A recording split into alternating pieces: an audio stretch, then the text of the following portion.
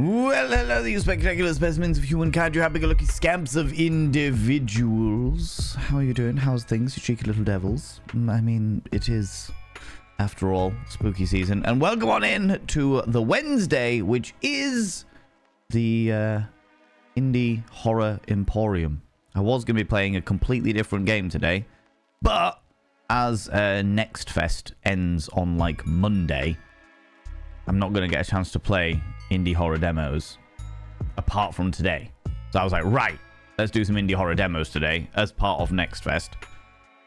And I've picked 3 for you. 3 tantalizing little ones, which we have got Winnie's Hole. Let me get these right. Winnie's Hole, which is a weird, amorphous Winnie the Pooh horror. We have got Mind Lure, which seems to be like a dredge card randomizer game. I know some people in the community really like card randomizer games, so I've gone with that one. And then finally, if we have time, which we should, there's a game called Dark Fracture, which again has piqued my interest. It has piqued my interest. But friends, welcome on in. How you doing? Welcome to the home of hedonism on this little corner that we call twitch.tv/ValenVane, or if you're on the VODs channel, VODs and Vanity on YouTube. It is I, ValenVane, on day 6 of 7 streams of no black eyeshadow. Today I've gone for a little blue. I'm blue dabba-dee dabba-die, which I don't know how I feel about, because I kind of like it, but at the same time, weirded me out a little bit. All right? But welcome on in, you cheeky little devils. How's it going, Giles? Hello, Zooty Booty. How you doing, Eris, Ptolemy, Elizana? Welcome on in. Phoenix the Fence. Hope all is grand. Yeah, Winnie's Hole. That's right. Do you know who put me onto this? Dr. K. Ross put me onto Winnie's Hole. And I was like, oh, it's actually part of Next Fest. Let's do that, you know?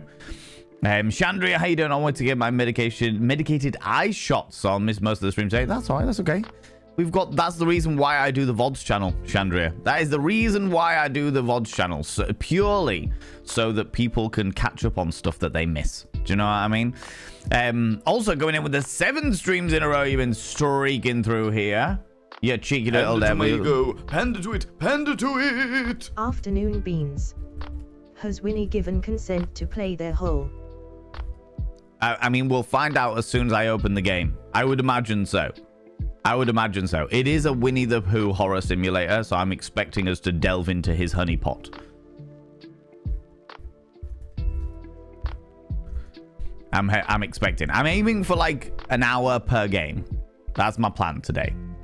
My plan is an hour per game. Chat for a bit, then do the first game for an hour, do the second game for an hour, and get on to the third game, if we get the opportunity to do so. You know? Wishing you all the best with that, most certainly. Uragol, hell yeah, whose holes? What's going on here? Well, we're delving into Winnie's Hole. I'm going to put my piglet in Winnie's Hole. That's right. Until Winnie goes Eeyore and bounce around like Tigger.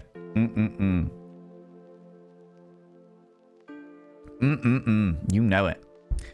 He's blue dabba-dee dabba-die. I am indeed blue dabba-dee dabba-die. For sure. Lady Amalthea. Hello, you cheeky devil. Can I get a shout out for Lady Amalthea, please? I would very, very much appreciate that. Lady Amalthea is a wonderful, wonderful being who deserves all of the love and attention. Won awards for it and everything, because their entire community is so unbelievably wholesome and supportive and glorious and just great. Good mental positivity, and not in a toxic way, but in a very supportive and wonderful way. So go click that cheeky little follow button for that wonderful bean. You can download the demos and play them after Next Fest, I think. Yeah, I would imagine you probably could, but as it's Next Fest, as it is Next Fest, it's probably best to do them now, right?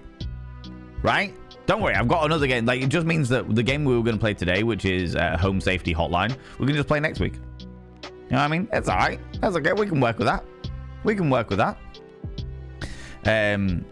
So it's not from now, but from after Next Fest. What do you mean, Elizana? How do you mean, my friend? Robo Blake, how you doing, cheeky devil? Good afternoon, morning, afternoon, time zone. Happy time zone. Sexy streamer in chat. You know it. Look ravishing in blue. You flatter me, you cheeky devil. You flatter me. Flattery gets you everywhere. What do you like? What do you like? Gilus, day 6 of cheap. I mean, yeah. The thing is about cheap brat trains, this is what I've come to realize over the past 7 streams, Gilus, is the thing about cheap brat trains is the fact that they kick off and very quickly fizzle out. Nobody gets excited about the brat trains anymore. Nobody gets excited about the brat trains anymore because it's just like, okay, cool. Well, if I don't, I'll get to see the next one in an hour. It's fine. It's all right. You got to do the next things. Do you know what I mean? You got to build it up. Got to build it up. And when they finally become back to normal standing, it'll be even more difficult to do it because I said I was going to up the difficulty. Yes, I said I was going to up the difficulty from the day of my streamiversary party. Yeah, so there. Less brat trains in the community. Even less. You know? You know? That blue would go so well with the dress I'm wearing on Friday. Yeah. Well, this is 4 blues. So I've gone with like a mid blue around the socket, a dark blue across the eyelid, then actually it's 5. Shit. Then a blue metallic. In fact, you know what? Look, because Phoenix Defense has redeemed thingies, I can show you. Look. So I've got mid blue across the socket, dark blue across the eyelid, then metallic mid blue across the socket again, darker blue across the eyelid, and then a little shimmer of a metallic-y green, where I've just like covered the eyelid a little bit to give it a little fleck of mystery about it.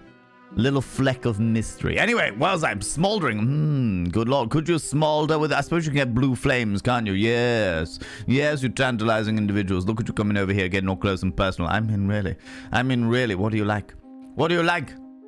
Getting all close and personal with my dazzling blue eyes. Ooh, you little stalker. Thank you very much for the follow, you beautiful bean. I don't like to call people out just in case they're lurking, but you are very welcome here. I also really like your name. Welcome on in. Welcome on in. Yes, dazzling and beautiful. What do you like, you scandalous individuals? You scandalous individuals. Getting all close and personal on this cheeky little Wednesday. That's right, you're putting the hump into hump day, aren't you, you cheeky little devils? I mean, really, what do you like? What do you like? What do you like? Thank you very much, Phoenix Defense, for redeeming a cheeky little smolder there.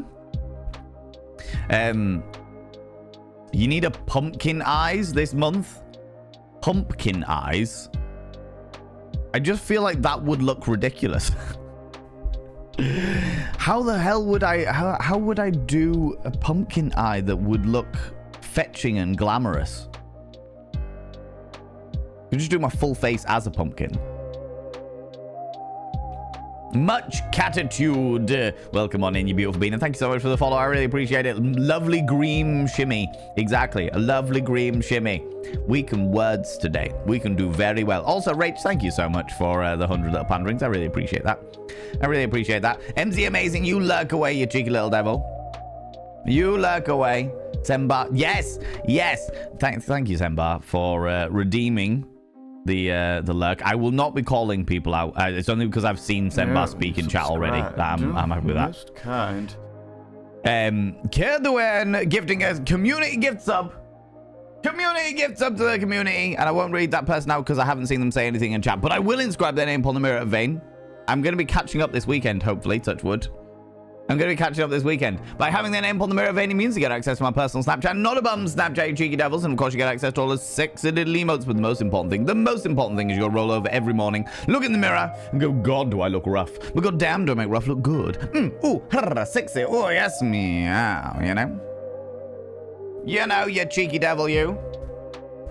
Yeah, so we've got a new redeem. We've got a new points redeem, friends, that I put into place, like, late last night. Where for 10 channel points, for 10 ego points, you can redeem lurking, which will pop up in chat, but I won't say anything. It's a way that you can interact with chat without being called out, so that you can still be counted as a chatter, because we are still working out how Twitch are doing this whole shenanigans, toshery, and bollocks and what have you. Theoretically speaking, by using that for a meager 10 panderings, you can interact with chat, be counted as a viewer, and I won't call you out or anything like that. It'll pop up in the chat, not here, but it'll pop up in your chat, and it'll just be like, I'm going to use Sembar because Sembar's in chat, but like Sembar Flay redeemed lurking. It'll pop up just being like that. And I'm like, oh, I really appreciate you lurking. I won't obviously call you out by name, but I'm like, I appreciate you lurking, you know? You know? I know we have the lurk command, but I feel like this is an easier way of doing it, because we've got exclamation mark lurk for when people want to go into lurk. But if they're just in the background and they're just like, do you know what? I still want to be counted as a viewer, but I don't want to be called out for it. Just like, yeah, a little lurk, a little something. That way, it's like a nice little thingy. And because it's only like 10 channel points, it's not gonna, it doesn't cost anything. Do you know what I mean? You get that back within 10 minutes or something like that. It's ridiculous, you know? You know? Thank you everybody for lurking. You can lurk away. I appreciate you. I appreciate you being here very much so, you know? Because basically the reason for it is because there's a big question mark over every streamer's head as to what counts as a viewer anymore.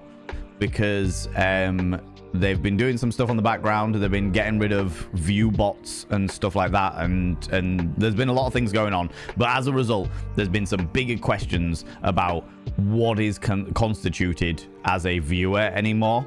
And there are theories. There's no concrete evidence on it, but there are theories that lurkers, people that just come in and lurk and don't interact with the chat at all, are not counted towards a viewer viewer numbers and stuff like that.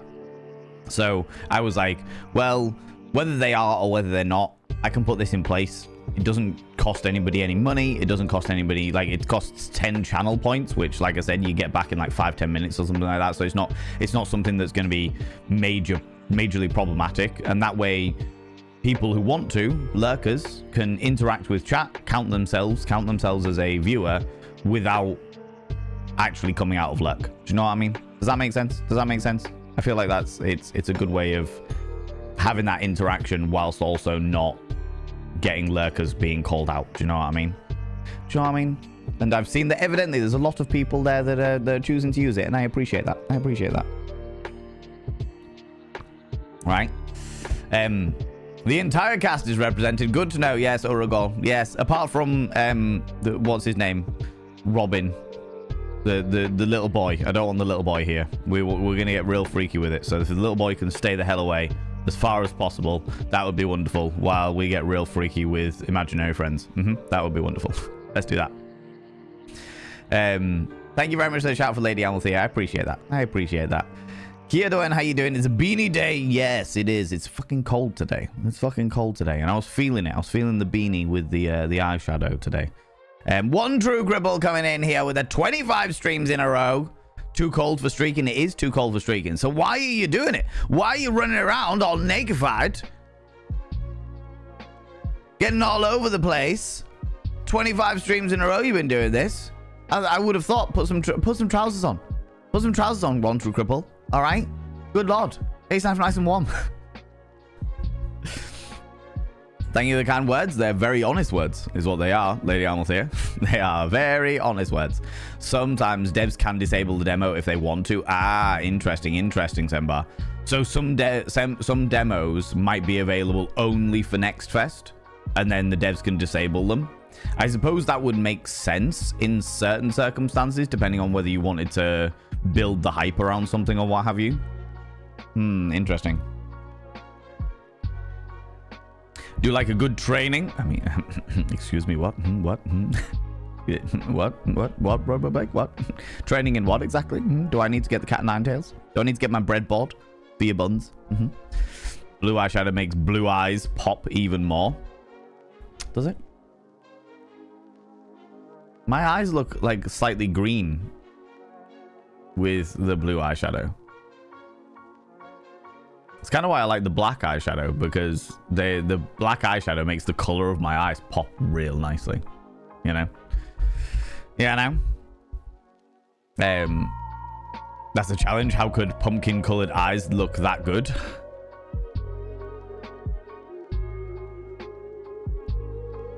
I feel like I could probably do pumpkin-style eyes, but I would need to use black eyeshadow.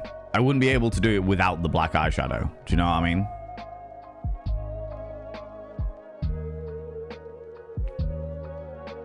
I could probably do that like one Monday stream, do a get ready with me pumpkin eyeballs type thing, you know? We could do something like that. We could do something like that for sure. For sure. Kiedoen, thank you very much for that gifted sub there. I really appreciate that. I really appreciate that. You put it in place. I didn't even have to help you. It brings a tear to my eye. He grows up so fast. Thank you, Senbal. Yes, yes, I do. I'm learning. I did a learn. I did a whole learn by myself. Yes, yes. Yeah, I'm steadily but surely learning how to do all the things, right? You like this idea? By all means, friends, if you are a streamer and you want to take that idea, the whole lurking idea, take it with my blessing. Take it with my blessing. Because I have definitely seen other streamers do it, so I'm definitely not the first by any stretch of the imagination. So, yeah, if you are a streamer and you're like, do you know what? I would love to adopt this into my community. Please do. Take it. Definitely stealing it. Do it. Do it with my blessing. Here is my blessing. There you go. Boom. Done. You know, Winnie's Hole, what a name for a game. I know, right? Big Maximus, also love your name. Yeah, it's a Winnie the Pooh horror game. This is our first demo today. Our first demo today is Winnie the Pooh's horror game. Then we're going to be playing something lure. Then we're going to be playing Mind Lure, which looks to me kind of like Dredge, if Dredge was like a randomizer card pull game. And then if we've got time at the end... Panda to my ego. Panda to it. Panda to it. I would like to share some gratitude I am feeling. Ooh, okay. My friend / maid of honor heard me out and let me vent about finances and wedding planning and blessed me with enough money to get me out of a black hole, so I was able to comfortably get gas for my car and will be able to afford food for the upcoming week until payday. Aww. I am so grateful for a generous friend and I feel so much relief and comfort. As you should. That's good. That is a good gratitude to have. That is a good gratitude to have, Kiedoen. First of all, thank you very much for the 100 little pandering. Second of all, I'm very, very glad to hear that. Weddings are expensive fucking things. They are expensive, expensive, expensive things. I know because my little brother is currently in the process of paying off his wedding so that they can get married next year. And yeah, they are expensive things. So 210%. Very, very glad that you have a friend that is able to do that for you, and I'm even more glad for the gratitude that you feel for that friend. There's an awful lot of people out there that do not feel gratitude in ways that I feel like they should. So I'm very glad that you are not one of those people, you beautiful being. And also very glad that you can, you know, pay for food and gas and all the other bits and pieces. Or as we call it in the United Kingdom, petroleum. Petroleum. Good old petrol. Because it isn't a gas, it's a liquid. So, you know. Yeah, so we're going to be playing Winnie's Hole for an hour. Then, providing these demos last an hour. If they don't last an hour, then we'll move on, do you know what I mean? Then we'll play the Mind Lure demo for an hour. And then we should have time, providing I don't get distracted. To play Dark Fracture, which seems a bit more freaky deaky, but I haven't played a freaky deaky game in a little while, so I'm quite excited. But it's very cosmic horror, Lovecraftian, weirdy-deardy shit, and you know how much I love my cosmic horror, Lovecraftian, weirdy-deardy shit. So I'm looking forward to that one as well. But I tried to pick 3 very different games. You know, Winnie's Hole, the card game, and then something a bit more freaky deaky. Do you know what I mean? Good time zone, one true cripple. Good time zone, you beautiful being. Considering that lurkers are the backbone of Twitch, they're going to lose so much with this. There's a really interesting... I'm not going to go into it now, Elizana, because I could literally spend a 5-hour stream on this if I wanted to. There's a really interesting thing going on at the moment in the background of Twitch in regards to... because since the dawn of fucking time with Twitch, there has been a question as to what constitutes as a viewer number. When does somebody get counted as a viewer number? When do they not get counted as a viewer number? There are literally full sort of extensions that you can put into your browsers to find out what your real viewer number is versus the one that's being reported and shit like that. There's a whole load of shit that goes into it. Twitch are currently doing some bits and pieces around getting rid of view bots and making sure view bots are not counted. And in the long run, this is going to be great for streamers, for we streamers. This will be absolutely fucking amazing, because it means that when we turn around to companies being like, hey, you should sponsor us, we'll be able to give them accurate numbers of actual people in the community, being like, look, these are my actual numbers of how many people view me.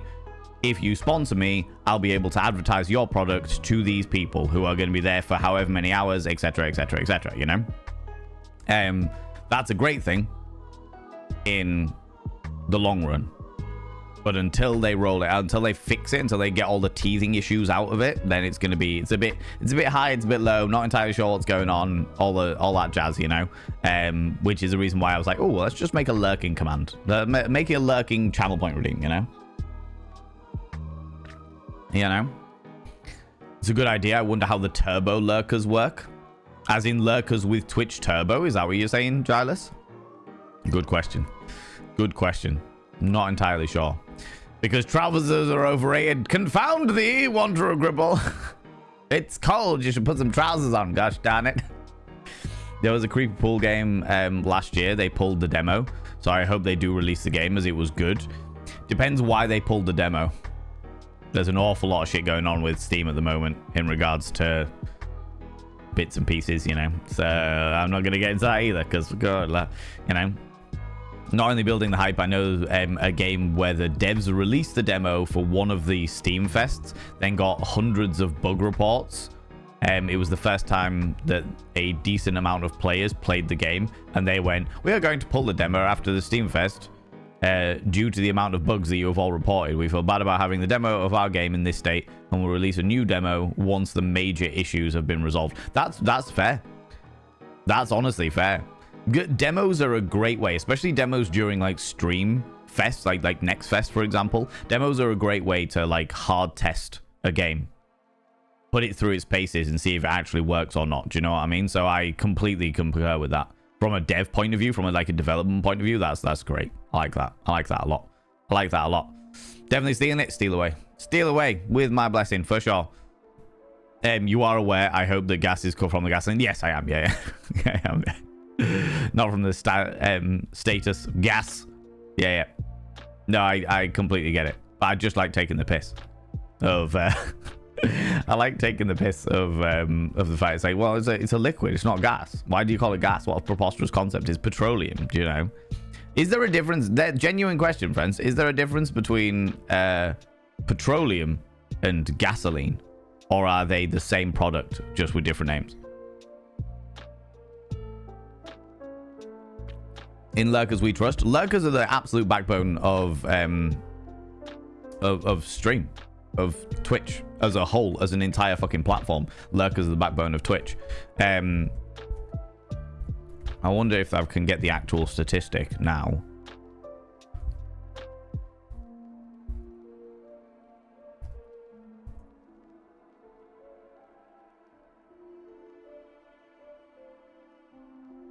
Yeah, because, for example, when Twitch rolled out the crackdown on view bots, within a week of them being like, right, we're crackdowning all the view bot stuff, Twitch's overall viewership across the entire platform dropped by 24%. Which means that nearly a quarter of views on the platform were fake views, were from view bots, which is astronomical.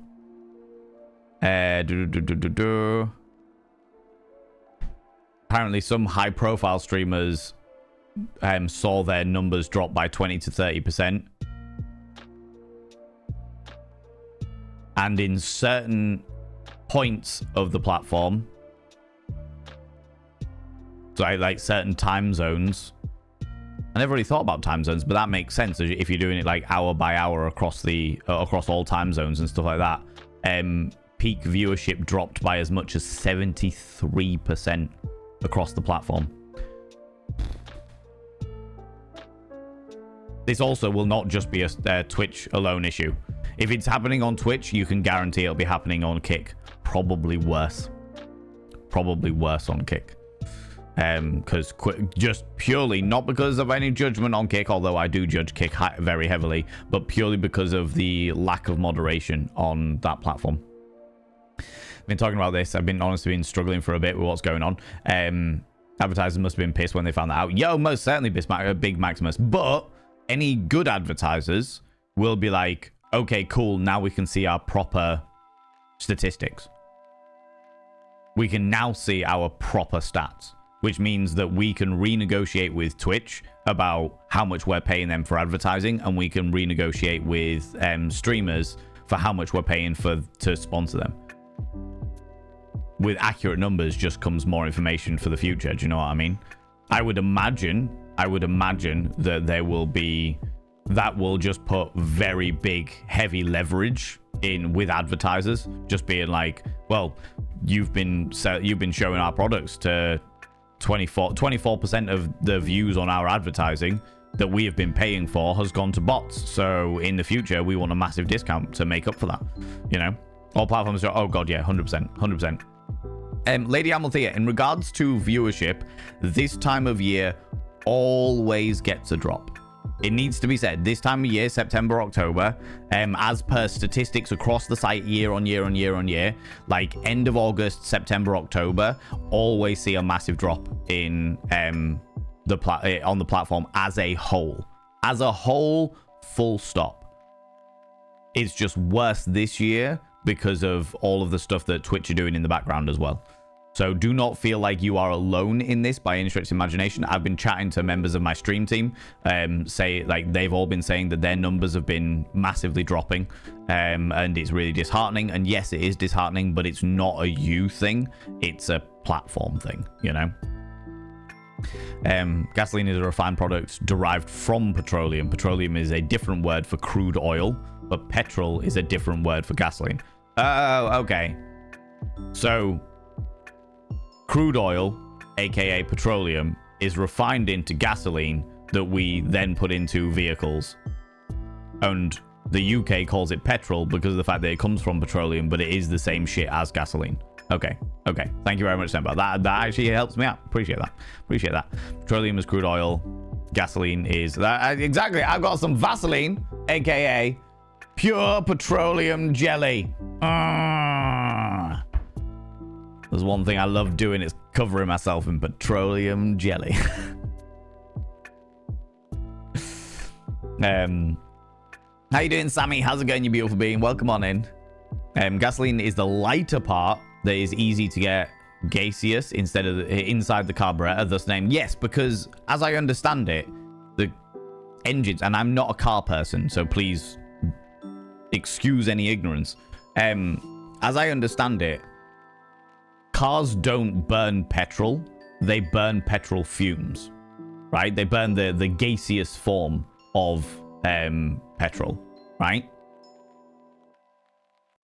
And because I had an old car that used to run off LPG, which is liquid petroleum gas. So when you see an oil refinery, an oil drill an oil rig out in the fucking ocean somewhere, and you see there's like a little fire that burns off the top. Panda to it! Just because I have wanted to do this for weeks and couldn't afford bits, I'm addicted to brake fluid, but it's okay because I can stop at any time.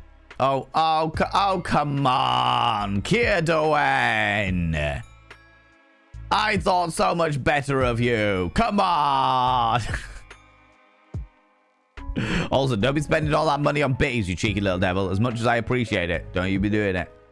More important things like your wedding to pay for, right? You cheeky devil. But thank you very much for the 100 little panda rings. I appreciate it. Yeah, so when you see the oil rigs out in there, and they've got like the 4 fucking thingies and the platform and the big towers and what have you, and then there's that little weird little arm, and at the top of the weird little arm, there's like a fire that burns off. What that is when they drill down and they get to the crude oil, there's usually a layer of gas above the crude oil, and all of the gas filters up the fucking thingy, blah, blah, blah, and they burn it all off in that top little section. However, sometimes they bottle it all up and then sell it on to people to use in their cars with liquid, like LPG cars, liquid petroleum gas cars,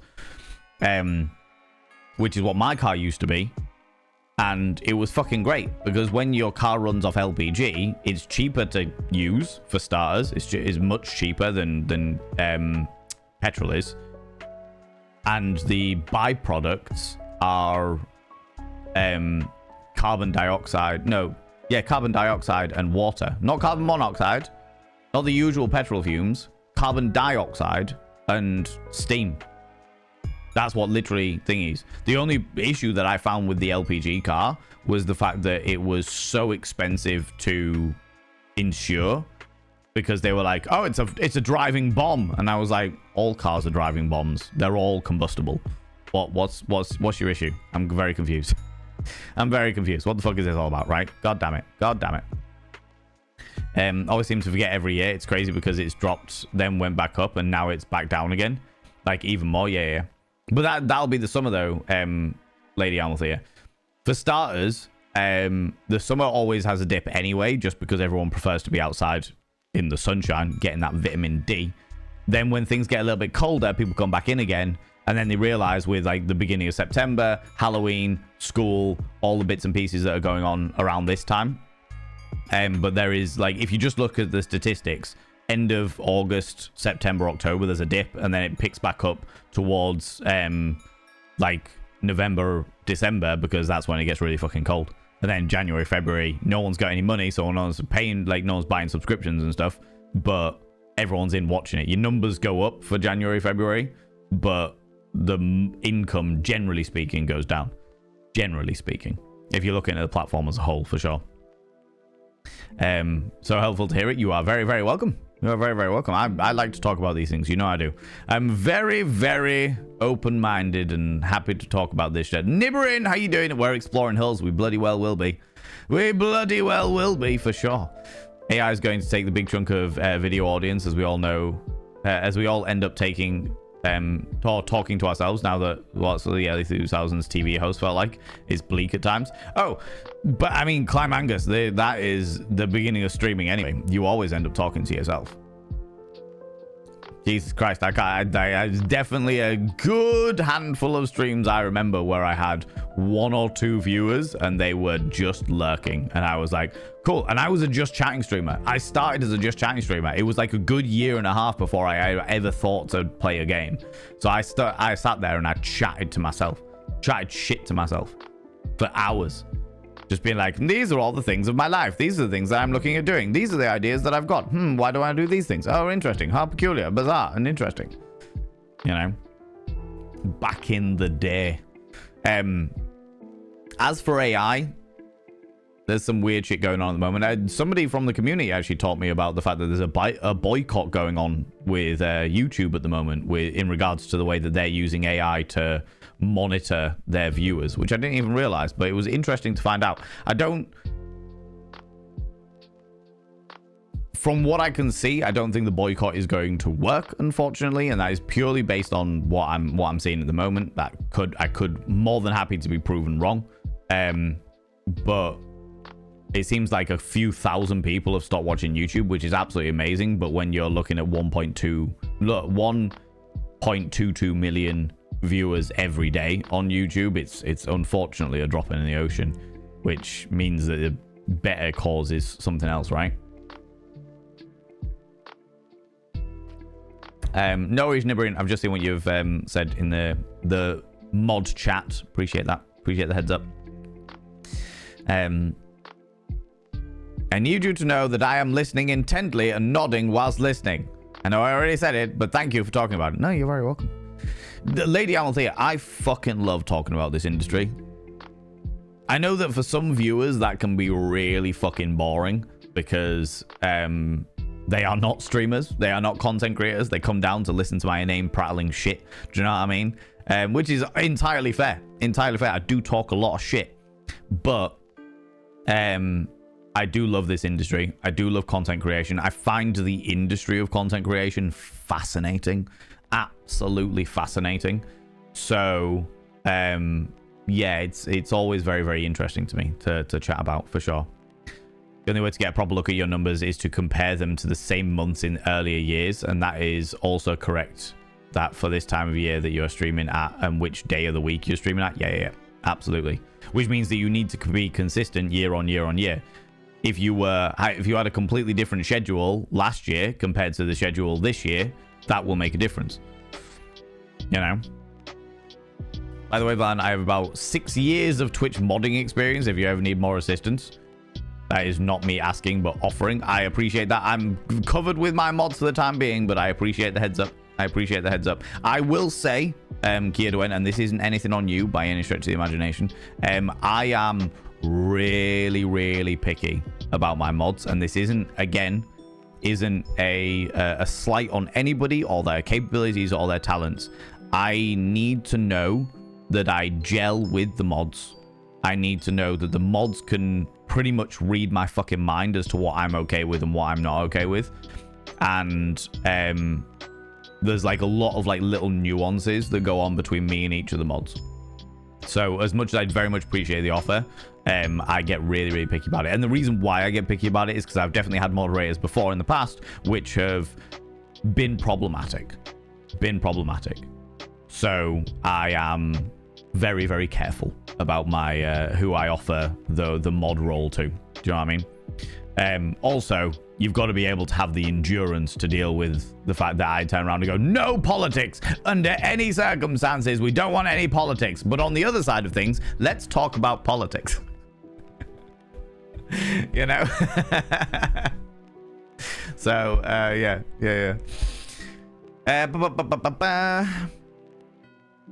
Same, yeah. Like Val said, late to the convo was getting kiddos ready for school. Unfortunately, a lot of BB streamers or baby streamers start off this way. Talking to ourselves comes with the trade. Yeah, most certainly. And the thing is, the way to do it, friends, if you're thinking about, do you know what? Oh, I'm thinking about streaming. I'm thinking about, I might stream. That'd be great. That'd be fantastic. Find games that you love playing by yourself. And when you press go live, and there's no better time to do it than now. Well, not now, because I'm streaming, you're watching me, but like now, theoretically, you know, in the wider sense of the word now. Press go live and just talk through what you're doing. Okay, so I'm going to think about going over here. Right. Talk all the things you have in your own little brain, say out loud. I wonder if I should go over there. Right, okay. I'm thinking that if I use this map piece, I should be able to find these things. So maybe I'll go and try and do that. But first, let's go to the shop and do these things. Let's pick up some dildos of destiny. Once the dildos are in our possession, we'll be able to go over and ignite the rocket of ultimate orgasm. But first we need to... First we need to go and find the map to the G-spot, because if we don't find the G-spot, we're all fucked. Do you know what I mean? That kind of thing. Just talk through it all. And also, really fucking important, keep your eye on chat. I know that it's really, really, really depressing. I know it's really depressing when you are sat there and you're playing a game and you look over the chat and no one's talking. Even me, as like a mid-tier streamer, even I, when people are like deep in the lurk and I'm playing like a puzzle game or something like that and people are just listening to my sultry tones, which is perfectly fine, nothing about it. It is like you're playing the game and you look over and no one's chatted in 20 minutes and it's like, oh, okay, all right, okay, that's fine, that's all right, just concentrate on the game. I know it is, but the worst thing that you can possibly do, the absolute worst thing you can do, and good friends of mine have been privy to this, where they've been playing a game and so into the game that they don't check to see chat, and I've said hi and 20 minutes passes, 30 minutes passes, 40 minutes passes, and they haven't even acknowledged me saying hello. They haven't even acknowledged me saying hello. So I'm just like playing the game. Or they're playing the game. And I'm like, hey, how's it going? Insert streamer name here. And they're playing the game. And I'm like, all right, do we go do something? Well, what are we gonna do? What's the hippie hap? What's going on? Just what's the occurrence? Do you know what I mean?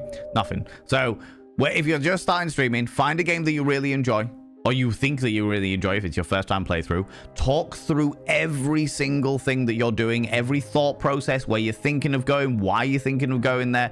Get used to talking, like speaking your mind and like constantly speaking, because that's what streaming's all about. And keep an eye on chat so that when somebody does pop in and say hi, you can be like, oh, hey, how you doing? How's it going? I'm just doing this at the moment.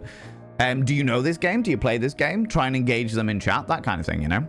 Don't do what fucking Ninja said and call out lurkers. Don't do it. Don't do it. Fucking bullshit. Don't do it. Oh, God. Wakey, how you doing? Can I get a shout out for Wakey, please? I'd really appreciate that. How you doing, you glorious individual? How's it going? How's it going? People, my dear chums, go and check out the glorious Wakey. We raided them yesterday, playing VTM Bloodlines. Do you know what, Wakey? I played the Vampire the Masquerade tabletop roleplay, and I fucking loved VTM Bloodlines. And I put my first character on VTM Bloodlines was Gangrel as well.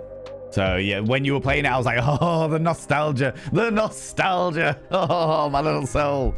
But yeah, as I said in that thingy, there are certain elements of that game that have not aged well. I won't give any spoilers, no spoilers, but there are certain elements of that game where you're like, ooh, like when I played it the first time and I was like, oh, this is fucking hilarious. I played it in like the fucking late 90s, early 2000s. I'm like, this is great. This is amazing. God, I love this game. That's absolutely fantastic. Go back to play it as an adult and I'm like, oh, how did I not see that? Okay. All right. That's a choice. That's a thing. That's occurred. That's occurred. That's, right. Okay. Right. Okay. Here we go. But yeah, people go check out Wakey. We raided them yesterday, had a wonderful, wonderful time over there. I had the great pleasure of meeting Wakey at TwitchCon this year. We had a good laugh together, and they are a cherub of a human being. A delightful cherub of a human being, yes. I wonder if there would be enough data somewhere to actually set up a forecasting comparing sheet. Some of his picks are questionable, though. Some of my picks are questionable. This is very, very true. Not as questionable as the GIFs that the mods put in the mod chat. It has to be said. It has to be said. Wow. I totally understand. I've been around problematic moderators. Yeah. There were nuances. There weren't. You must have just naturally picked up on them, Nibirin. You must have just naturally picked up on them, right? I love the subject matter. Climangus, you know how I feel about apologies. Not allowed to apologize for being a doomsayer. Not a doomsayer by any stretch of the imagination. I'm an old thing being... I mean, this didn't exist 20 years ago, and it still feels like the whole thing is in flux. Oh, definitely. It's the thing about content creation, and very specifically the internet, is the fact that it is constantly evolving. It's constantly evolving and constantly changing at a rate that laws can't keep up with. What you're probably going to end up finding is the fact that the really problematic AI is not going to go anywhere, but the really problematic AI will very quickly filter out. And it's not going to be because of streamers. It's not going to be because of YouTubers. It's not going to be because of content creators or even because of viewers. It is all going to be down to the money. It will be literally down to the fact that advertisers who are paying these platforms millions and millions and millions of dollars every single year realize that all of their advertising is going out to AI and view bots. And they're like, well, we're paying millions of dollars a year. Where's our return on our investment? Where's our return? Why are we paying this X platform, not XX platform, not like Twitter, but like, why are we paying this platform millions of dollars when it's only going out to AI shit? Why are we paying this platform millions of dollars when it's going out to view bots? What the fuck is going on here? Do you know what I mean? It's never... I fucking hate to say it, but in the late stage capitalist society that we live in, it is never going to be down to the way that viewers act, the boycotts, the bits and pieces. And I fucking hate it because I wish that shit worked. I genuinely do. But it's all... until you can hit them in the money, until you are powerful enough to hit them in the money, you are not going to be making a change. So the only change that is going to be coming is from the people who have the money, which is going to be from the advertisers. And it's shit. It's really fucking shit.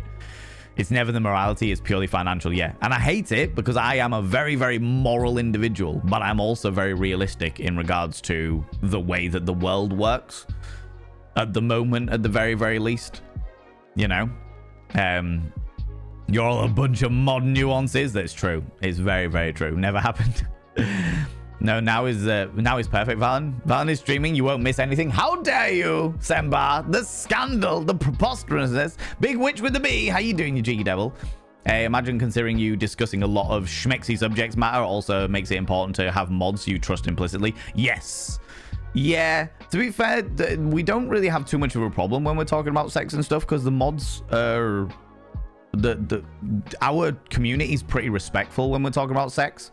When I'm here just being like, yeah, let's talk about anal fisting or what have you, the mods are like, all right, cool, because our community is super respectful. And when people aren't respectful, I play with them.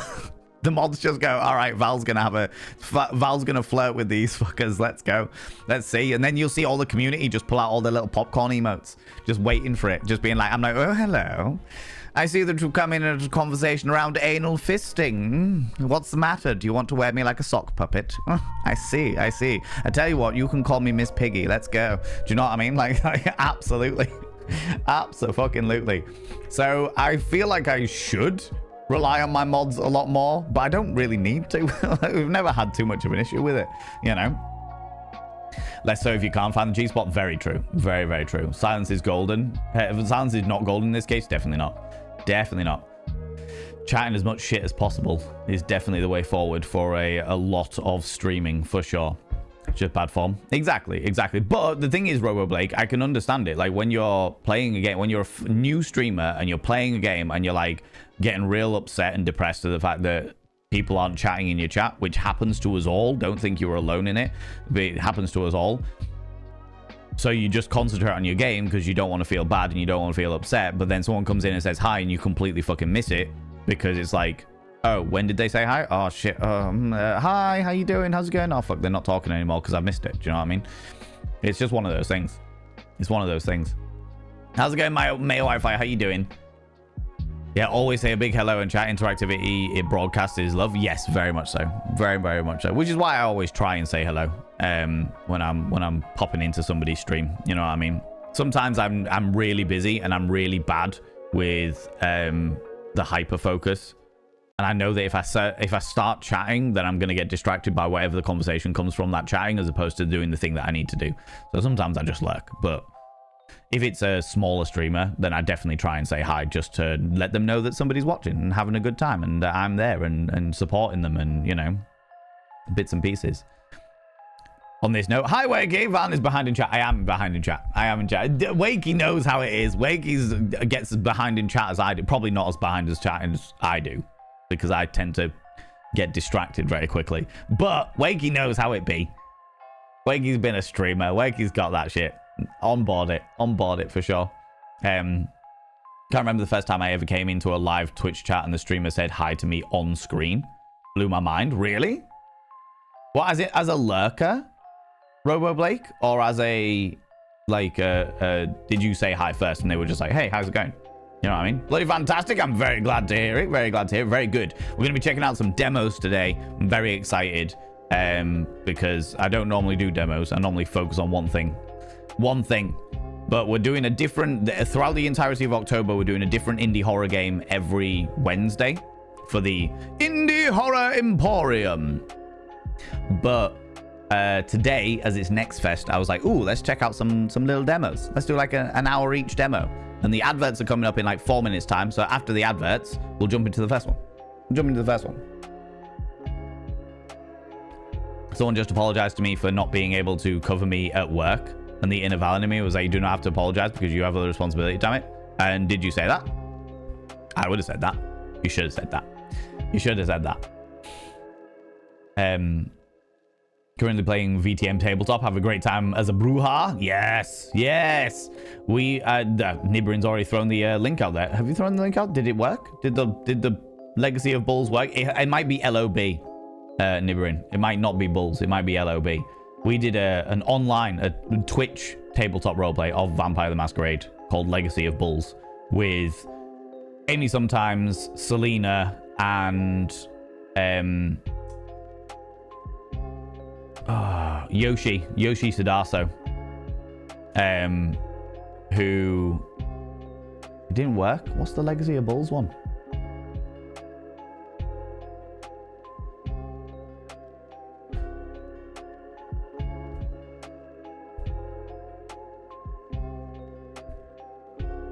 Do I not have a Legacy of Bulls command? That's preposterous. That's ridiculous. That's ridiculous. I will find it. I'll make a Legacy of Bulls command. But yeah, Yoshi Sudaso, who was, for those people who don't know, the blue Power Ranger in Power Ranger Dino Force. When I found that out, I was mind blown. I was like, I am actually playing a tabletop roleplay game on Twitch with somebody who was literally a Power Ranger in the TV series Power Rangers. All right. All right. There we go. Fucking hell. Let's do this. Let's do this. He was also on Bullet Train. He played the younger version of one of the guys in Bullet Train, if I remember correctly. So you want to talk about 7 degrees of separation? You are all 1, 2,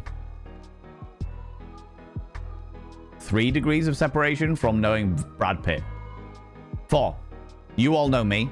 I know Yoshi Sudaso. Yoshi Sudaso was on a film with Brad Pitt. There you go.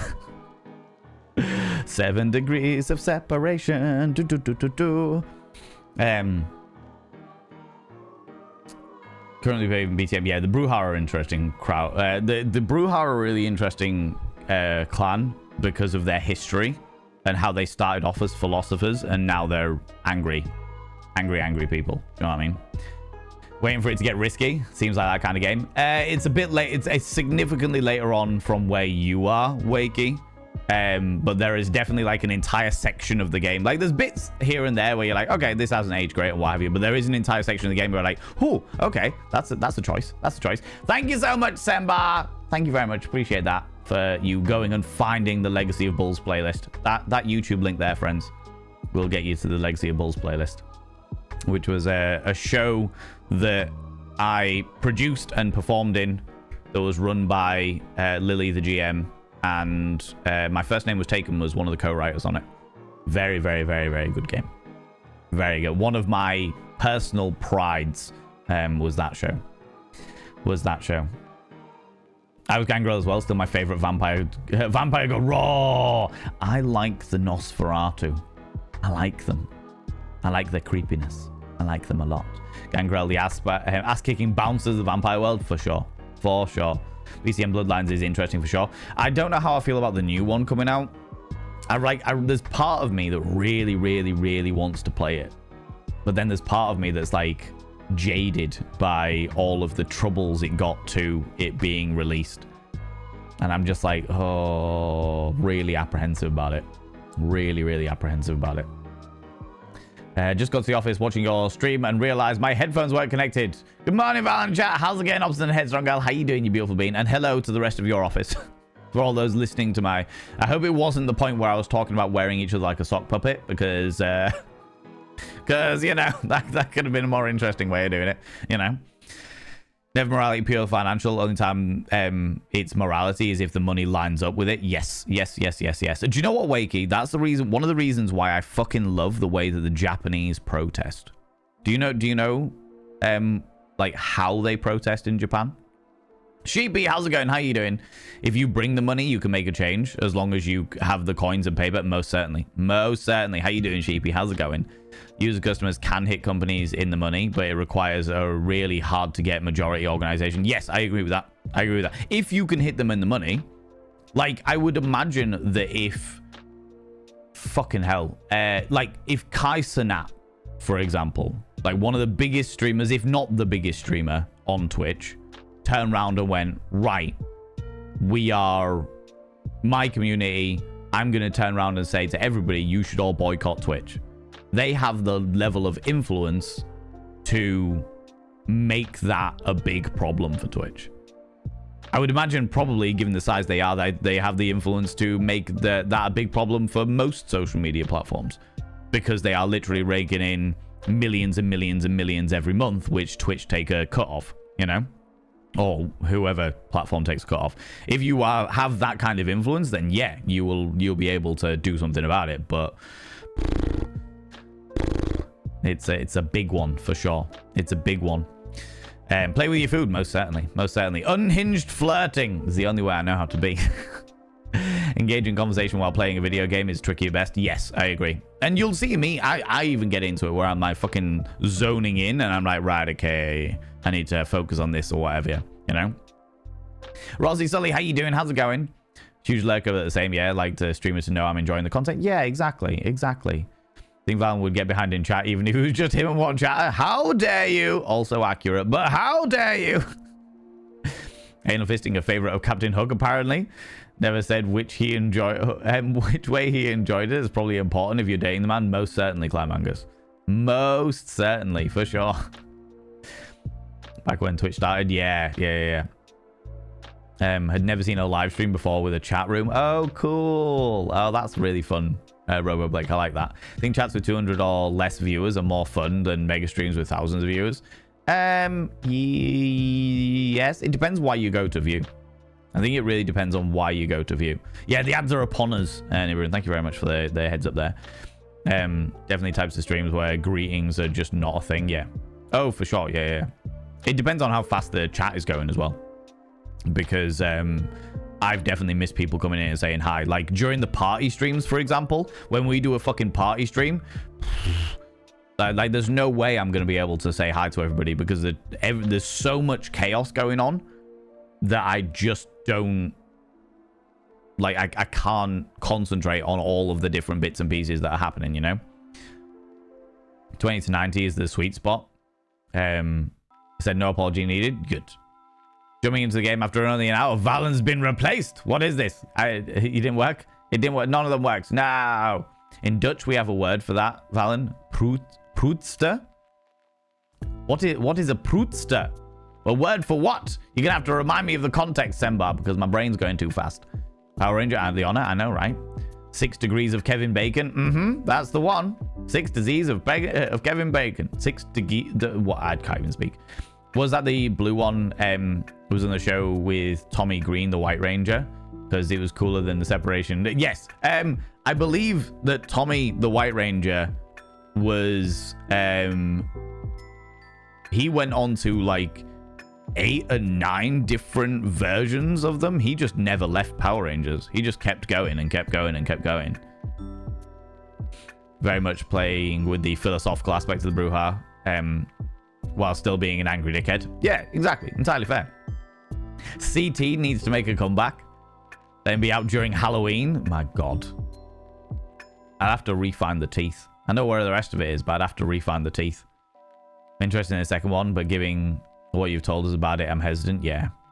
I'm really interested in the second Bloodlines, but I'm really apprehensive about it. And do you know what made me really, really apprehensive about it? Is the fact that they were talking about releasing the game and then instantly releasing 2 DLCs along with it. I think they've gone back on one of the DLCs, but one of them was like the DLC to play different clans that they were going to release in the original game, and then they decided to make it a DLC. And I'm like, right, how much of this fucking game is just going to be money-hungry corporate bullshit? Do you know what I mean?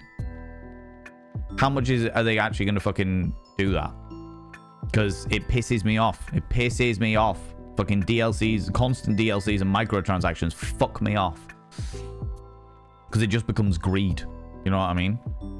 You're going to be a squirrel for Halloween? Love it. Also 4 degrees from Markiplier as well. Recently heard that Wade was on the Wandering Inn once. Oh, really? Wade wasn't on the Wandering Inn. I GM'd him on Roll For It last ditch show. So basically the same. Oh, yeah, there you go. There you go, Sheepy. Fucking hell. There we go. 4 degrees from Markiplier. That's wild. Didn't even know that either. How do the Japanese protest? Uragol. So, the Japanese protest by providing... So, say that they're doing like a rail protest, where they're protesting against the treatment of railway workers or what have you. They will provide exactly the same service. Exactly the same service that they always provide.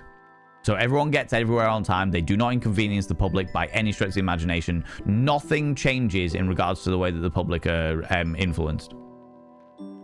But they just don't charge anybody for it. I love the way that the Japanese protest.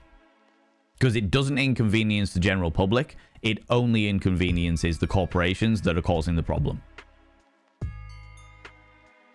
Exactly. Goes straight to the money. Which means that the corporations have to pay attention to it because they don't want to keep losing fucking money. That style of protesting, as I have found out recently, that style of protesting is illegal in the Western world. And we're not going to get onto the fact that they're making all protesting illegal, because they are, but that's a whole thing. The way that the Japanese protest is amazing. Absolutely amazing. Because, like you say, it goes straight to the fucking money. Goes straight to the money. How's it going, Mavis Moonlight? How you doing? Just starting a booking for the event. So, no, the cabaret starts at 8 p.m. Just wanted to ask what's the best time to get there beforehand. So the doors open at 8 p.m. Mavis Moonlight. The cabaret starts about 8:30. So if you want to get there a little bit before doors open so that you're there on time or what have you, there's usually a bit of a queue before we started. For those people that don't know, I'm talking about my Halloween cabaret that is literally running on Friday. So after stream today, I'm going to be grabbing a box, jumping in the car, and going straight to the venue to start decorating the place. You know. Also GM'd and hung out with Tyler a lot too, so there's a Mark connection there. Wow, fucking hell. All these things I didn't know about you, Sheepy. So it was in reference to not having Legacy of Bulls command as you being a fuck up once again. According to Google Translate, not AI, Prudster can be translated to bungler. Oh, I like that. I like that. A bungler. I am a Prudster. Yeah, I like that. That's a fun one. That's a fun word to associate with it for sure. How vocal your audience is. Guests on a couple of lively streams. And a good 30 lively keyboard kings can give most people a run for their money, and we're tag teaming them. Yeah, I honestly, when it comes to like the 20 to 90 thing, I personally think that it depends what you come to Twitch for. Like, what do you come to Twitch for? If you come to be entertained, to sit and watch entertaining content, then getting involved with the larger streamers that are on the 500, 600, 700 plus, fucking sweet. That's great. I watch Ezekiel the Third, for example. I never get noticed. I very rarely get noticed in Ezekiel the Third streams because there's loads and loads and loads of people, and you pick up one comment for every 100 comments with that when the stream is going that bloody quickly, you know? But what ends up happening in those situations is you end up having conversations with chat more than you do with the streamer. So the streamer is there as sort of like entertainment, bits and pieces. We'll pick up the occasional comment here and there, but you end up chatting with other members of the chat. So you end up having a laugh with them about something that's happened on the stream, and it becomes like sort of like a watch party more than anything else when you're doing it. Do you know what I mean? It's a very different experience. And if you are there to interact directly with the streamer, then it's not the kind of experience that you're going to want. Do you know what I mean? But it is still a very fun experience because you still have that kind of community element because you're chatting away to community members more than anything else, you know? Different experience, not a bad one, but just different one, you know? And you said wrong about distractor. I am very distractible, for sure. You're famous now. I am usually famous. I remember the first time that someone came up to me in the street and just went, "Hey, do I know you from TikTok?" I remember that very clearly. And I was like, oh God, this is a stranger. I don't know this person. What's going on here? What's happening? You mentioned the Wander again. That's cool. Yeah, that's really cool. As a Canadian dealing with postal strike, I think that's pretty cool. Yes. Yeah. Because what happens is the idea of protests in the Western world tend to be, we'll inconvenience as many members of the public as possible. That way they've got to pay attention to us, which unfortunately in this capitalist society doesn't work. All it does is piss people off and make them not want to pay attention to whatever it is you're saying. Look at the whole, what is it? Say stop to oil thing, where they're like throwing tins of paint on famous paintings and shit like that. And it's just like, all you're doing is pissing off people that now look at everybody who is a climate protester and goes, well, I don't want to fucking deal with it because they're just that whole say no to oil thing. They're all the same. They're all the same. They're all the same. And it's like, no, they're not. You need to find a way to inconvenience the corporations, not the members of the public. Because the members of the public that you want to be on your side are not going to side with people they fucking hate because they're being inconvenienced by you. Do you know what I mean? There are many ways to protest, and I have found that the ones that become more inconveniencing to the members of the public are the ones that become that have their causes vilified as quickly as possible. Because it's very easy to vilify somebody who's inconveniencing you, who's annoying you, who's frustrating you. Whereas, especially with the way that like media is at the moment, you know what I mean? People aren't going to turn around and be like, hey, there's people in the street that are stopping all the traffic because they're doing it for a good reason. Maybe we should pay attention to what they're saying. They're going to go, hey, I'm going to be late for work at the moment because some fucking idiot is sat in the middle of the street. I'm trying to get by them as quickly as possible, but please bear with me. Do you know what I mean? That's the way that human psyche works. And I feel that as much as I agree with stopping climate change, as much as I agree with stopping billionaires, as much as I agree with 90% of the protests that happens out there, it's like, right, what kind of effect is this actually going to have? When you've got 100,000 people that are marching down the street, that's going to make a fucking difference. Because people are going to talk about why there's 100,000 people walking down the street. But when you got 8 people super gluing themselves to tarmac in the middle of a motorway, that's not going to make a fucking difference. So people are just going to go, what a bunch of idiots. You know what I mean? You've got to think about the social psychology of the place that you're doing it in, which is the reason, again, taking it full circle, the reason why I really enjoy, or really like, I really like the way that the Japanese do it, because they're not inconveniencing any members of the public. They are only hitting the bank accounts of the corporations. And Panda therefore, to Mago, panda to it, panda to it! The sentiment doesn't give free rein to the means. yes. Much like Peter. What did I walk into, by the way?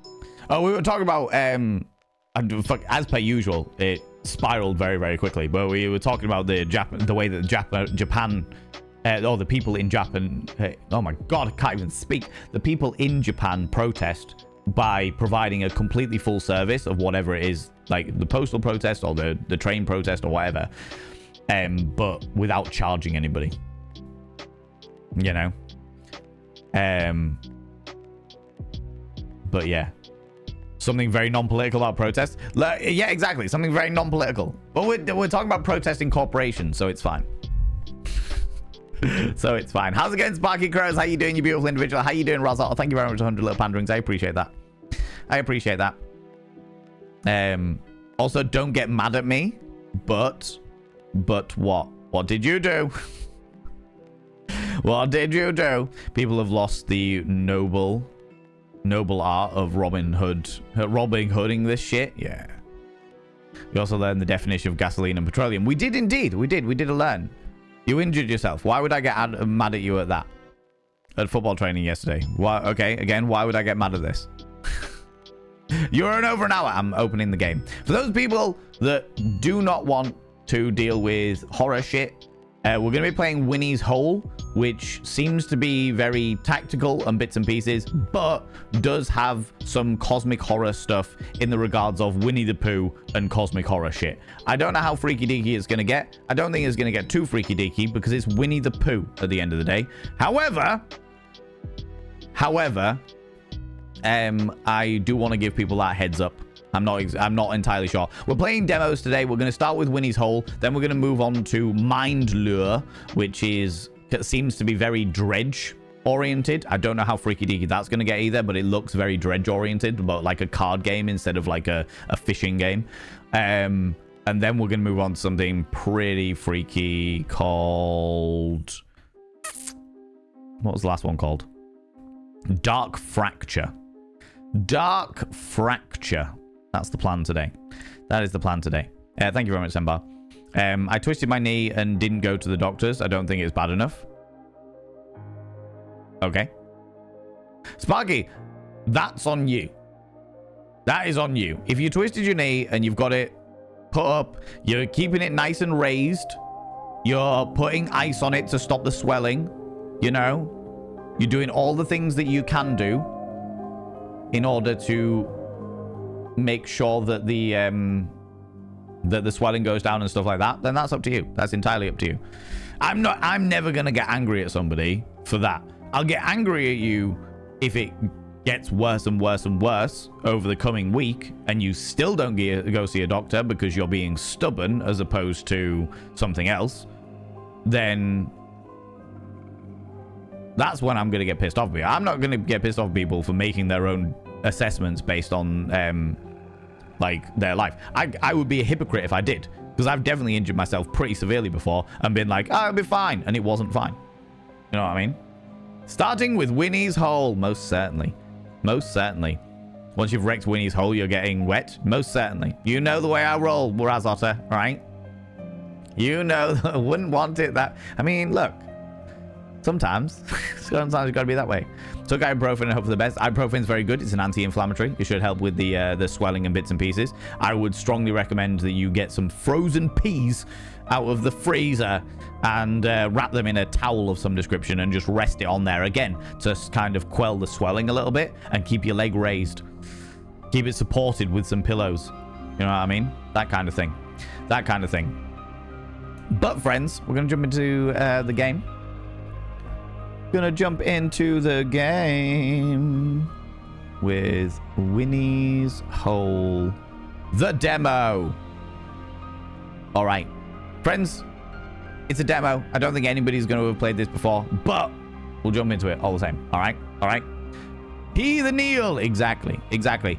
Again, friends, if you need to step out, if you need to disappear off, if you need to go do bits and pieces, what have you, because this is a freaky deaky game. I'm hoping it's going to be pretty freaky. Not scary. I'm not expecting it to be scary, but I am expecting it to be a bit unnerving in a very cartoony kind of way. I mean, look at the animation. Then please do it. No worries, Semba. No worries. Remember to tag me in anything. I will indeed. Thank you. If your knee ends up the size of a small country, then maybe you can reconsider. Yes. Yeah, exactly. See how it goes. See how you feel. Put a pressure bandage on it. You know, do the usual sort of sensible things with it. And if it comes into more, if it ends up being worse, then go see a medical professional. Do you know what I mean? I am not a medical professional. Do not take my medical advice, but that's what I would do in that scenario. Come here to hear about Winnie's hole, which point we feel I need a decent smolder. You just like seeing my face, Astra, and I love the way that you always do this just as I'm about to jump into the game as well. I'm like, we're starting the game now, and you're like, no, you're fucking not. Smolder, smolder, smolder, smolder, smolder, smolder, smolder, smolder, smolder. Can't get any of sexiness and deep into our holes. You wanted to see the makeup, didn't you? That was what was going on here. That was going on here. I see the way it is. See the way it is, you cheeky little devil. Getting a cheeky little smolder just as we begin the game. Good Lord, your timing is orchestrated. I see the way it is. I see what's going on here, Astra, you cheeky little devil. I mean, really, what do you like, you scandalous individual? Preposterous and outrageous. You scandalous being you. Good Lord. Getting all close and personal in my blue eyes today. Blue eyes. Blue eyes. Hopefully making my eye color pop. Good Lord. Good Lord. Makeup is fire today. I am not allowed to wear black eyeshadow for 7 streams, and this is 6 out of the 7 streams. So today we went for a bit of blue. We've done red, we've done green, we've done purple, we've done peacock, like a peacock variety, and what else have we done? Oh, we did like a bronzy color, and then today we are doing blue. And then on Sunday, because we're doing another stream on Sunday with Miss Uki to hopefully finish Little Nightmares 3, we are going to be doing another one. That'll be day number 7. That'll be day number 7. Yeah, I know. There's an innuendo cascade, magical and glorious, so sparkly. I know, right? I know. But still eyeliner. Methinks not in the spirit of the dare. How dare you, Bazotter? The dare said eyeshadow. The dare said eyeshadow. All right, I will not be. I'm just going by what the dare physically says. Okay, okay.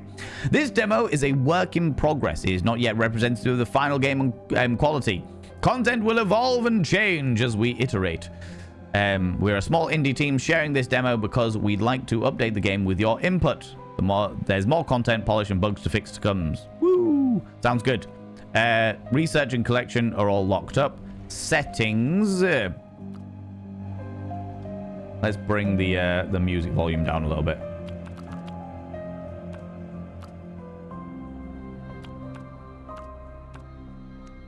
Bring the ambience down a wee bit as well.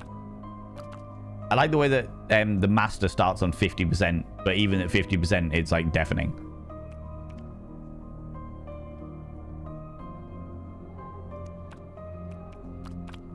We'll make that. Okay, video, full screen, usual, yeah, all that shenanigans. Skip scene cutscenes, love that. Intro dialogue, fantastic. We like skip speech button if I want to do it. Right mouse click even. Skip brain dealing animations. Okay, so there is a different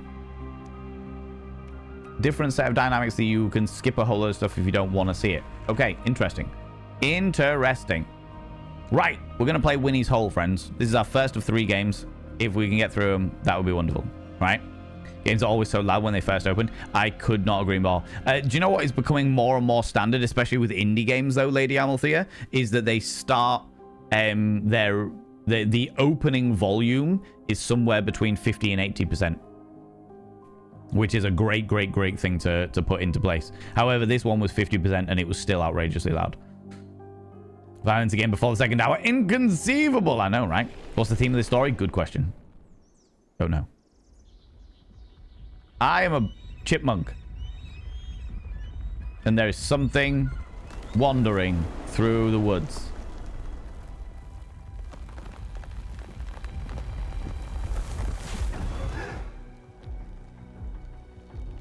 The eyes go wide. What is it? What could it be? It's Winnie the Pooh!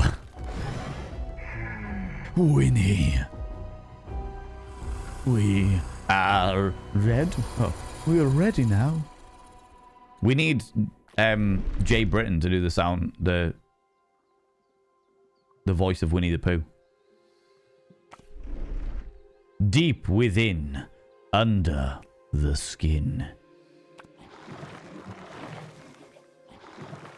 A virus grows, evolves, spreading. Okay. So we are the virus. Love that. Not sure if you played Little Nightmares 3 yet, but something really appreciated is that they throw you immediately into the accessibility section. Yes, yeah. So last Sunday, Lady Amalthea, Miss Uki and I played Little Nightmares 3 together as a co-stream. A little collab stream, which was absolutely excellent. And yes, they start with accessibility, which is what we love to see. What we absolutely love to see. There are some bugs and stuff that we found in Little Nightmares 3, but we always expect bugs when they first come out. Do you know what I mean? Winnie the Pooh, Cosmic Horror. That seems to be the case, yeah, for sure. My partner's favorite Disney character is Winnie the Pooh. Got him a plushie at Disney. It's no longer a Disney character anymore. Out in the public domain. Block by block. We travel through.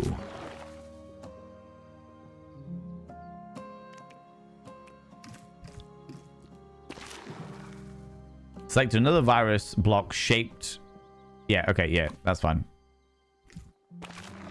We're traveling through the gut of Winnie the Pooh.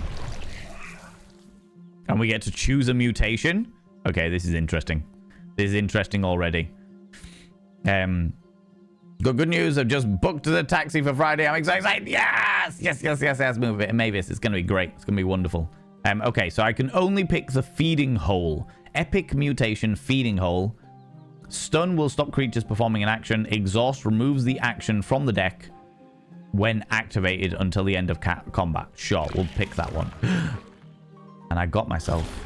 I've grown a feeding hole. Okay. Feed it. Feed it with all of the nature. Consume the stuff. I heard a sound. Are you okay? Winnie, why are you naked? My belly is awfully itchy, Rabbit. I can't do the Winnie the Pooh sound. We need to get Jay Britton to come. Jay Britton needs to play this game because Jay Britton does an amazing Winnie the Pooh voice. And that would be a wonderful thing to experience, for sure. Played it with one of my friends and a lot of... you got lots of bugs. We only got a couple of them, thankfully. But I've heard that it's really, really bad if you play it single player because the AI of the other character is just a bit shit. Is this game as it sounds? Also, hello. It is the game as it sounds. Yeah, we're going to explore Winnie's... This is Winnie's hole. And we're going to start exploring it, Nefora. How you doing? Welcome on in. Winnie in clothes is still under copyright. Oh, really? Is that right?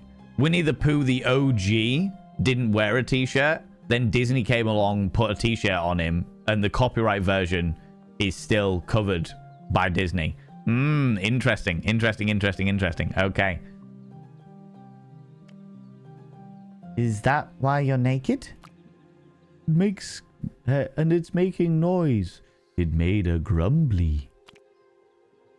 Did you always have a hole? I have a hole? You have lots of holes, Winnie. But this one's different. This one is, scary. I don't want a scary hole. Maybe I can help.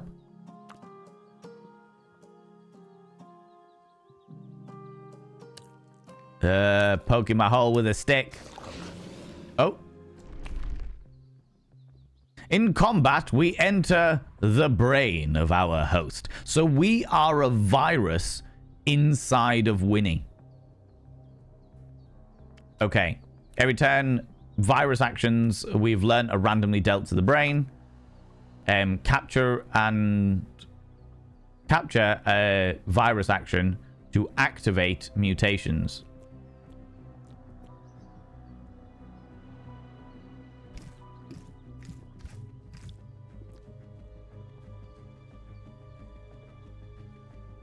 But I can't... So I can't fill this, but what happens if I actually do that? Like that. I stunned rabbit! I stunned rabbit.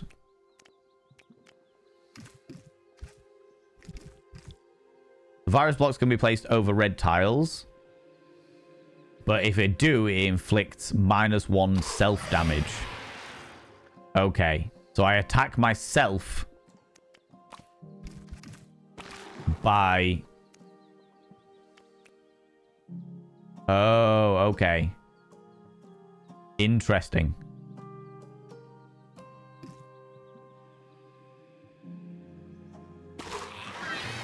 -2.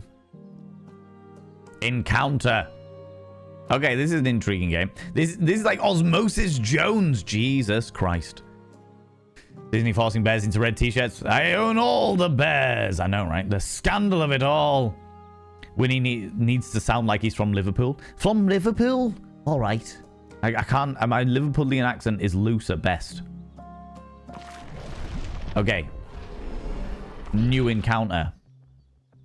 A monster! Bro, that's hurtful.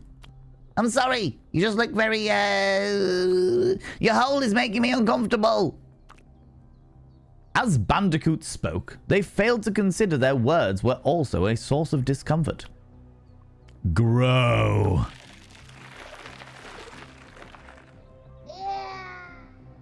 Ah, monster!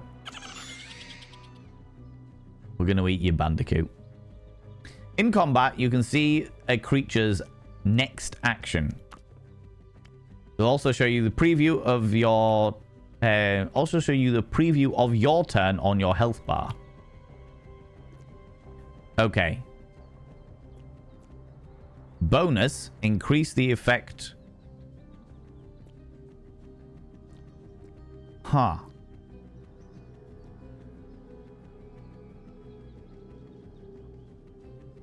Interesting. So hover a block over a different position, look at the health and virus actions to compare the moves. So if I did that... Oh, it gives me each one differently. What's this? Stun. Physical. inflict physical damage. So if I do this... Objective, maximize the physical damage. Oh. When the timer's there, they are no longer a threat. They are stunned. So I want to get the bonus. Increase the effect of the virus actions captured.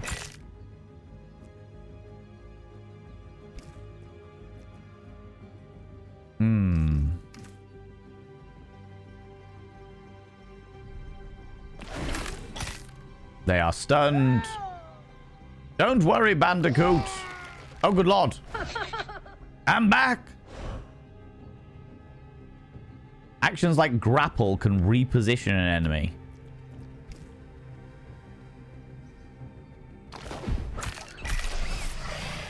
And I have consumed them.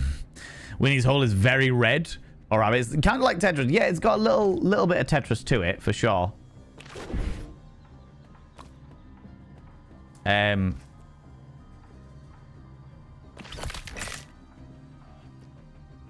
Okay, so it's taking all of these and randomly assaulting them here, and then I've got to deal with how that all works.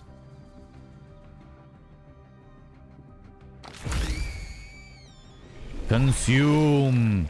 Total resources consumed. 2 somethings and 2 red pinky bits and a bluey bit. Gain the reward. Choose a perk. Opener.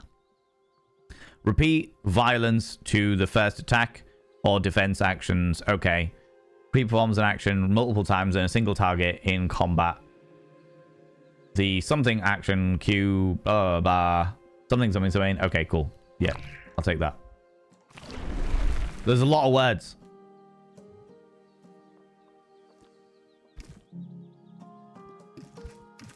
So if I take this.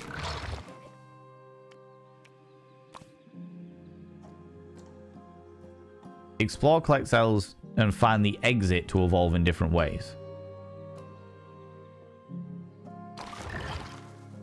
Okay.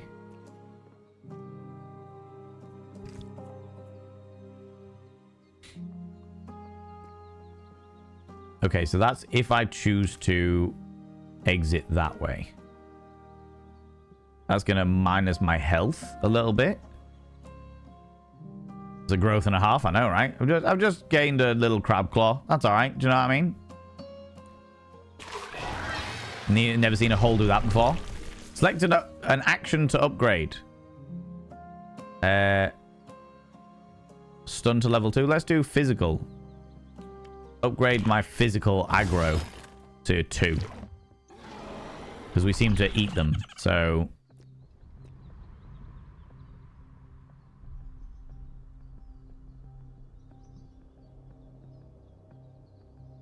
Abilities. Redraw. Discard the action. No, we'll just do that. That's fine. Violence. Oh, they made me bleed. They made me bleed. Okay. Self-damage. Level 1. Adds tile to the brain. We'll do that one then. Cause violence. Ooh. Okay. Grapple. Pulls the furthest enemy closer. What does this one do? Self-damage. Oh, it's adding self-damage to my shit. Oh, you bastard. Redraw. Blanks.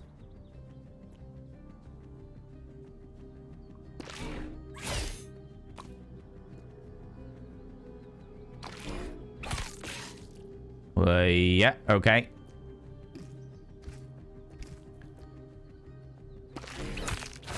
Let's murder this dude first. The quoll and the possum.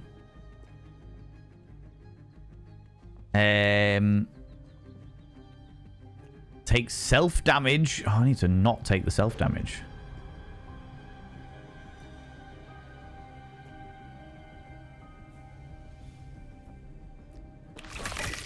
Let's do that. Oh, I'm dead.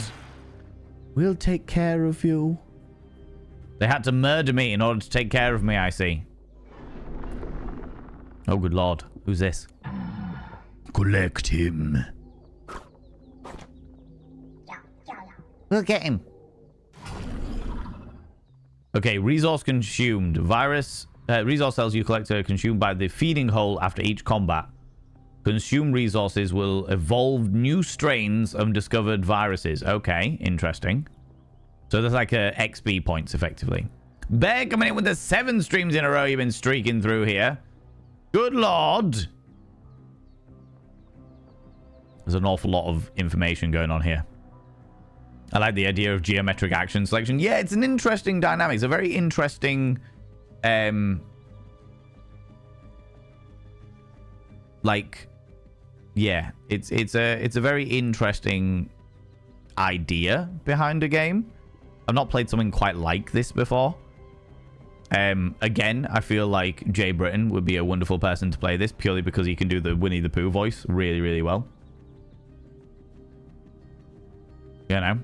Okay, so statistics, opener. Perks, action grab, opener. Okay, play. New. What's this?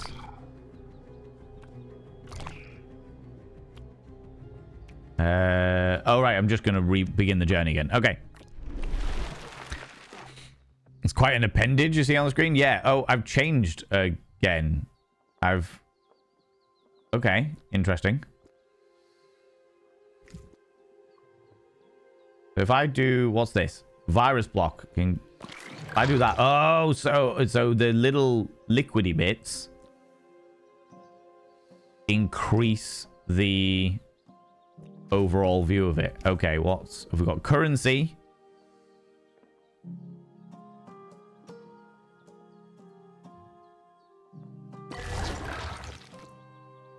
We could put that here. No, we're going to put it here. Gather more stuff. +3 healing. We don't really need healing at the moment, so we'll go there. And as a result, choose perk. Bump. Start the combat with 2 forceful. Suppression. Shield captured with any physical attacks. Instead, gain adrenaline. Adrenaline amounts adds to each instance. Final form. +1 to the thingy actions when at 25% health or less. Ooh, that seems like a good one for like later. For when we're getting down into the murdery bits. What have we got? A dirt mound with worms in it. And a shrew.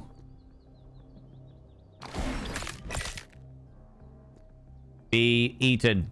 I wonder if like the image of the way that we're growing is completely randomized or whether there's a variety there. No worries, Druid SMD, and you be with me. Appreciate you.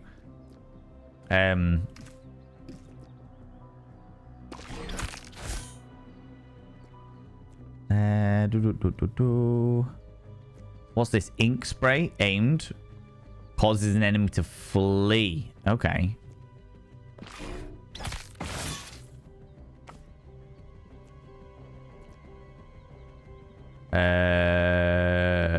Sure. Consume. I will gain the reward. Choose a mutation. The mouth inflicts physical to everyone, including yourself. A shield gains a shield this turn. Physical, another crab claw. So I've got lumps, mouths, and crab claws. 3 physical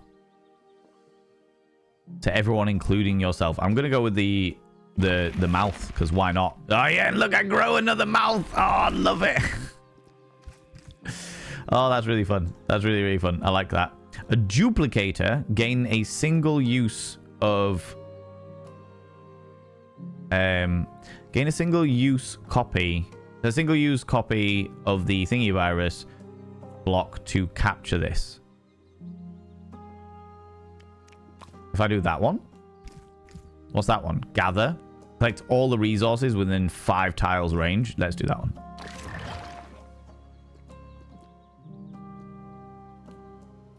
Okay.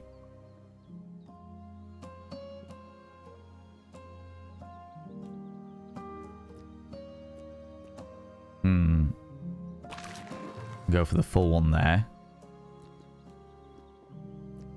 What's this? Choose a trait.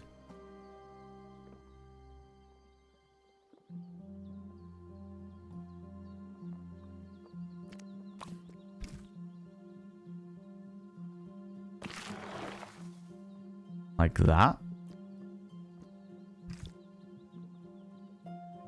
I've got an encounter, but I get a big reward for it if I choose to go. Yeah, fuck it. Let's do that. Let's see what happens. Okay, so we gain a trait from doing the back of this. Right.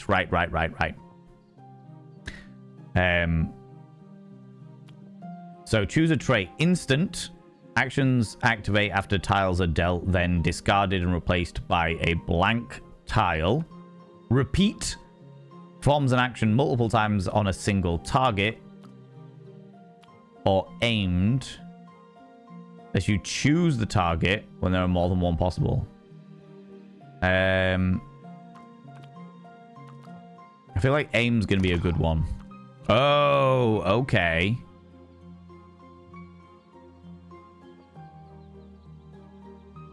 Let's make the stun aimed.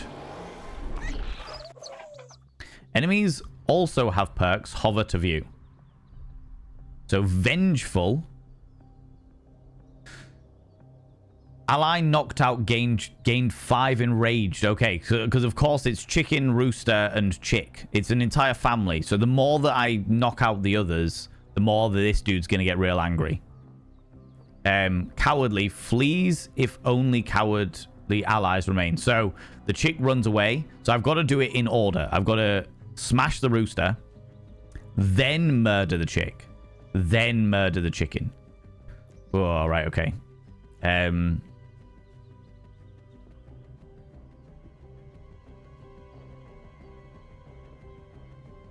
Let's go with that one.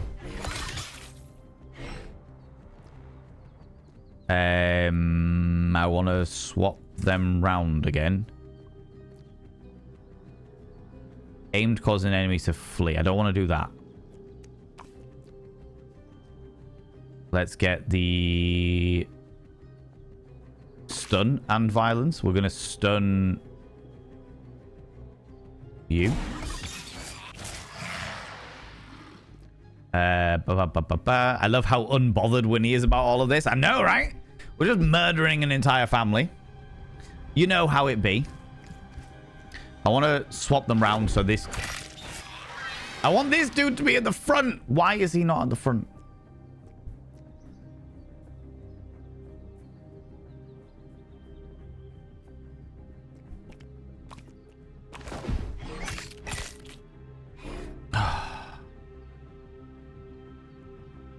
The rooster constantly goes into the middle.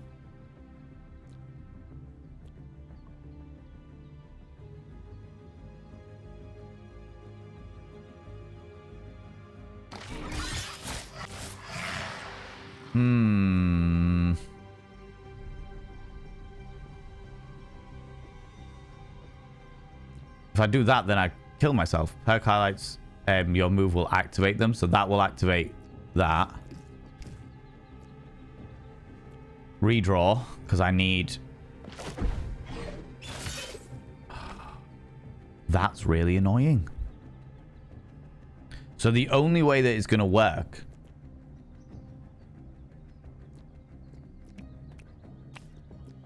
is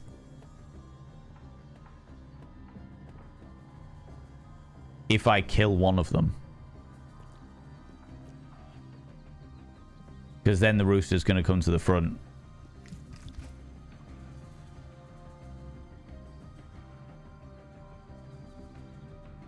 Because the rooster keeps swapping himself out, thinking, pause for a moment to compose themselves in the presence of such an atrocity.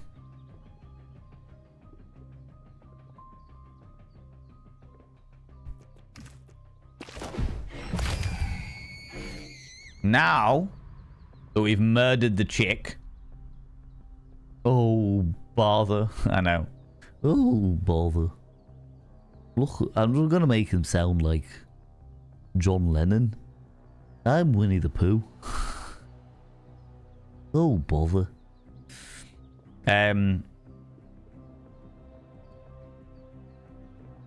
We could ink spray.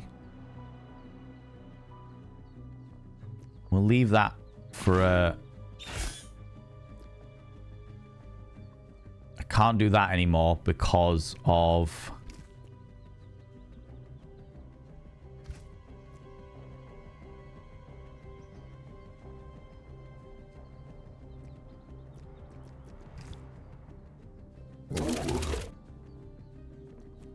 Okay. Abandoned again. Winnie briefly wondered who hurt them, but decided it was not right place to ask. Amazing. So I made the rooster scram.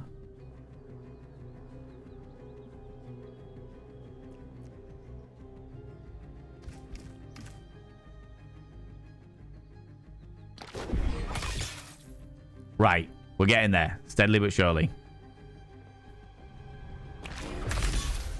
Murder. Consume. Consume. But on the plus side, I didn't have to worry about Mr. Angry Rooster. Basically, you encounter Optimus Prime, then you're in trouble. We'll see about that, Astra. Who hasn't gone on a killing spree while ill? Exactly. We're just getting a little virus going on. He ate some gammy honey. Do you know what I mean? I need some more virus blocks is what I need. What are these ones? Red cells. I can't... Can I spend any of these things? No. Final form. Opener. Oh, that's for bugs. Okay, cancel. So I'm going to get to...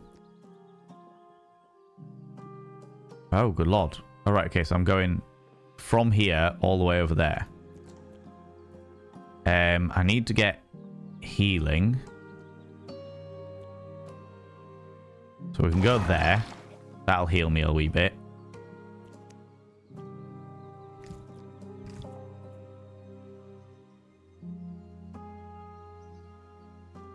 That'll heal me a wee bit.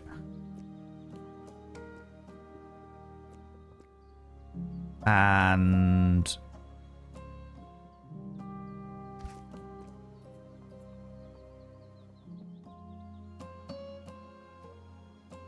yeah, we'll go down there. We might as well. That's going to grow me naturally. Okay. Spend to grow. A lump. Heal yourself. An exhaust. A spike. A crab leg. Inflicts a spike amount on multiple enemy targets. Targeting the back enemy. Ooh, that's quite useful. I can re-roll these. Another crab leg inflicts bleed. Okay. You are now wear a pendant. It does nothing. Or does it? It doesn't. Income exits. Give +1 resources and +1 capture currency on capture. Migration. At the start of each exploration, gain a single-use duplicate of the smallest virus block. That could be quite fun. There's part of me that wants the pendant just for the pendant. Do you know what I mean? KFC. For anyone not aware, the voice of Optimus Prime is also the voice of EL. Oh, really? Well, shit. I did not know that. I had no idea about that. Thank you very much, Nimbrin. Appreciate that. Appreciate that. Let's do... Fuck it. Let's do the pendant. Why not? The pendant fucked me up. The pendant took a lot of my health away.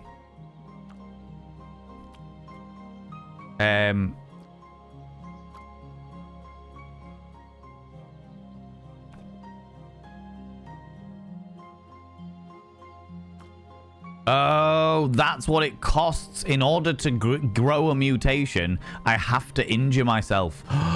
Wow. Okay. Oh, that's so interesting. What a fascinating way of leveling up. So all of them, in order to grow more mutations, I have to injure myself. Let's grab a crab leg.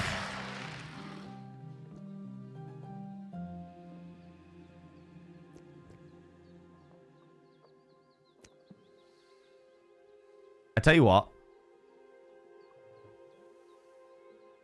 let's grab a heal. Oh, I can't literally go right down to death. Okay, interesting. Reroll. What have we got? In exploration, healing when at max health provides +1 max health. Okay. Fuck it, let's take that. We'll go with 1 health. Wait, this one's a sacrifice round. It's a sacrifice round. Friend, I heard of your illness. Oh, honey badger. I feel different. Badger nodded solemnly, for they did not remember him having this many limbs. Your body is corrupted. Focus. You can heal it. Can you raise your crab leg? I will try. Winnie tried his very best. Tried his very, very best.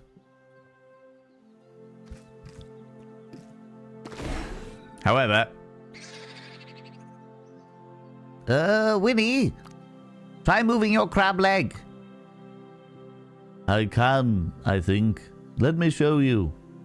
He imagined how wonderful it would be to move that specific part. I don't have the crab leg available, I don't think. I do, the spike snipe. Winnie! This is my dream to move this crab leg for you, honey badger.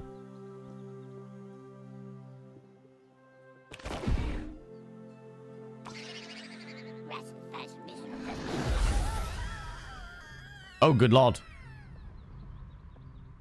Enough. You dared to test me. That made sense with it being the honey badger for sure. Sensitive. On taking damage, reduce action amount by that damage. Ooh, okay. Peter Cullen, so watch for Eeyore transforming and rolling out. That'd be amazing. Peter's voice is Optimus. That's amazing.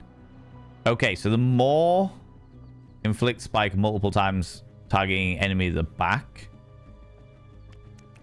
So if I go with this one.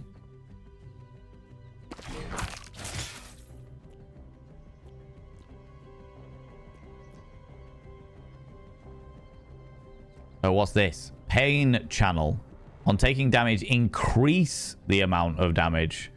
Oh, okay.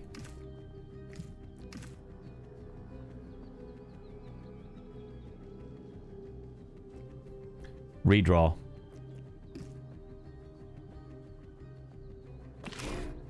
We'll take lots of health.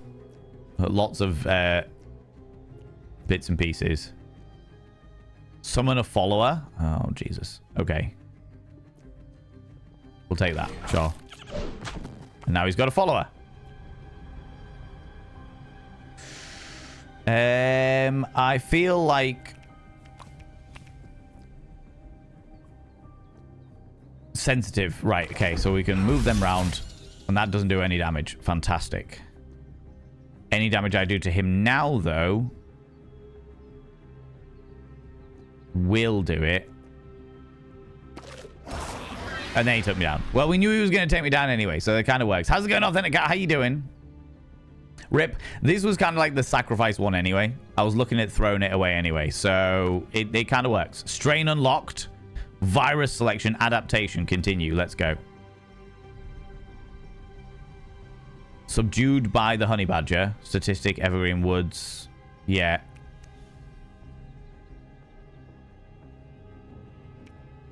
I got my little crab claw. So the more that you die,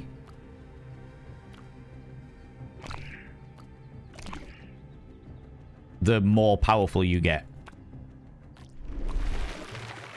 Interesting. Interesting. What's this one? Add a virus block. Getting a single virus block to your inventory. Yeah, I'll take that. If we use that here, and then use the virus block across there. Overkill. Physical damage in excess of the target's health gets inflicted on the creature behind. That's really useful. Low spoons days, so being quiet and taking appropriate. No worries. No worries, Authentic Kai. You do what you need to do. We're playing multiple games today. Yes, so in 3 minutes' time, the adverts will kick in. I will use that opportunity to go visit the urination station and smash some fucking chocolate hobnobs in my face or something like that. And then we'll move on to the second game, which is Mind Lure, which is kind of like another kind of game like this where it's got like a randomizer element of it. It's like a card game, but it's got, from what I've seen of the Steam page, it's got very strong Dredge vibes. So we'll jump into that after the next break, the next ad break, as it were, you know. Yeah, so proud for you taking care of yourself. I think I'm going to go with this one. I didn't even read the other ones. Didn't care. Just went, that one's a good one. Okay. Murder. Oh, I shouldn't have done that one because the dirt mounds are completely pointless. Oh, that one wasn't a targeted one. Interesting.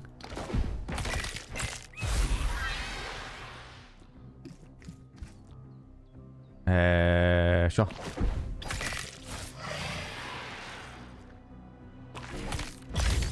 Cool. Lots of murder. Lots of consuming. Gain the reward. Choose a mutation. An arm will push the closest enemy to the first position. Tentacle. Chain whip. We're definitely going to go for a tentacle. Fuck healing ourselves. The tentacle.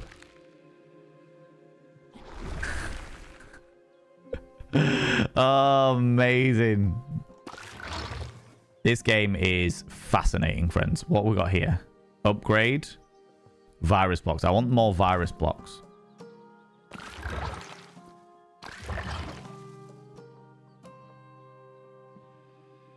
Oh, that's the chicken one.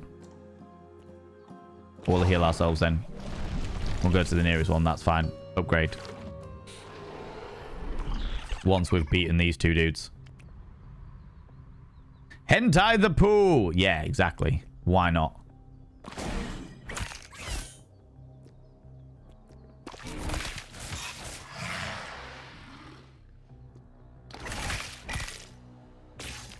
This is beautifully brutal. Yeah, you subscribed. Thalamus! That's kind. You beautiful individual! Look at you coming in here. Look at that. Look at that. It's perfect timing as well.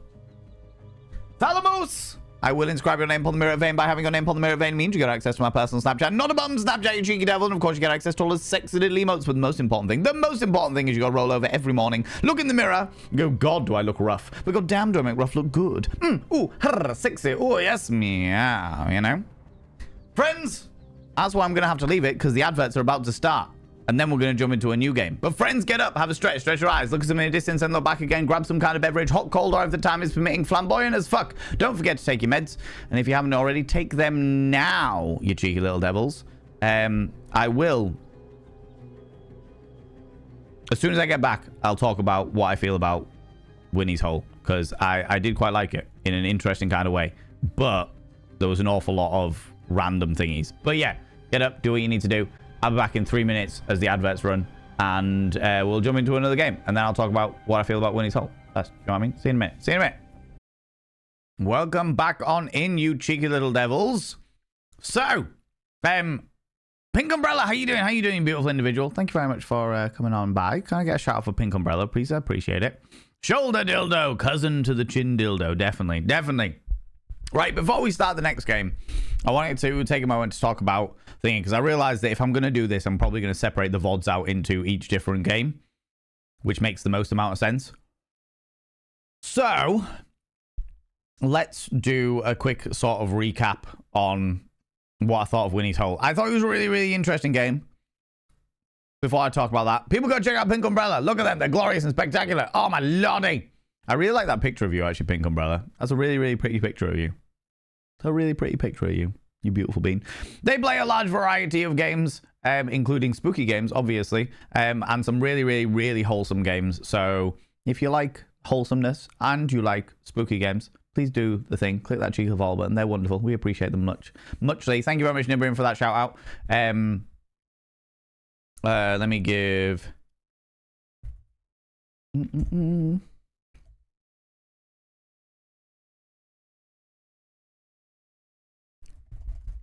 I've smashed some chocolate hobnobs in my face. Now I'm like, I want more chocolate hobnobs.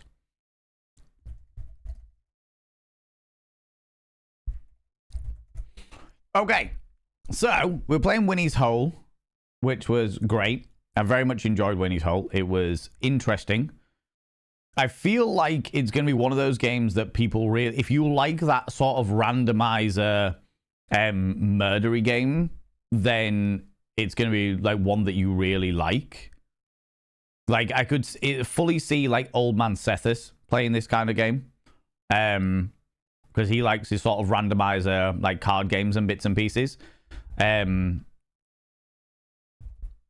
So I could see that being a popular game for those types of streamers. I don't think I would play any more of it from like the demo side of things, because there just isn't enough of a storyline for me personally to keep going on and playing more stuff. I am intrigued by what other things would be, but it is one of those games that is far more gameplay or game system than it is storyline, and I like my story games, you know.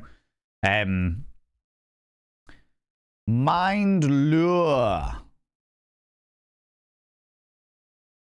is the next one, which doesn't have a Steam category or a Twitch category at the moment, so we'll stick ourselves in games and demos. Okay. Who doesn't like Winnie's Hole? How was the hole? It was interesting. I like the idea of it. I really, really like the idea of it. So it was very much a case of you had Tetris blocks to spread a virus. Oh, there we go. You had Tetris blocks to spread a virus through Winnie the Pooh. The more that the virus spread, the more fucked up and cosmic he got. Other critters from the woodland kept trying to try and be like, hey, Winnie the Pooh, you need to calm down. And it didn't work. More and more as time went on, it got more and more chaotic and preposterous. Like I said, it's kind of like it's a randomizer battle simulator using Tetris blocks and thingies. A very interesting style of gameplay. If you like that, kind of like randomizer battle simulator, then I feel like it's the kind of game that you would really, really enjoy. It just didn't have enough storyline for me personally, but I don't think it was ever meant to, and that's okay. That's all right. I feel like it would be really, really good for people like for people like Sethis, not Old Man Sethis, you rebranded. People like Sethis. I feel like Nico Hart would also really enjoy it. That kind of thingy. So is that constant rolling battle. The more that you battle, the more entertaining it is. That kind of thing. You know. You know. How's it going, Ruby Q? How's it going? Kashu Studio. Hello, you cheeky devil. Would you check out the demo of my game called Asandria? I already did have all of the games scheduled, but I'll have a look. I'll have a look. Asandria. Oop.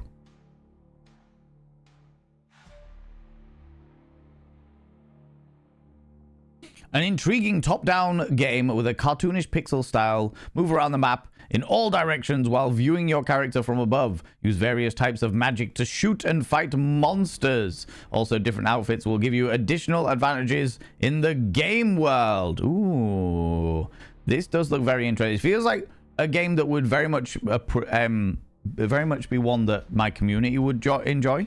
My first time watching you, but I must admit you've got a great vibe. Thank you very much. I really, really appreciate that. I will definitely put it out into the chat for people. I'm very specifically looking at indie horror games today. So I'm looking at particularly creepy variety games because we're doing this whole indie horror Emporium thing every Wednesday. But I will happily check it out another time if that's all right with you. Chishu Studios. I will happily check that out another time. I will add the demo to my library when we are doing something a little more fantasy oriented. Yes. Yes, indeed, you beautiful bean. Because it does look interesting. It looks intriguing. It looks very much like the kind of game some of the members of the community I've seen play. What has it got an interesting storyline? Cheshire Studio?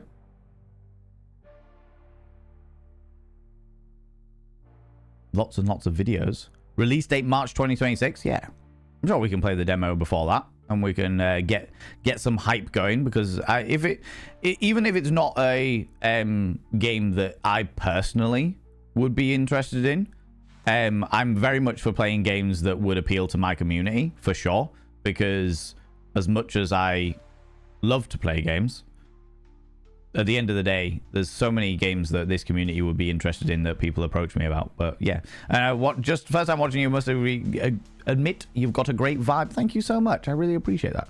That's very, very kind of you. Very kind of you for saying. I appreciate that. I hope that Next Fest is treating you well, by the way, Cheshire Studios. I hope lots of people are adding it to your wish list. Adding it to their wish list, because I believe that that is something that really helps devs in the regards of Steam and what have you, you know.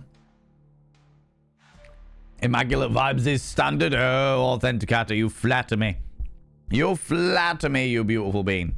Right, we're going to jump into a game now called Mind Lure, which I will just set up now, as I have already got everything sorted. Changes over to this one. Yeah, that one. Okay. Okay. Let's jump on in and have a look. See, Mind Lure, edification. Let's jump in the settings to see what we're at. English, full screen. Yeah, that's all fine and dandy. Okay, so in regards to options on the demo at the moment, we don't have a great amount of like accessibility bits and pieces, but I don't know. It's just like master audio, music audio. Turn the music down so I can turn my volume back up again. Okay, so we only need music and sound effects. I'm assuming that then there won't be any character voices at the moment, but we'll see. We'll see. Oh, Jesus Christ. Then there'll be an interesting plot based on the consequences of choosing between the greater and lesser evil. Oh, but in the demo, I'm focusing more on mechanics. Okay. So in the demo, we mainly hunt monsters from the list on a piece of one of my many maps from the game. Oh, interesting. Yeah, we'll definitely give it another check out. I'm not going to do it today because I've already set out all of my demos that I want to be doing today, because of the whole horror theme that we're doing with spooky season and what have you. But if it's okay with you, I will definitely check it out another day, for sure. Especially as it's one that I think, like I said, will appeal to a great many people in this community. And it's good to run these demos to get all of the gameplay, the system stuff down, for sure. Okay, friends, so this is Mind Lure. I picked this one up because it looks kind of dredgy. It gives me sort of dredge vibes, but it is a card randomizer simulator game. So as you fight things, it has a deck of cards. I don't know what they call them. I'm sure there's an official name for them. Just a card game. A deck of cards. The better the deck, the more that you can attack bits and pieces. But it looks interesting. As we can see, there is going to be, we're on a little fishing boat, and there's tentacles everywhere. So let's jump in and see what this game is all about. Jesus Christ. Choose your identity. Old captain. The sea took everything from him, leaving only a fishing rod. Now he doesn't fish for creatures of the sea, but for the things that covet the surface. Reading real carefully, Captain. What's on the line? Oh, Captain, what's on the line this time? Prey or another nightmare? HP 30, sanity 100, gold 10. Or the aberration.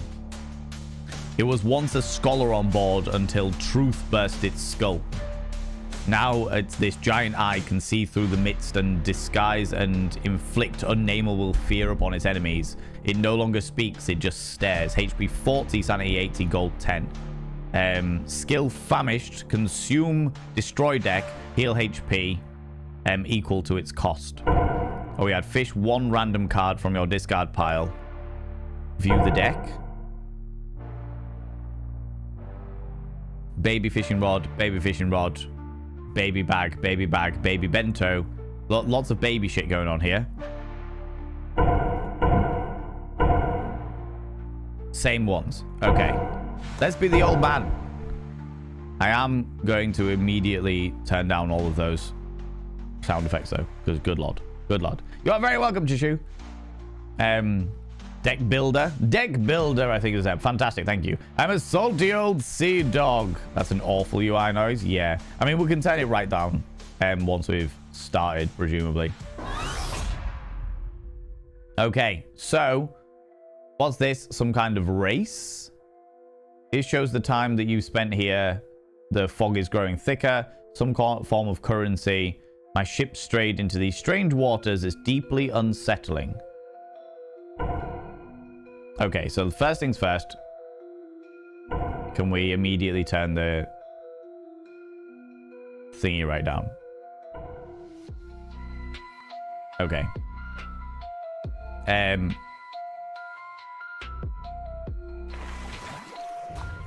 What happens? A new relic. The power of the cards denoted by their color originated from the old gods. Try to play as many cards of the same color as possible. I've got 5 skill points, health, sanity. Don't let it get too low. Okay. Card effect, energy cost, remaining energy, and end turn button. I'm not like a massive fan. Or I'm not. It's not that I'm not a massive fan of deck builder games. I just haven't played many of them. So this is going to be an interesting run for me. Drag cards onto those weird things. Okay. Draw pile, discard pile. Cool. Okay. We got a big gooey fish with an eyeball instead of a lantern. Right. Okay. String of bait. Apply 2 vulnerable. Lose 8 sanity. Okay. So my sanity is directly under my head. Can I... Do you know what? I can put me here so that I'm in place of the old man. And that way you can all see my sanity and stuff. Baby bag, deal 5 damage. Madness. Damage X. Well, I tell you what, we'll just go with a normal damage for now. Deal 4 damage. Yeah, take that, you shit. Where's my energy? Here?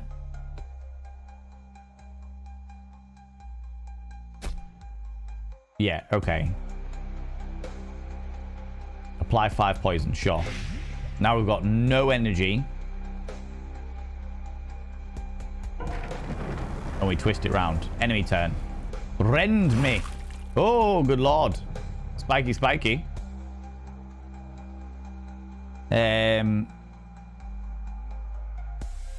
We've got 10, so it's all about math again, isn't it? Baby bait, deal 1 damage, rebirth, damage +1. When rebirth, when destroyed, restore this card. Sure. Gain 8 armor.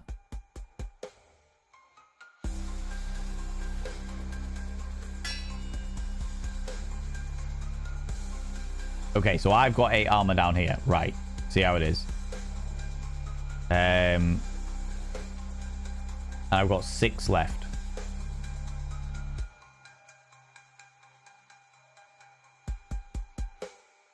Make 16. Let's go. An end turn. Enemy turn. And it took no damage because it only took off my armor. Okay, interesting, interesting. Let's go for...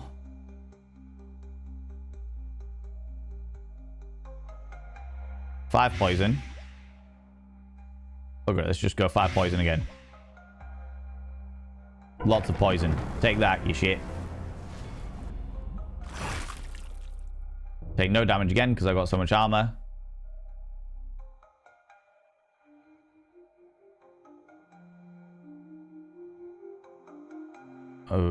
Two vulnerable, 5 madness. Sure. Sure. Sure. Sure. We killed it! And we get new things! So when you kill the enemy, you gain thingies. What does this do? Is this how many points I've got to spend? Deal 2 damage to all enemies. Destroy 1 card in your hand. Ooh. Tiny hand fish. Deals 4 damage of madness.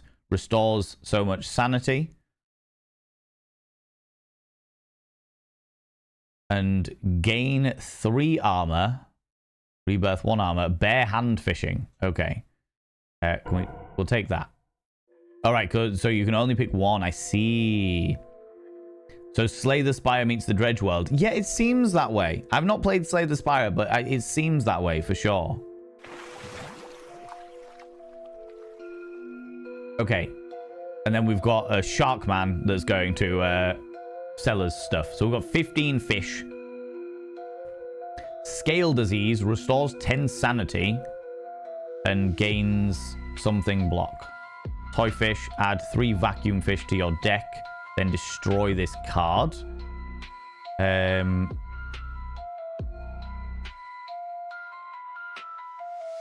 Sacrifice. Card, sacrifice. Wanglash, your first attack in each combat deals 4 additional damage. At the start of combat, gain 1 strength. At the start of combat, restore 2 sanity. That feels like it's going to be a useful one. Let's be an old wizened man with a wizard hat.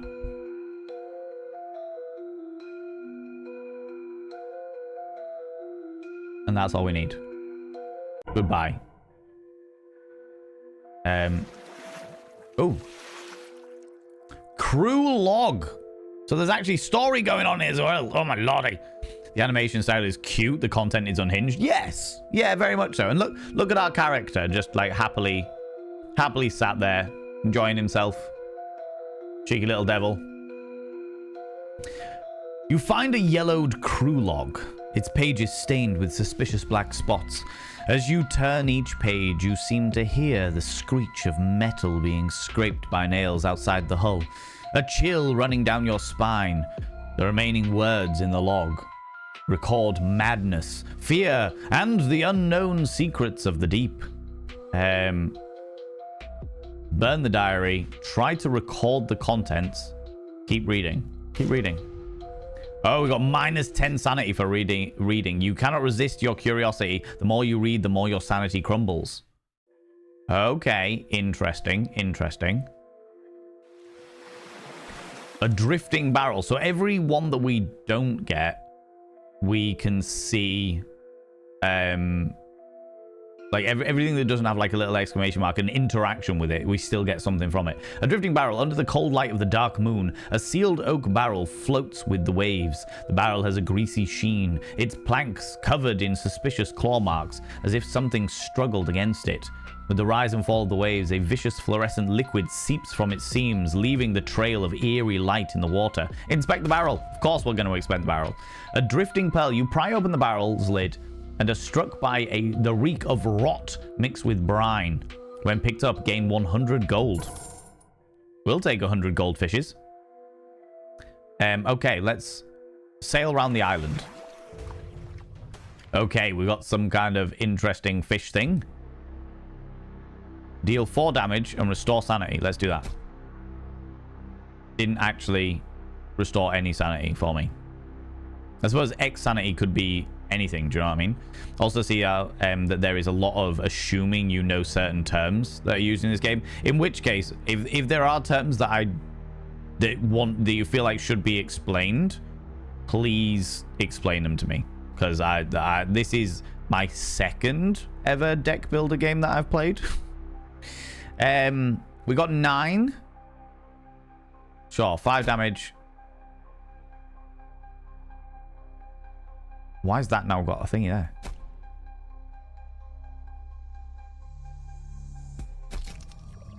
And we killed it straight off. Okay, cool. Which was the other one? How do you mean the other one? What? When this card is played or destroyed, gain 8 armor. The Buddha Handfish. Deal 2 damage to all opponents twice. And it restores sanity. Mermaid Eye. Destroy all your armor and apply that much poison. Let's go with the Buddha handfish. Okay, so this is my ongoing deck. I see. Interesting. You said this was the second builder. Oh, the first one was a not safe for work game that I did have lined up to play on the Questionable Game Emporium, but I haven't edited it yet. I haven't edited it yet. Oh my god. Rest chamber. You get back to the lounge. The wall lamps cast a swaying glow on the panels. On the chart table, a half-drunk cup of coffee is still warm, as if whoever was here just stepped out. This might be your only chance to catch a breath in this long hall. Bowl of seafood stew. Sure. Which gives us 10 health. Cool. Okay, so we've done the little island. Another crew log. Oh, my lordy.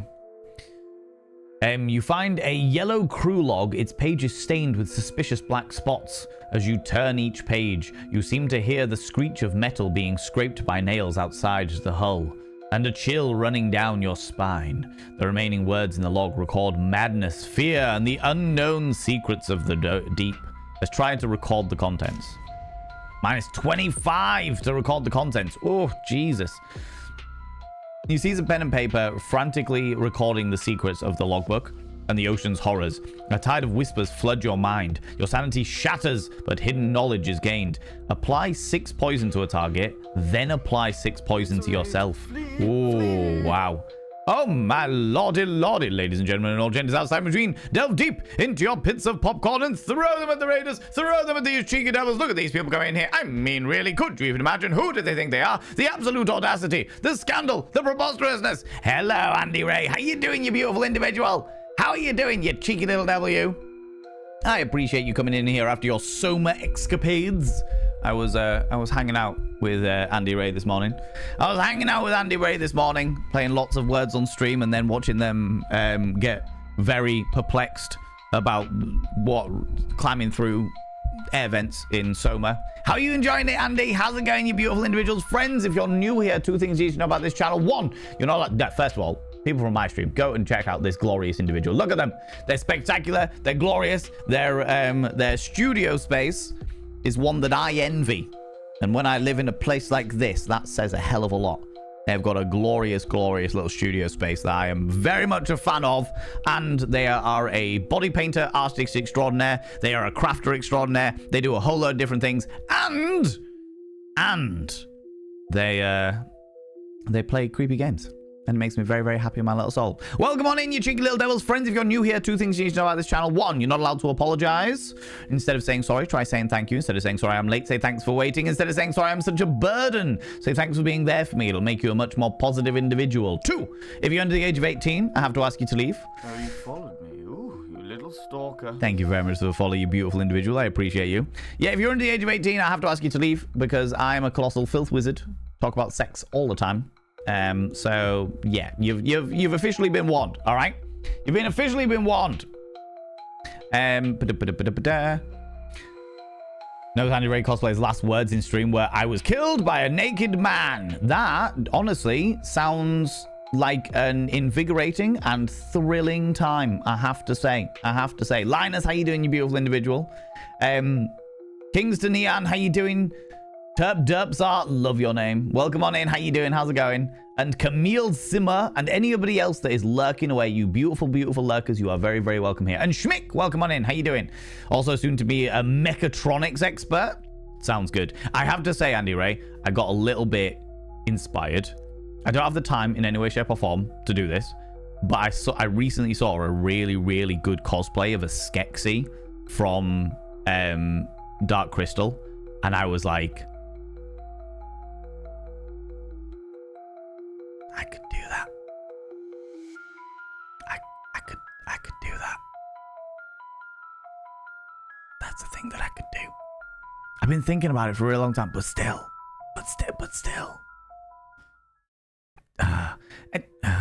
You know what I mean? Anyway, do it. Do not enable me, all right? That's an amazing build. I know a special effects artist as well that would probably jump at the chance to make a Skeksis face. God damn it. But yeah, welcome on in, by the way, friends. Today we're doing like Next Fest indie horror demos. We're doing 3 today. We're on our second game. The first game was a game called Winnie's Hole.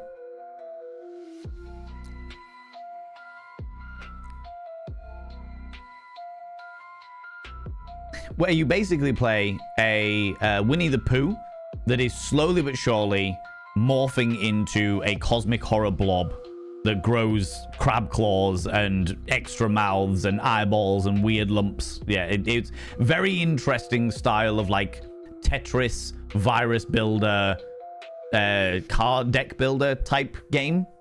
It was interesting. And today we are on to a game called Mind's Lure, which is like, how did you describe it, Sembar? This is like Slay the Spire meets Dredge is the best way that was the best way I could describe it. It's like a deck builder Dredge dynamic. How's it going, Jam? Welcome on in. You're late, but it's an Andy raid. How's it going, Vitani, you beautiful individual? Welcome on in, you cheeky devils. By the way, Andy raid, if you need to disappear off, if you need to go grab a snaffly treat, go grab some kind of delightful beverage, please go do so. Please go do what you need to do. That goes for your wonderful community as well, because as much as I love your attention, and I do love your attention, I love it. It's so glorious and wonderful. I fully appreciate that you've all got lives, and those lives need to come before my tantalizing ego, you know? It's a classic, and will be, but out of date too. What's that? The,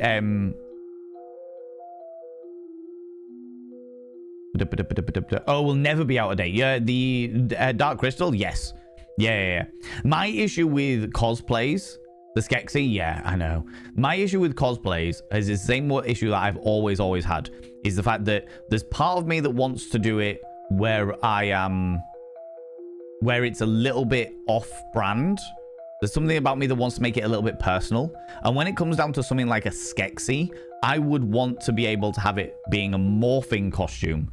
So it'd be like the Skeksis version where I'm like fully puppeting, and then I'd like to move the head, like hook it on a point on my back behind all of the layers and layers of fabric, and then be like a anthropomorphic Skeksis with makeup and shit underneath. It just ends up being a really big big project, a much bigger project than it needs to be, because I'm just that kind of focused. Do you know what I mean? Do you know what I mean? Does that make sense? Do you know what I mean? Do you know what I mean? Definitely could do with a costume mixed with puppetry. Yeah. There's part of the puppetry element that just makes it really fun. Do you know what I mean? Was it warm? Winnie's Hole? Yeah. Warm, moist, full of teeth and claws. But you know how it be. You know how it is. Anyway, crew log. You seize a pen and paper and frantically recording the secrets of the logbook and the ocean's horror. A tide of whispers floods your mind. Your sanity shatters, but hidden knowledge is gained. And we gained ourselves a donut. Okay, so this is the kind of dynamic that we're looking at here. We are... Can I move around? No. We've got interactions that go on with all these bits and pieces. And then every single time we go on a spare tile that doesn't have a confrontation, we are faced with a random encounter, which is an interesting way of doing things. This one's definitely piqued my interest. Our character looks like this, by the way. He's a little old fisherman who lost his family to the waves, and now he's out for vengeance. Vengeance! You know? Did you see the Dark Crystal Age of Resistance TV show on Netflix? I did see Viking. I did indeed. It was fascinating. I was expecting to hate it. Because I fucking love the Dark Crystal. I really like the Dark Crystal. Was like a key part of my upbringing. So I was not expecting to like it at all, but actually was pleasantly surprised. I will say that because it's a prequel to the Dark Crystal, it is the most depressing thing that I think I've ever seen. The most depressing thing I think I have ever seen. Because when you know it's a prequel and you know what happens in the Dark Crystal, you know how the Dark Crystal is as a movie. It's like, Oh. Oh, this is all... Oh. Loved it, but it was depressing as shit. Do you have any pics of the cosplay for the Mr. Demetresque? The gender bend Lady Demetresque one? Don't know. Let's have a look. I recently downloaded one, did I not?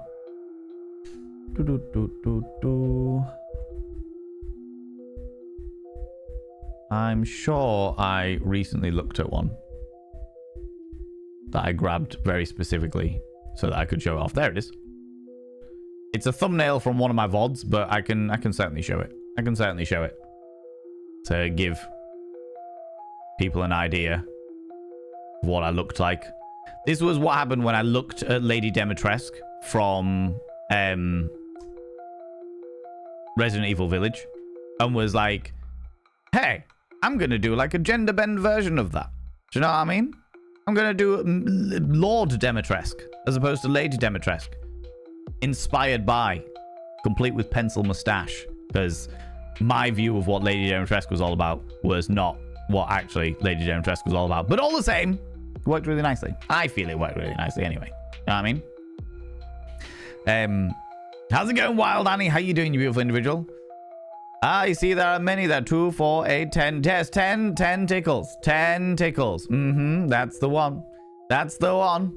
Gender bender. Haven't heard that phrase since the 80s. Yeah. Well, I don't like to use it too openly because obviously there are other there's other terminology in there or issues with that phrase in reference to obviously discrimination and stuff like that. But when it comes to like a cosplay and you're messing around with the gender of the cosplay, I feel like it's pretty like appropriate. Do you know what I mean? Do you know what I mean? Do you know what I mean? No worries, Senpai, you beautiful being, you lurk away. Looks interesting. It is interesting so far. The sea is swallowed by a thick grey-white mist. The ships move slowly through the fog. With every sway of the mast, the fog seems to whisper of unspeakable horrors. In the depths of the mist, you think you see a floating shadow. Or perhaps it is just the phantom of your mind. Sail with caution. Recklessly break through. We're going to sail with caution because we don't know what it is. 1920s gangster vibes, definitely. That was what I was going for. That sort of like Louisiana 1920s thing. Little did I know that Lady Demetresque at the time was from Eastern Europe. Do you know what I mean? Can I get a shout out for Wild Annie, please? I'd really appreciate it. I like Lord Demetresque. Yeah. He was definitely a favorite of mine. There's something about having a pencil mustache that that tickles me. That tickles me. Do you know what I mean? Feels more like the 80s again in the world too. Yeah, certainly certain aspects of it for sure. For sure. Deja Blue. There was hope in the prequel really added to the sadness of the show. Dark Crystal knowing that it's just way worse. Although the victories happen. Yeah, exactly. And I was really surprised that they cancelled the second season of it. I was really surprised because they've already spent all of the money on the puppets. So the second season would have been half the budget of the first season, if not less, because they've already paid for all the puppets. Do you know what I mean? Which was always surprised me. Always surprised me. The spiv look, exactly. Yeah. Do you have any Halloween costumes planned? Kind of. So this Friday is my Halloween cabaret that I run.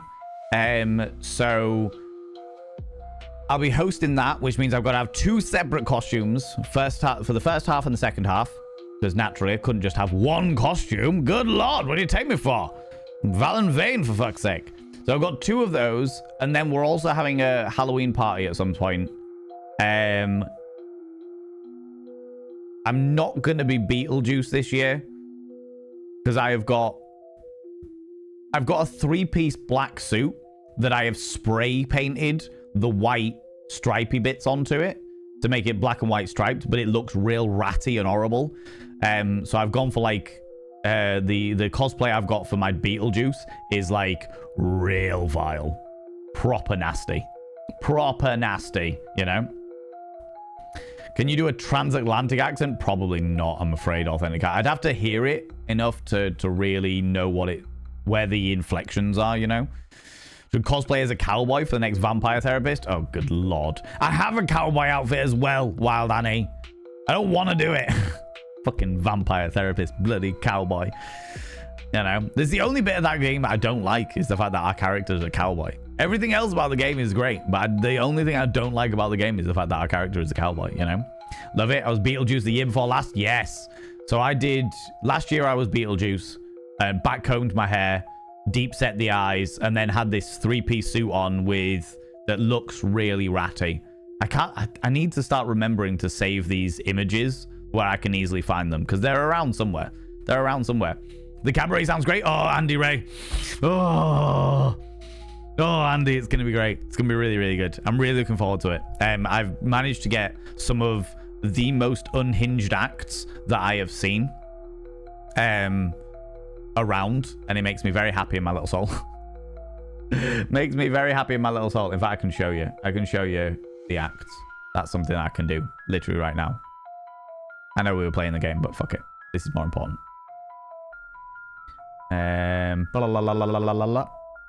Where are they? Can I maximize that? Oh, I can. Boop.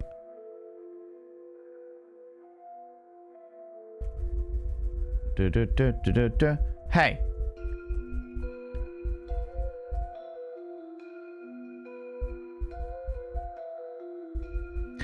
Come on.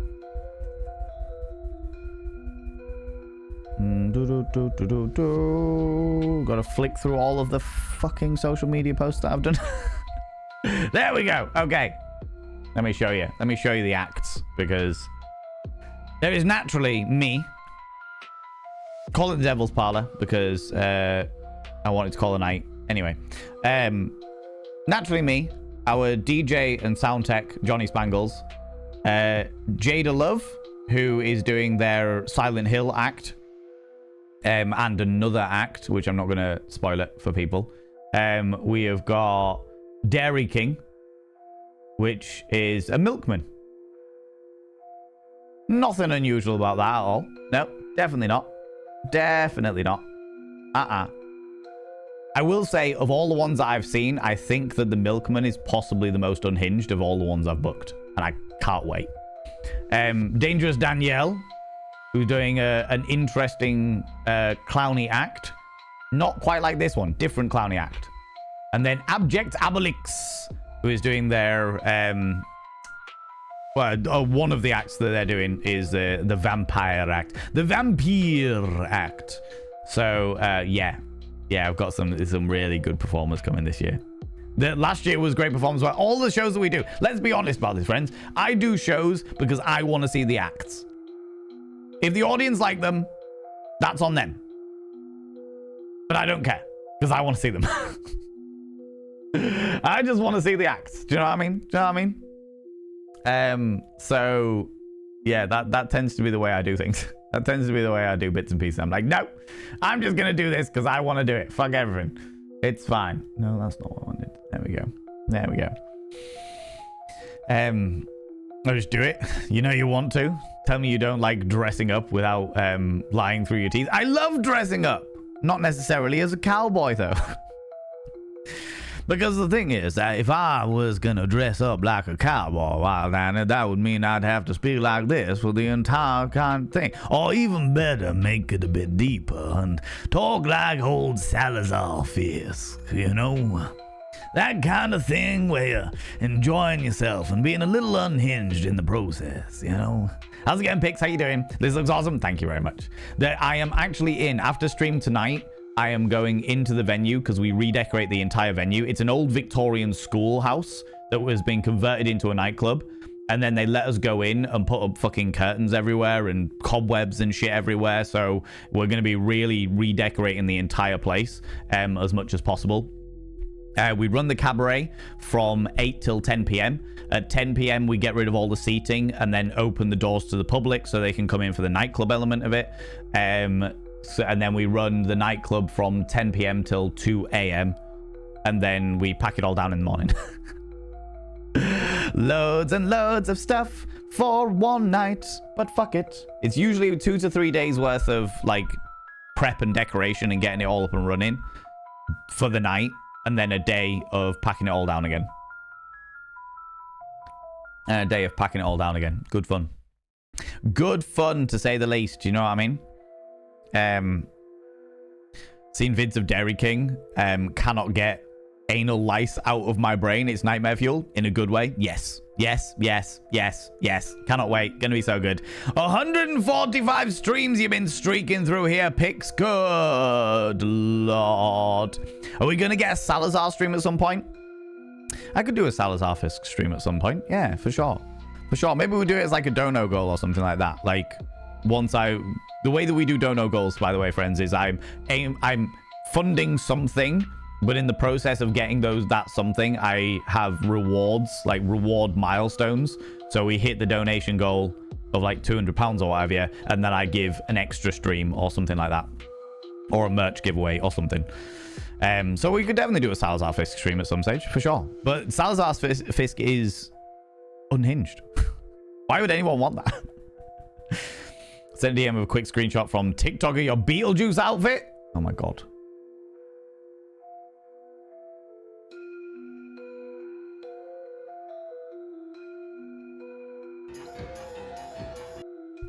Let me mute it. I'll actually show the TikTok. That's a fucking great idea.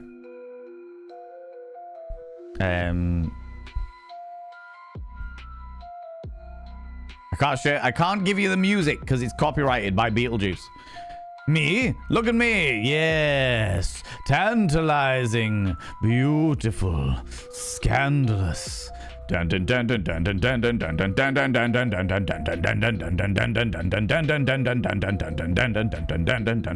dun dun dun dun. Yes. How's it going? Hey, how you doing? Having a good time? I just wanted to have a good time. I was trying to have a good time, but then I couldn't have a good time because you all came in here and told me I couldn't have a good time. Good lord. I mean, really, come on now. That's the, really sneaking up on me about that. I mean, really. There you go. That's me as Beetlejuice. That's me as Beetlejuice. Which, thank you very much, Jamjar, for finding that on the old TikTok. One of my main objectives for next year is to get back onto TikTok and doing bits and pieces on that.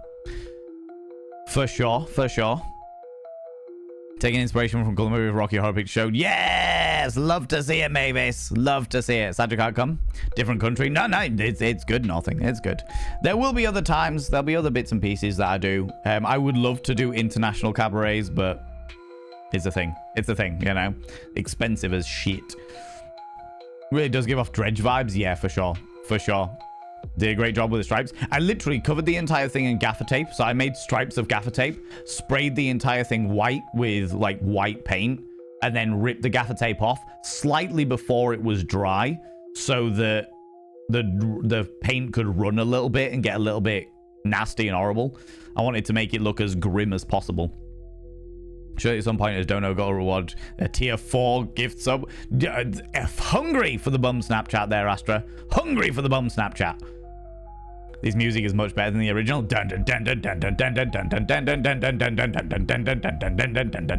Acapella. It's acapella Beetlejuice is what that is.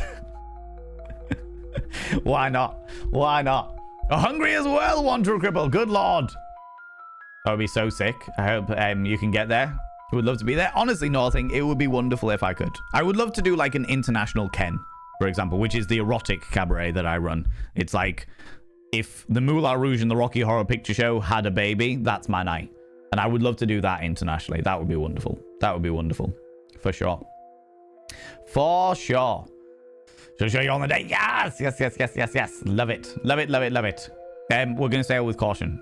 Back into the actual... Oh, there's a randomizer? Hang tight on the helm. You cautiously steer through the mist. Each swell pounding the thingies. Oh, good lord. Oh, we got another thing. Wine goblet. Start the combat. Apply 1 week to a random Emily. We'll take that. We'll take it. Absolutely. I'll show you what combat's like. We're fighting a fish with weird boils on it. Yeah. Yes. Wild and amazing stuff. I appreciate that. I appreciate that. The thing is that I get too bored. Now, this is the worst time to do cabarets at the moment because Cost of living crisis. It's getting colder, so everyone's like trying to save their money because they know that bills are going to be expensive this year. And it's Halloween, which means there's a million, billion, trillion events going on this month.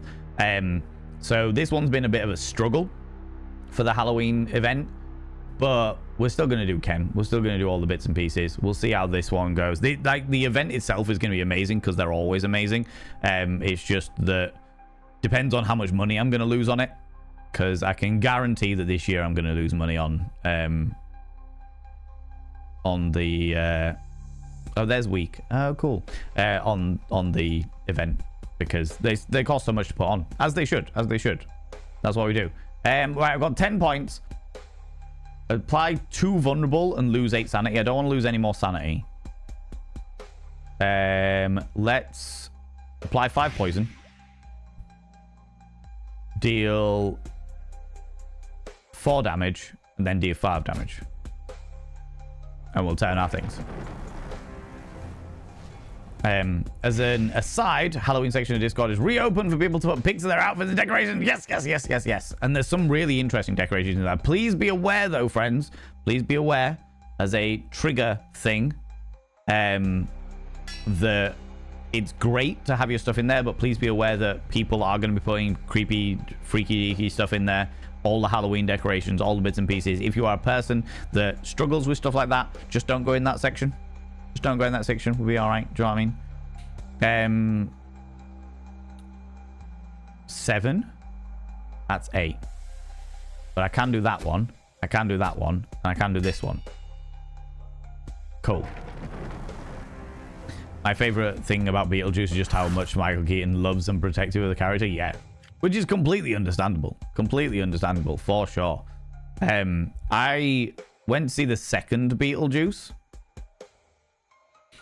And I enjoyed it for nostalgia purposes, but there was definitely... how do I describe this? It was too busy. I don't want to give them too much away. If you're interested in seeing my review of the Beetlejuice thing, it is available on my YouTube channel on Thirst and Vanity.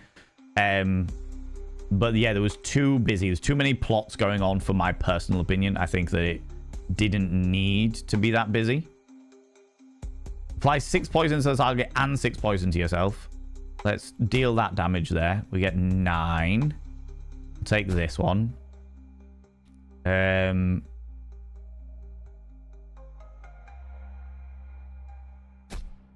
Okay, we'll take that one. And oh no, we don't have the power. Never mind. Doesn't matter. That's fine.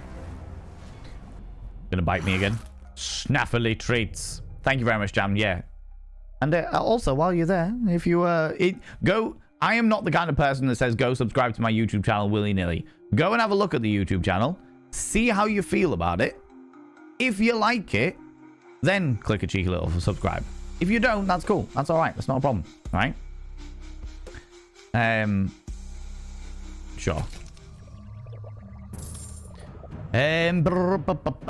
What's this? Deal 20 damage. A Cannoneer Sunfish. That feels... Double your armor. Shake a hand. That feels powerful. I don't think it's ever going to become particularly useful, but it'll be worthwhile. Let's go for the thingies. Rest chamber. You get back to the lounge. The wall lamps cast a swaying glow across the panels. On the chart table, a half-drunk... Oh, lordy. Most kind. Dabber Cogsworth gifting us up to nothing there, you beautiful individual. I appreciate you. Thank you very much. Nothing! I will inscribe your name upon the Mirror of Vein when I catch up this weekend after the event's finished. By having your name on the Mirror of Vein, it means you get access to my personal Snapchat. Not a bum Snapchat, you cheeky little devil. And of course, you get access to all the sexy little emotes. But the most important thing is you'll roll over every morning, look in the mirror, and go, God, do I look rough? But god damn, do I make rough look good? Ooh, harra, sexy. Ooh, yes, meow, you know? Thank you so much for that, Dabber Cogsworth. That's so kind of you. That's so kind of you. You beautiful being. Good Lord. You spoil me rotten, you cheeky devil. Spoil me rotten.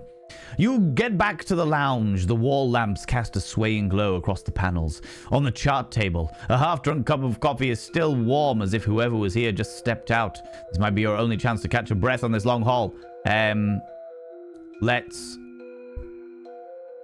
bowl of seafood stew. Sure.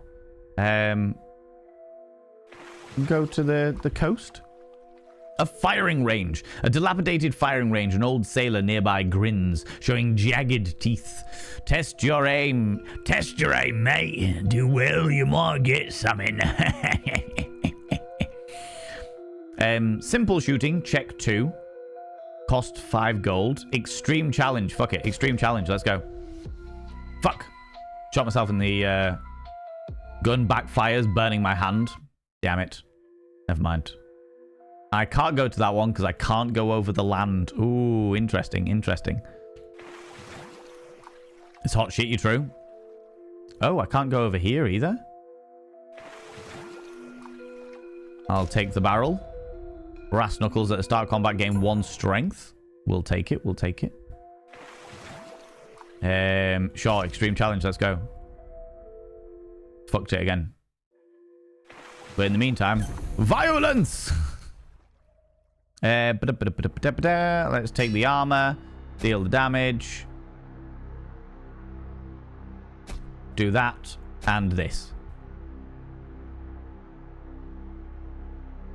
Spin the wheel.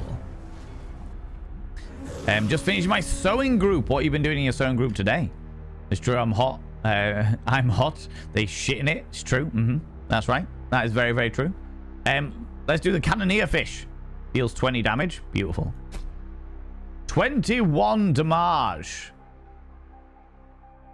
And then we will take... I got 2 left. Oh, I can only do this then. That's all I can do. It's going to rend me. Doesn't wound me at all, though. Applies 5 poison. Ooh.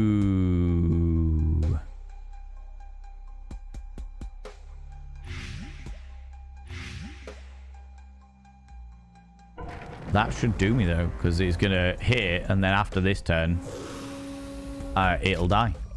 Yeah, because it's been poisoned. Ads incoming, yes. Draw 2 cards of thingies. Apply 10 poison, lose 10 sanity. Draw 1 card, gain armor. That sounds great. Okay, friends. Oh, Lord. Oh, there's a whole thing here.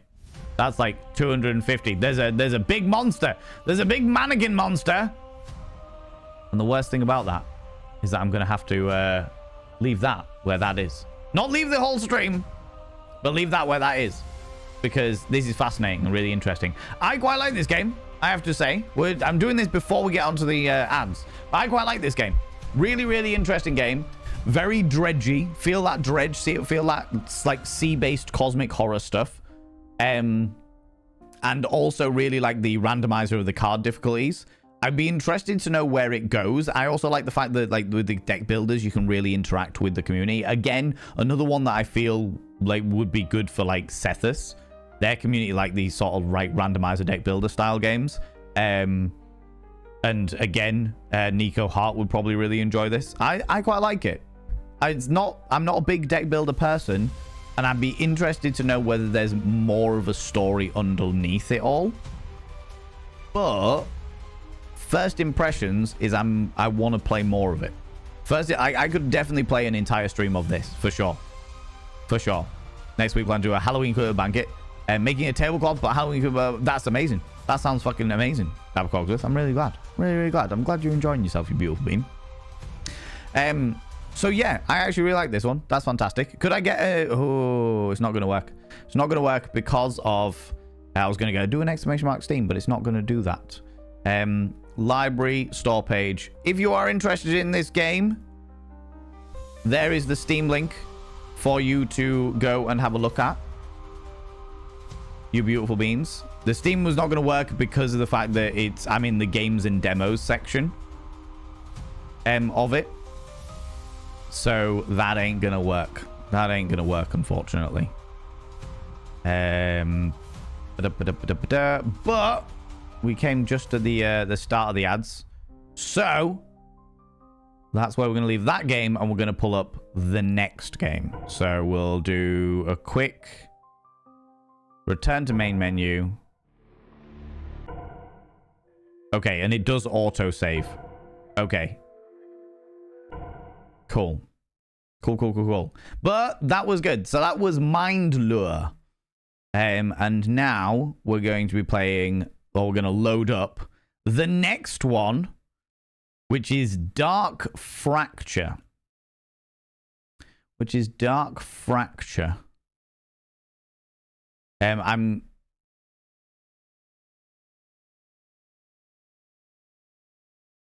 This one's a bit more spooky. Like proper spooky. Spooky.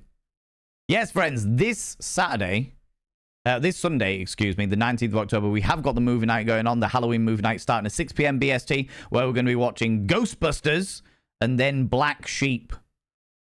There was another one that I was potentially going to replace Black Sheep with, but now I can't remember what it was. Fraction, a math game? No, good lord, that's too scary. That's too scary. Wanderer Cripple. Far too scary for that. No, this is Dark Fracture. Excuse me, which is more of a horror game in the traditional sense. I tried to get different games. So with Winnie's Hole, I was like, okay, this is going to be a bit cartoony, a bit fun, a bit intriguing. That's fine and dandy. Like, it'll be a bit of a piss-takey one. And then I was like, Mind's Lure, that'll be funny, entertaining, and a bit more chill in the same regard of like Dredge and stuff like that. And then I was like, right, and we'll finish, do an hour each of each one of them, and we'll finish on something a bit more actively like unnerving, a little bit more scary. Do you know what I mean? Which is where we're jumping onto this one. Don't forget, friends, that for the rest of the October, every Wednesday we are still continuing the Indie Horror Emporium, where we're playing a different indie horror game per week. Next week we're going to be playing the game that we were going to be playing this week before I realized it was Next Fest, which is the Home Safety Hotline, which is a call center simulator where the people that are calling you up are complaining about monsters and critters and myths and legends, and you have to advise them on how best to handle their pests. I believe. It looks interesting. It's another sort of like lingering dread kind of horror game, which I'm really into. I really like the lingering dread horror games, you know, you love it here. Oh, Mavis coming in for the 5 streams in a row. You've been streaking through here. Good lord, you cheeky devil. Put some clothes on. It's getting cold out there. Let me jump on in and capture the new game.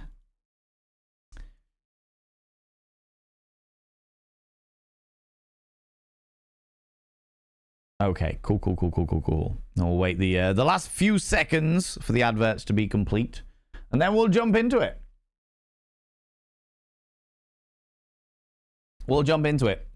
Don't forget that Next Fest, friends, is all about new upcoming games and games that are pushing their demos out there and stuff. Games that haven't been quite released yet, showing off their demos, showing off bits and pieces. So if any of the games that you have liked today, or any of the games that we've played today, you have enjoyed, and you're like, do you know what? I'd like to play more of that. I'd like to see where it goes, see what's going on.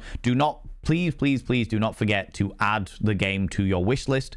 Adding games to your wish list shows developers how much of an interest there is in their games, and really helps them like sculpt their marketing schemes, like sort out all of their timelines and shit like that. So please do not forget to not only the games we're playing today, but any games that you're playing across Next Fest, do not forget to click that button that says add to wish list. Please. Okay. Right then, friends, let us jump into the game again. In fact, do you know what I'm also going to do? I'm going to pop, and I'm going to move.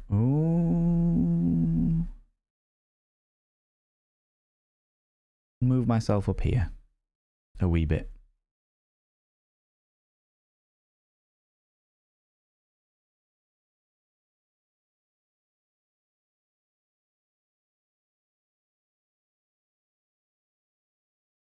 There we go. That'll do. And pop here. So this is Dark Fracture. Once again, jumping into the options to have a look. Video settings. That was an interesting way of doing it. This is a terrible font. Overall, we'll go for medium because it doesn't really matter. Frame rate limit to 60 because Twitch can't do any more than 60, so there's no point in having anything more than that. That's all fine and dandy. Short, whatever. Back. Audio settings. Love the fact that they're starting at 80. Bring our music down to... Yeah, sure, that'll do. Dialogue volume. Crank that up because that's always a pain in the ass. Music on. Output profile. Default? Cinema speakers? Yeah, default will do. Effect volume. Master volume. Sure. Back. So there's no coding at the moment for subtitles. No way to change the font, which is kind of hard because this font is definitely one that people with dyslexia are really going to struggle with. We are all about accessibility here. Yeah, no, I'm glad that they've, first of all, they put it onto 80% to begin with. That's a good thing. That's genuinely a good thing. But I would like to see some subtitle options.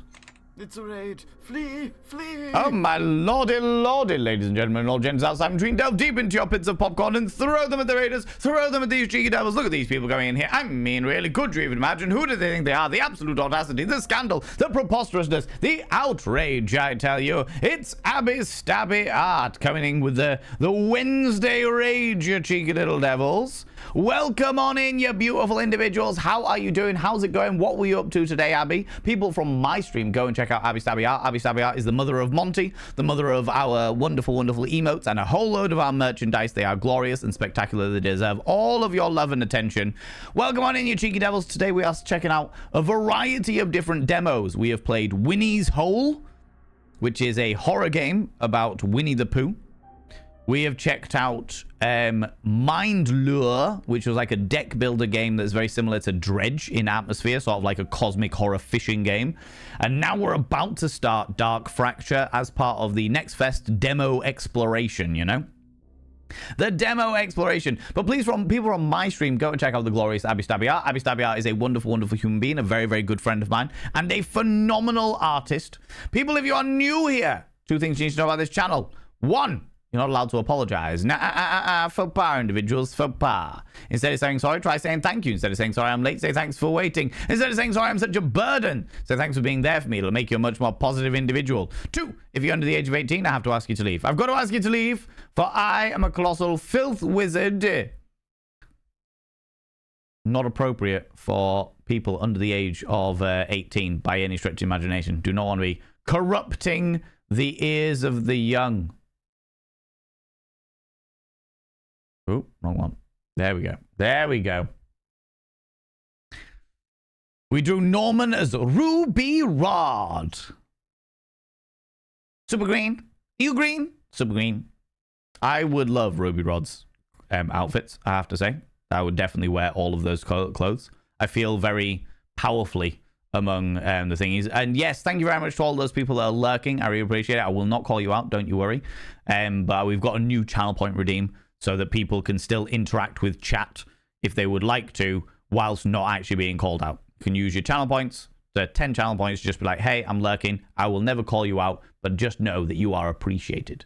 You are appreciated. They are iconic. They are. They are. Oh, hello. And then Abby is a 14-year-old.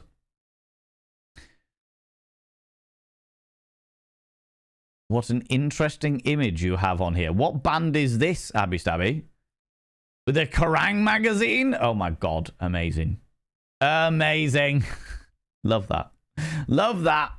Abby Stabby, as always, if you need to disappear off, if you need to go grab a snaffly treat, go grab some kind of delightful beverage, please go do so. Please look after yourself. I really appreciate you popping by and saying hi. I really appreciate that. It's Deer and Grey. Oh, okay. All right. I don't know the band. That's a new one. We were just checking out the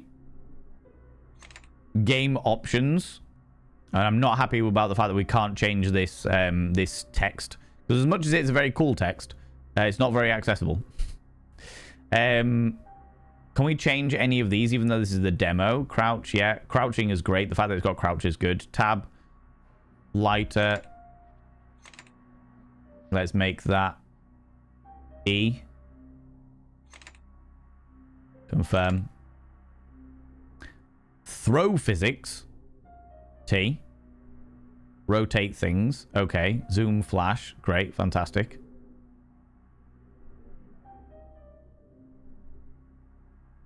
That was interesting because when I changed the lighter, it said examine was E. But I now don't have an examine one. E is already in use for lean right. Cancel.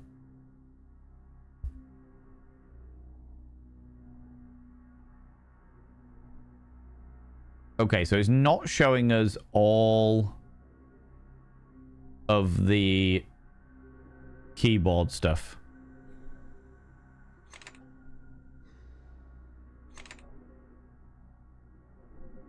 Sure, we can do F for the lighter.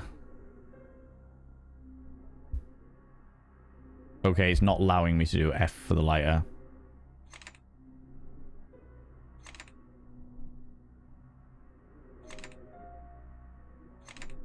Sure, okay. Yeah, reset keys. Let's do that.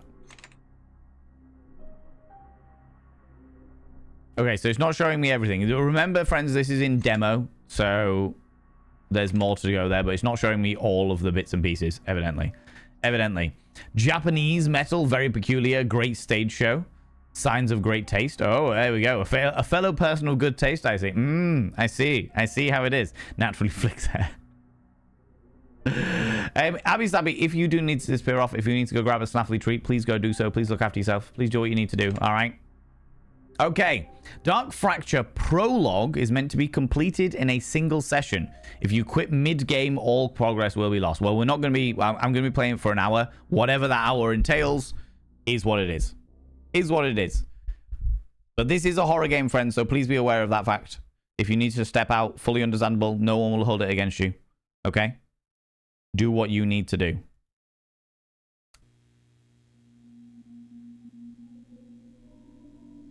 Loading. It's been a while since I've seen a loading screen.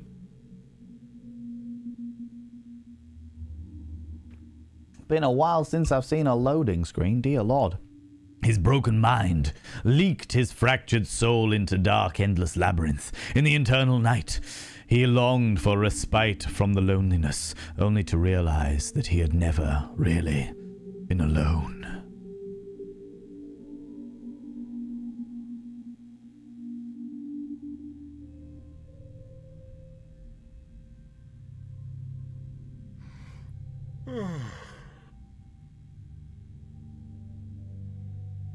How long was I out?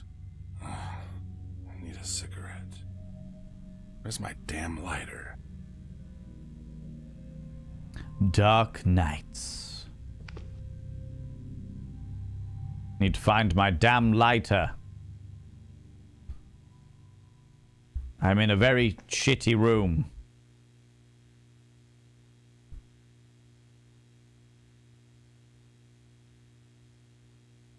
Analysis of the human mind.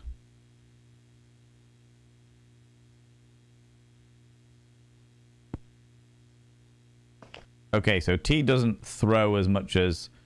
Staple remover. Removes staples and looks like monster teeth. Great for shadow puppetry.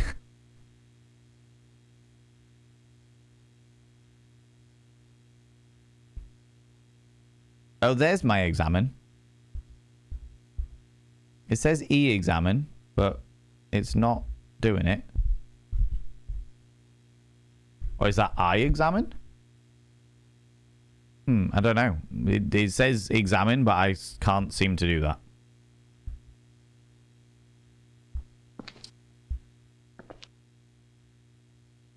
I can't pick up everything, which is good.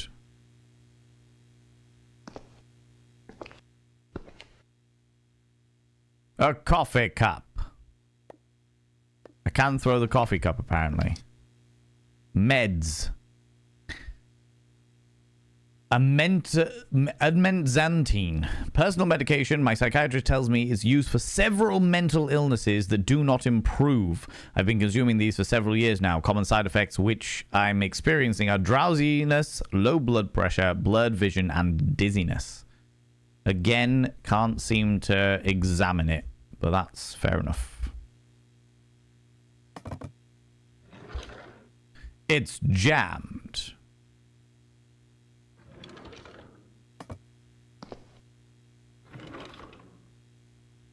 My chef outfit for when I'm going undercover as a chef.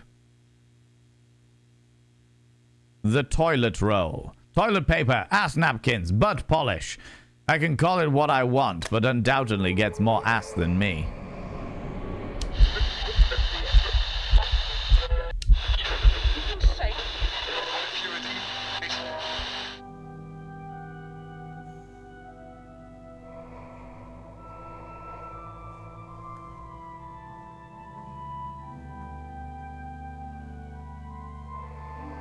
Haunted toilet paper. Haunted toilet paper. Tetanus waiting to happen. How's it going, Raffles here? How you doing, you beautiful individual? Sounds like you need to take more blood pressure medication. Is that a tampon in the middle drawer? It could well be. I think it's meant to be like a cup. A disposable drinks receptacle. Welcome on in, though. How you doing? Freaky deaky stuff. Oh, do you know what I didn't do? I just realised. I didn't change the game over. Bear with, friends. Bear with. What was this one called? Oh. Not what I wanted to do. Dark Fracture. That's the one. God damn it. Click on the right thing. Dark Fracture. Is it available on thingies? Dark Fracture. It is. Let's go. Done. Let's make sure I'm in the right game category. Don't want to be causing a ruckus. Okay.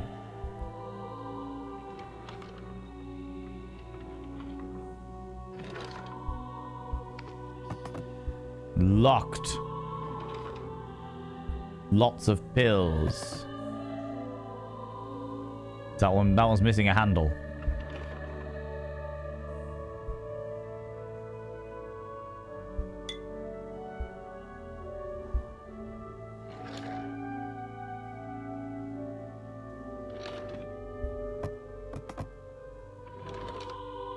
It won't open. Okay, so the crouch is also... Get stuffed potato chips, my favorite brand. Yummy and crunchy as fuck. Too bad the bag is empty. Okay. Interesting how they've got a lot of things going on with this stuff, for sure.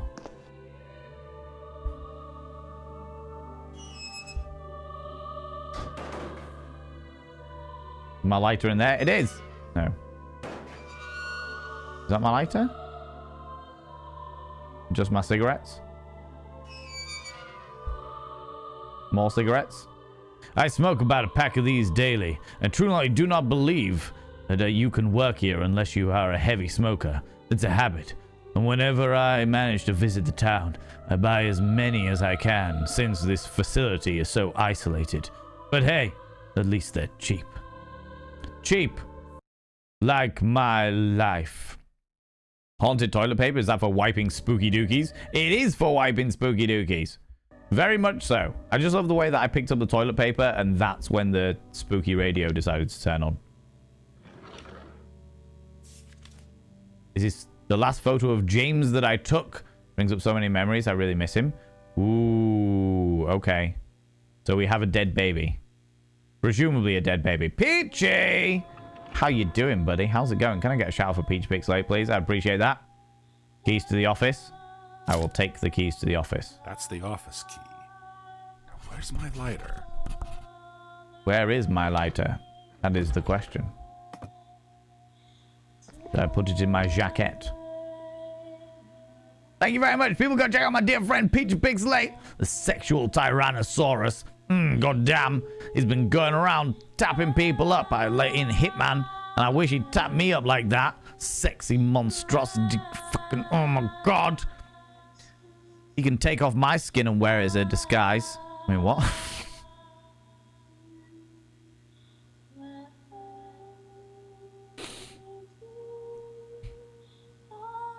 The disorganized storage system is working me. Most doors and drawers, some of these are locked and can only be opened for a specific key. Okay, sure.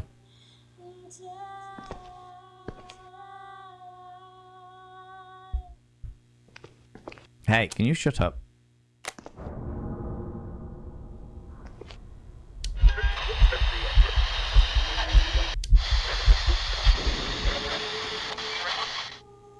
So there's a little sanity meter in the bottom and I've just dropped to 92%.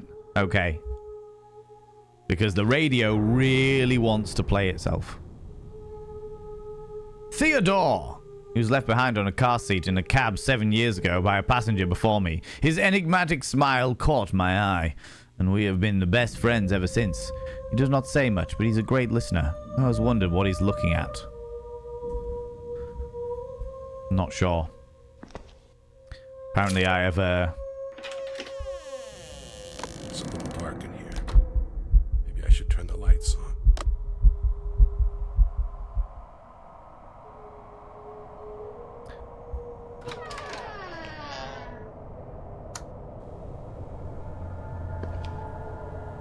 Where do I work?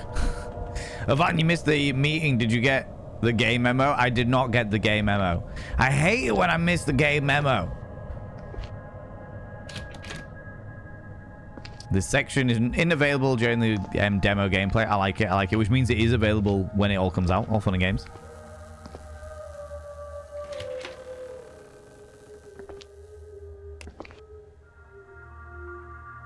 I didn't pick up my lighter.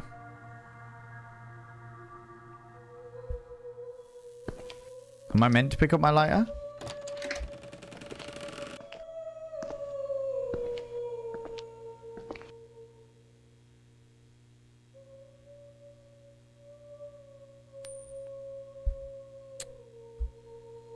Huh.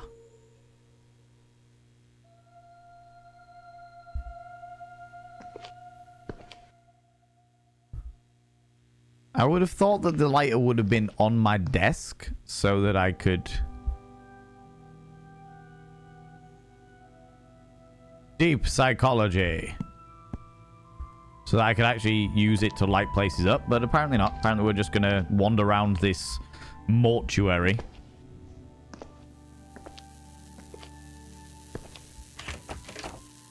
All locked. Jammed, not even locked. Okay. See how it be. Irking. Oh, I see. I see. Med cigarette section should be on the desk and drawer. Exactly. You would think that, especially... I would rather smoke than check on dead bodies. Okay, so I haven't picked up left my lighter somewhere else. In amongst all of this shite. Specimen report 3N37544. Jane Doe. Very interesting case. She's still up there in one of the outer cages. We'll need to check on all of them when the rainstorm passes. Was injected with a stim of compound, or so many millimeter, so many whatevers, volume of compound 077TI4 prior to plantation 3 months ago. The body of the unidentified woman was recovered from the nearby woods. The body had severe lacerations and was missing an arm. The reason behind the body's condition was never discovered. The body was discovered in a remarkable shape at the latest checkup. Over the last 6 months of observations and autopsies performed thus far, the body has undergone the early stages of decomposition early on. However, the skin and limbs have been wholly repaired. Note, the body seems to have moved 1 meter north from where it was first planted. although there is no evidence of tampering from neither animal nor employees. Nor has there been any natural phenomenon that may have pushed the something there that night. That far? Huh. Okay, interesting. Take the key. Key to my locker. Did I leave my lighter? I'm gonna slide it on my office keychain. My locker key.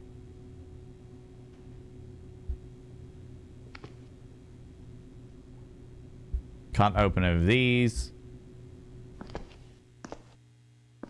Assuming this is where the lockers are. Enter my journal.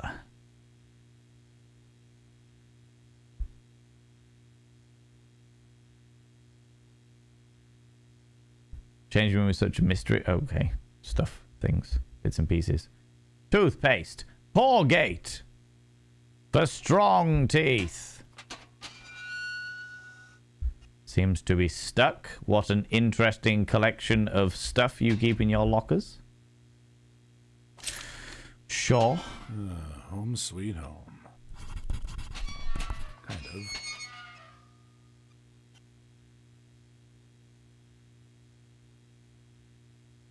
What is the key? Key for the exit door leading to the body farm upstairs. Got a long shift to go, so I cannot think about leaving just yet. Will definitely get fired if I do. Need to keep this job. Okay, so I can't... Apparently can't just pick up the key and put it on my keyring. Interesting.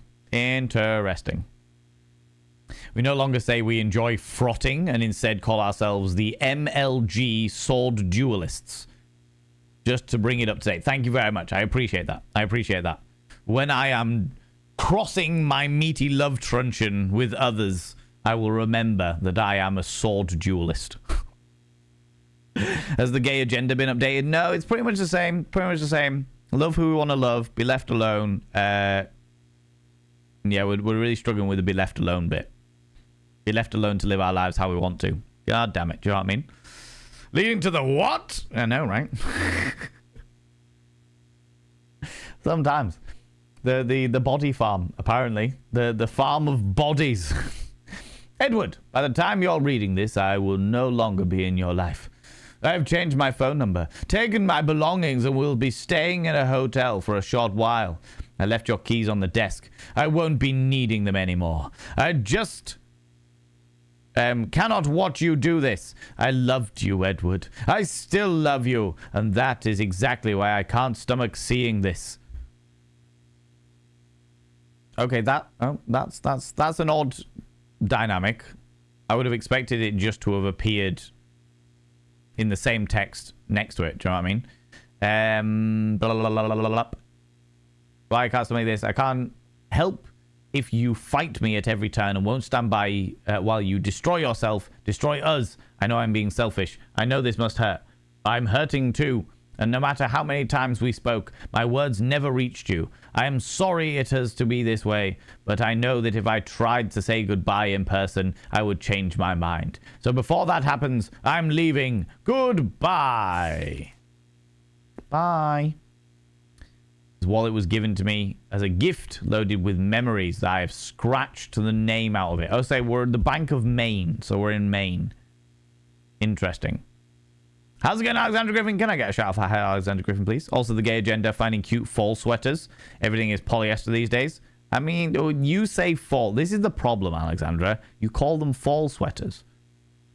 People are thinking if you're going to fall over, you need to be in something at least water resistant, hence the polyester. If you called them autumn jumpers, different kettle of fish. That's about staying snug and cozy. All right? Autumnal, even better. Even better. People go check out Hey Alexander Griffin. How you doing, you beautiful individual? Appreciate your face. How you doing, Lunicorn? Yeah, it's a freaky deaky game. We're about to go find out what the body farms are, apparently.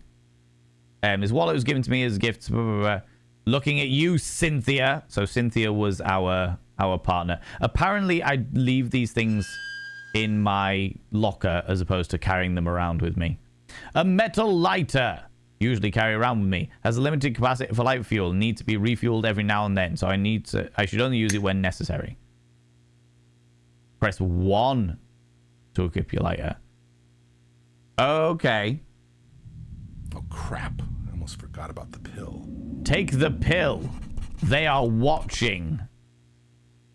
What is going on? What is happening?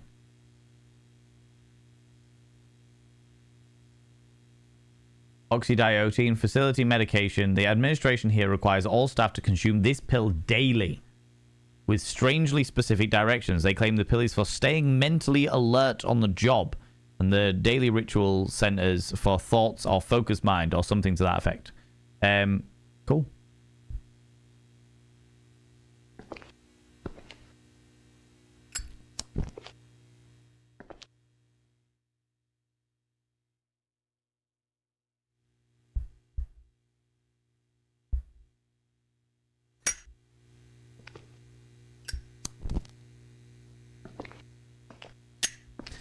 Cool. I'm not going to take the pill. I'm just going to see what happens. Oh, look at me going into the lavatoires.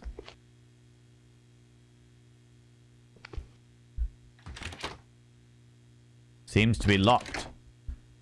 Hello, don't mind me. Didn't mean to disturb you while you're shitting. While you are mid-fecalation. Did I go into the wrong lavatoires? That flicker is really annoying.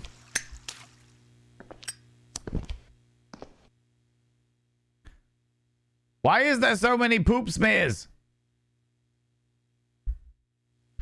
What? Why do I work here?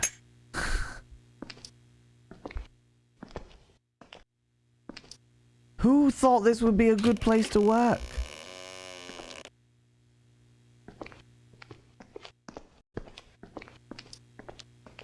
Why is everything so poopy?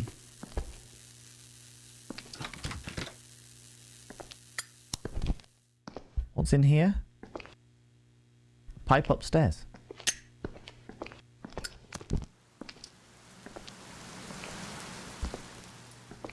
Okay.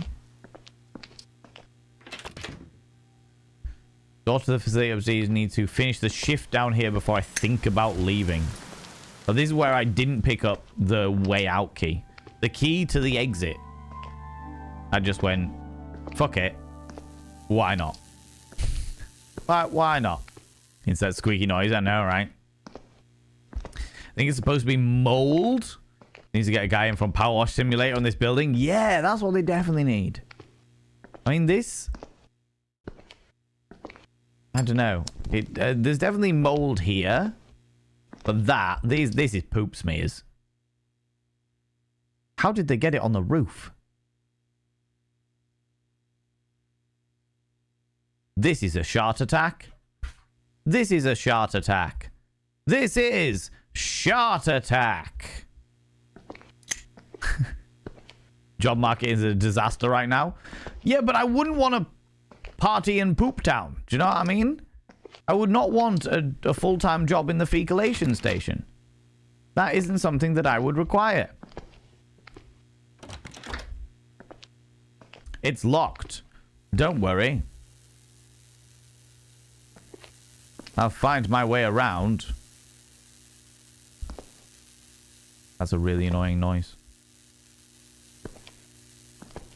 Probably for the best that it is annoying. Better be careful with my lighter and all this cardboard.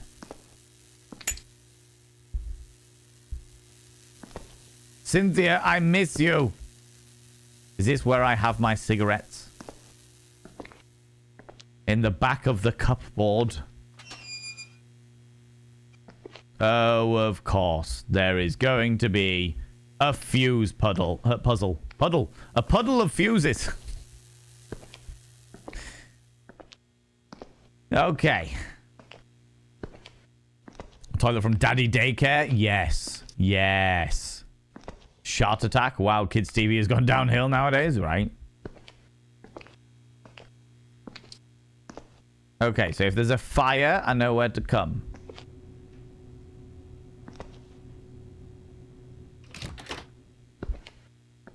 The autopsy room. I've got no business being in there. Not a single bit of business. The sound effects are pretty good.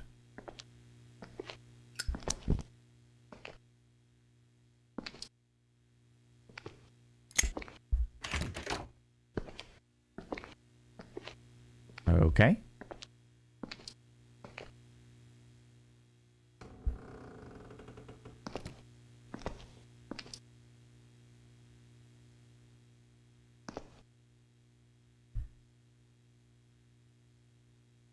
Interesting. Where did my cigarettes go? No! They're here, aren't they? Apparently I can't have my cigarettes. They gave you haunted toilet paper. I'm not an ungrateful employee you are. I know I picked up the toilet paper and the... Because shit happens. It does. But the radio started playing.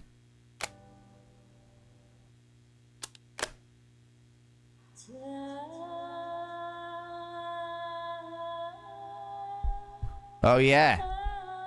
This is that hip number from Spooky Bitch Alpha.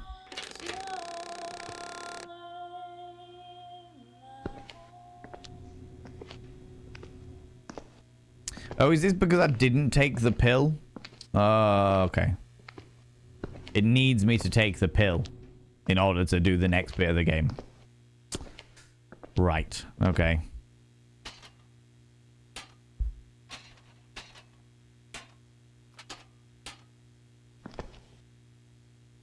I was looking in the wrong locker.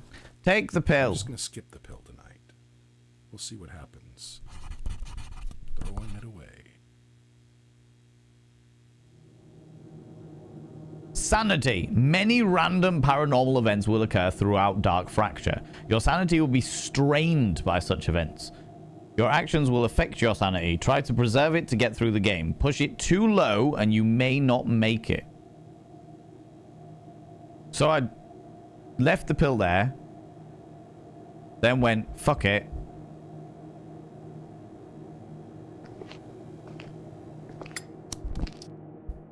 This is not a good button for my my lighter. Can I take the key out, please? It makes no sense why I would leave the key in my locker as opposed to on my keyring.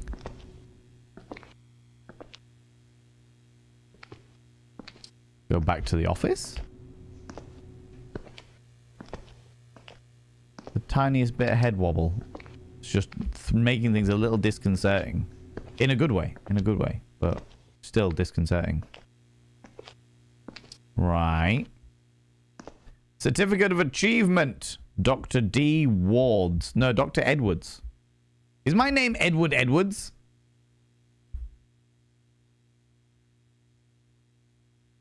Is my name Edward Edwards? Or did my wife just call me my last name? Edwards, I tried to talk to you, but you kept refusing me. Dr. Roberts? Dr. Edward Roberts? Dr. Edward Edwards?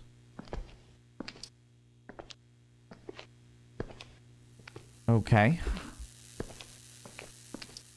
Let's have a leisurely jog. Go to the two places that we know exist.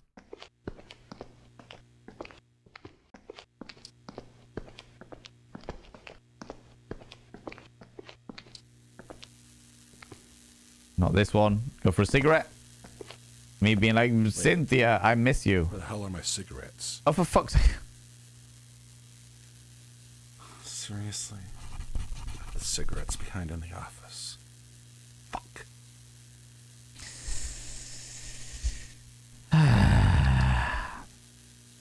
Right. What the hell is this? Weird valve handle. I don't remember it ever being here. Many objects in the game are interactable. You can move around. Okay. What a weird valve handle that looks like it's made out of bones.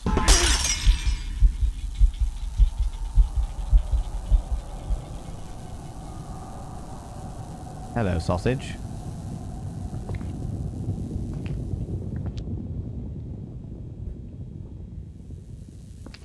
That actually made me jump, which is impressive. That doesn't normally happen.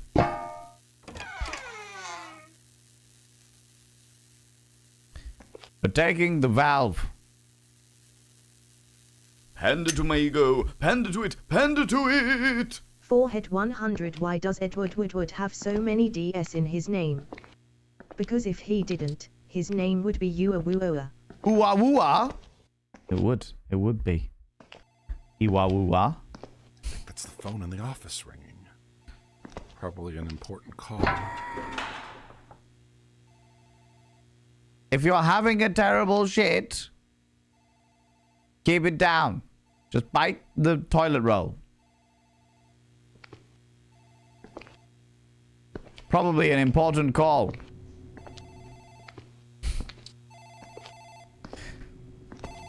That don't starve? Is that not like don't starve?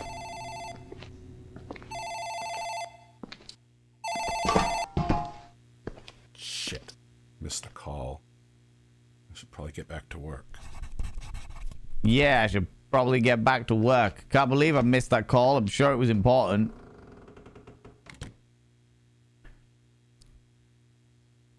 I like how the Mario is called Mario Mario. Yeah, maybe. I'm Edward, and they're Mario Mario. Yeah. The guy from Valve's startup logo. Send you Source Engine? Oh, good lord. This is... Okay. Do I need to take the...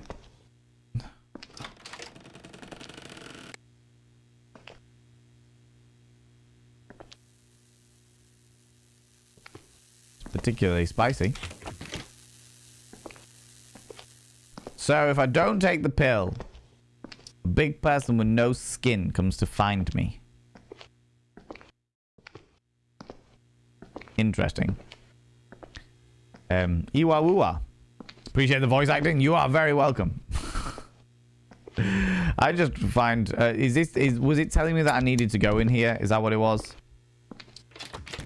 No, there's nobody in there. In the...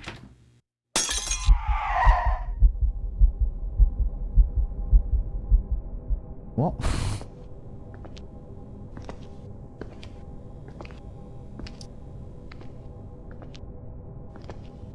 Anybody in here? Anybody in the shark attack round? No shark attack scenarios.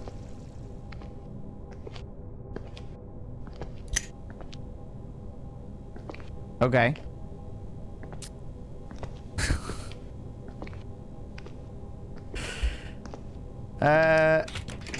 Everything's locked. I don't need to go in there.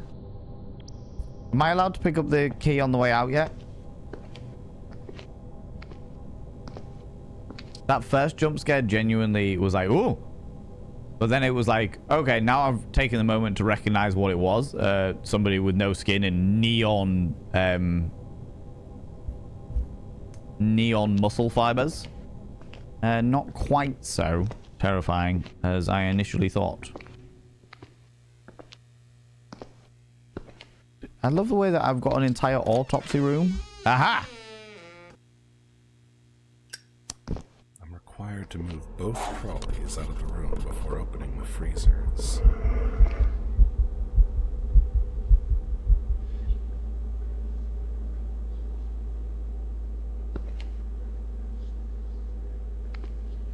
Okay, now for the second trolley.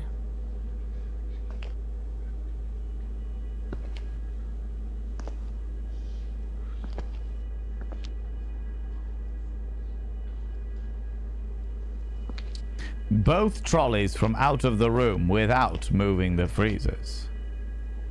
Let's go. Now that this is done, I can go check the occupied freezers. I can. I'm gonna go and grab my little wheel, my little turny wheel. Because I don't trust that I'm not gonna need it. I would like to think that at some stage... is it me, friends? Like, genuinely? Genuine question. Wait, I've got the genuine question thing. Genuine question. Is it only me? Alright, but if you worked alone in a place like this, alright?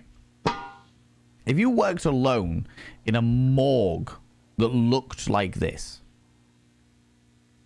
would you not, A, make sure all of the lights fucking work, and B, like, do your own cleaning? Like, I wouldn't be able to be comfortable in a place that was this fucking shite. I wouldn't be able to do it. I wouldn't be like, do you know what? I feel all right dealing with bodies in a place that looks like it has literally come out of someone's diuretic explosion. Like, hello? No. Hello? No. Isn't the point of the game that you're supposed to be comfortable? I mean, I think the issue that I have, Alexandra, is the fact that a lot of the dynamics for me with horror games is the immersion and the believability. I wouldn't believe that I would work here. Like, I could understand if my character was like, okay, I'm investigating a case and I'm going to a mortuary that's been abandoned for however long. I'd be like, yeah, fair. All right. Makes sense. What? Fucking hell, body is missing from the freezer. Fuck, I'd better use the office phone to report this immediately. I'd better use the office phone to report this immediately. I appreciate that this is the prologue. This is a demo. It has to be said. First and foremost, it is a prologue and it is a demo. All right.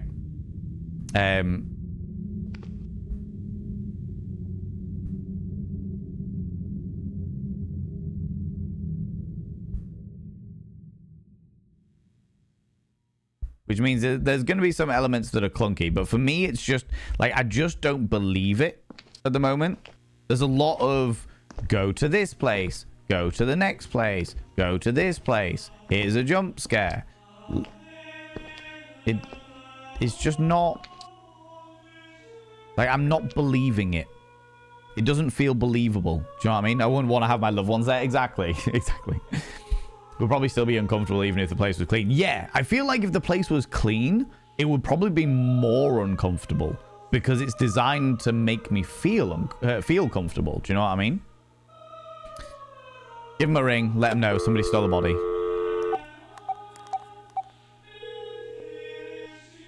Hello? Hello?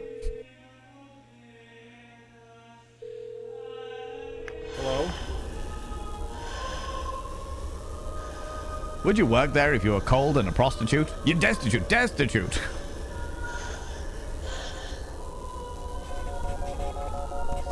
Okay. The other thing is that they didn't give us any kind of warnings.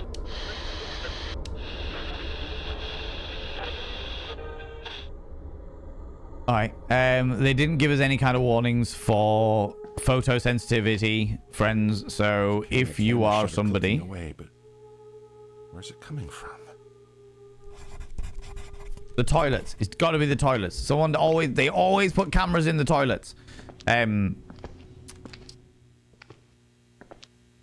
Yeah, the what was I saying? If you're cold and destitute, as opposed to cold and a prostitute, they've taken photos of me, but they can't get my reflection because I'm invisible.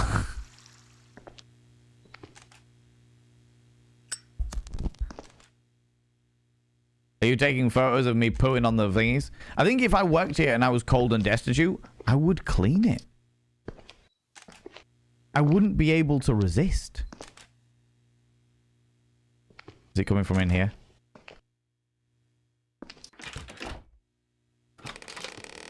Oh, there you are.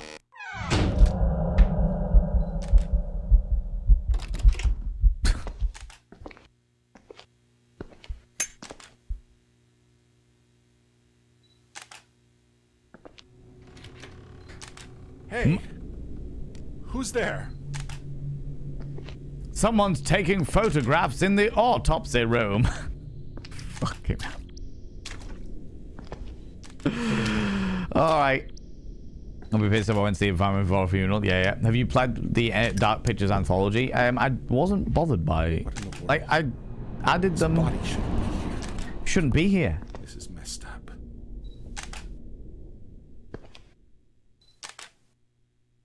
I'll take the camera. Something decomposition. Camera flash can be used to as an unlimited light source. Okay.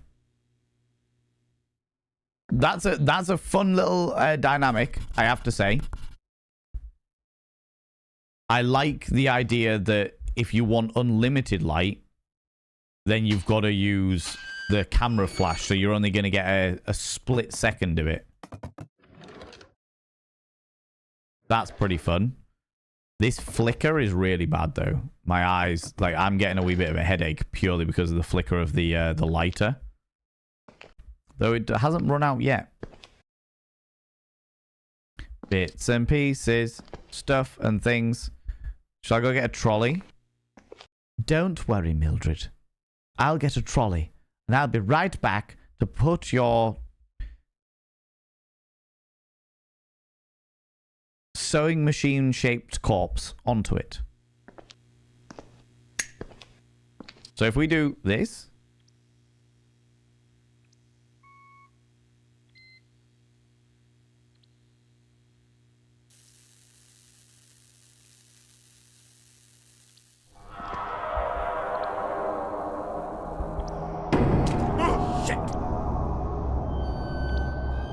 Now what? Power's fucked. Fuse box should be in the storeroom. Oh, we know where the fuse box is. The power's fucked. It's kind of following all of...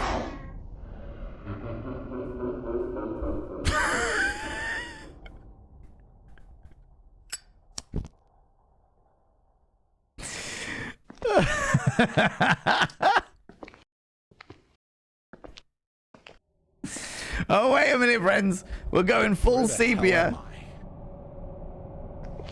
What's this shit? There's a hand. Can I touch it? Hey. Now we're alone now. Would you be interested in cupping my balls? And the never-ending dread of an interesting... I love the way that we've got like a film streak across everything. Slowly encroaching VHS filter. Get out. Exactly. Gotta chill. Gotta calm down. This is all in my head.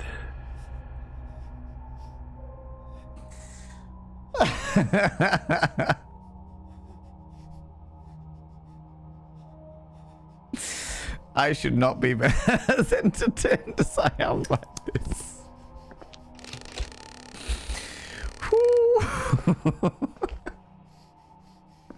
This is a horror game, yeah. It looks really good. Alright, okay, flick the fuse. Don't get it. Fuse box seems okay. Let me try the emergency lights. Where the fuck do I find the emergency lights? I miss you, Cynthia.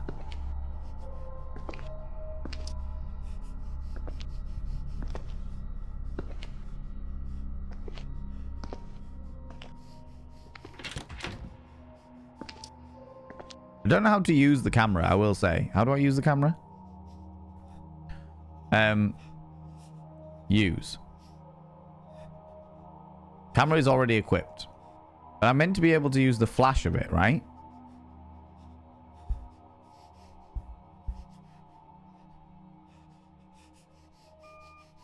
Now that activates it.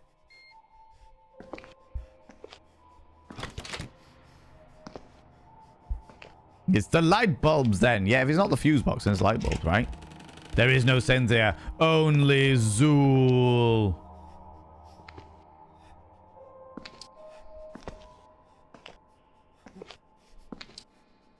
Where would the emergency lights be? Let's go down the middle. Because that can only go well. Now we're alone now.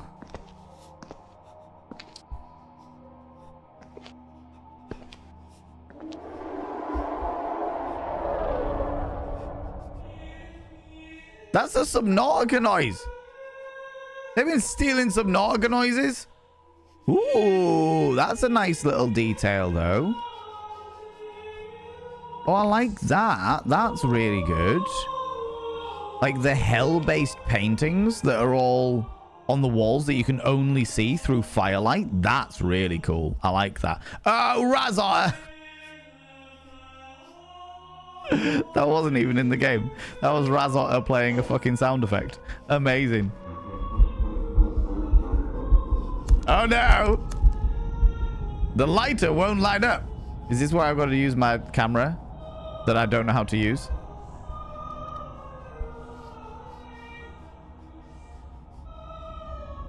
Have I got settings, controls? How do I use my camera?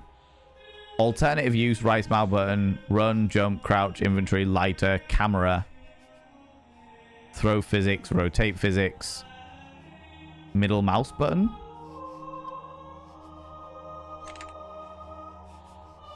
Watch Ghostbusters the Youngest for the first time this weekend. It's stuck in my head, yeah.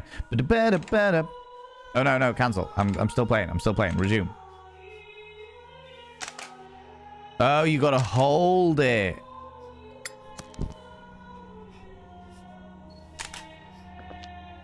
That, you see, I like that as a... as a technique, as like a game system thing. Like, I really like the dynamic of the flash. Oh no, I've got to go and get the key from the locker room. Thought it was a hand then. I was very excited.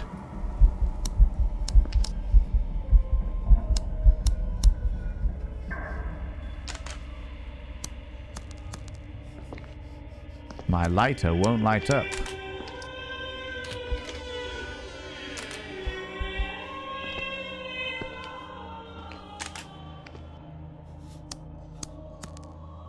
Still not lighting up. The idea is that you use the flash and therefore thingies. The Madison camera did better, did it? Okay. Still not working.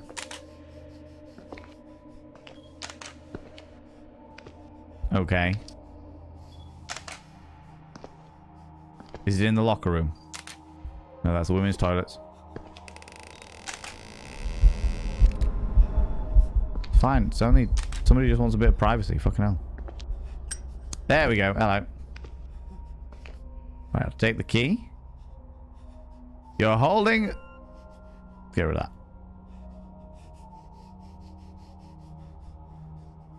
I love the way all this shit is happening and I'm like, yeah, I don't need to be here for the moment. That's fine. That's all right.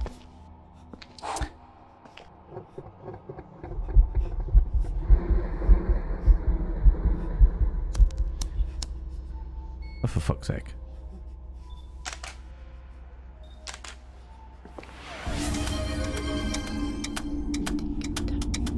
What? Oh. Stupidia. Thank you very much for 200 little panderings, you cheeky little devil. That train is not my fault. How you doing, Zabadi? And how's it going, you beautiful being? Don't worry, you've come in at an interesting game. Where the fuck am I? Right, we're going this way. I feel like... Oh, for fuck's sake. Right, if we go to... There we go. I feel like the morgue may have...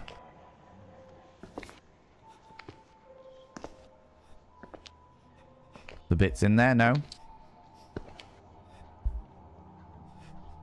Alright, see how it is. Twitch has been throwing out random trains recently. I mean, to be fair, that one isn't. So there are settings, Trash Panto. There are settings that say that you pick up trains when you least expect it, effectively. Oh, for fuck's sake.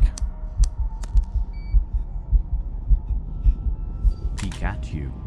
Mm-hmm. Peek at you. Peek at you.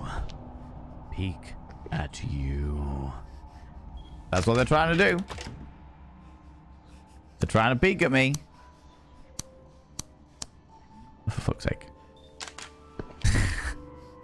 This is the downside to the game.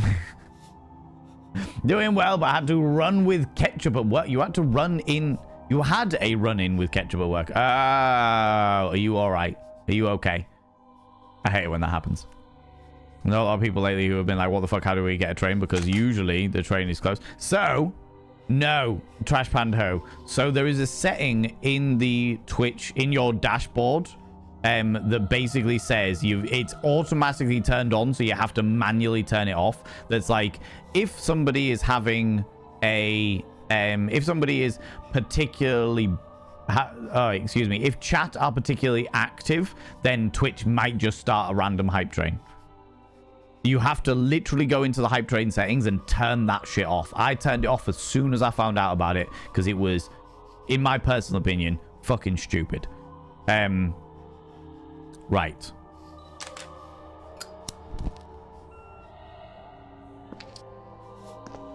So where the fuck am I meant to go?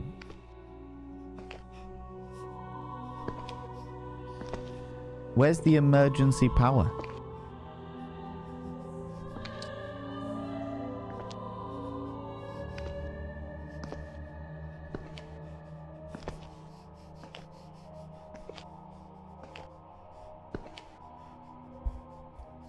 I don't understand what's going on. The fuse box seems to be fine. Nothing is working. I need to switch the emergency lights on. I think it's the orange switch. Oh, on the fuse box? So I've just been wandering around for no reason. Okay, cool.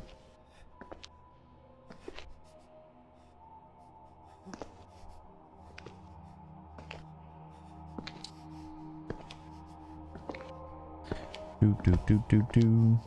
Do do do do do.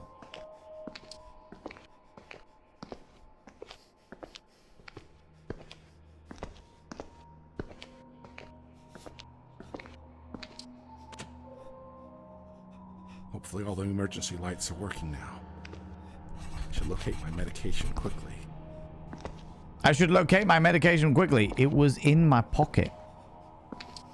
So this is the thing that he's blaming is the fact that I haven't taken my medication, so all this weird shit's happening to me. And it's shut, which means there's going to be a jump scare. What? The light's red? Is that what I'm upset about? Right, there's a trash can here, right? Is my medication in the trash can there? No. Is it in here? Did I put it in this one? Apparently, I still don't think this is weird enough for me to...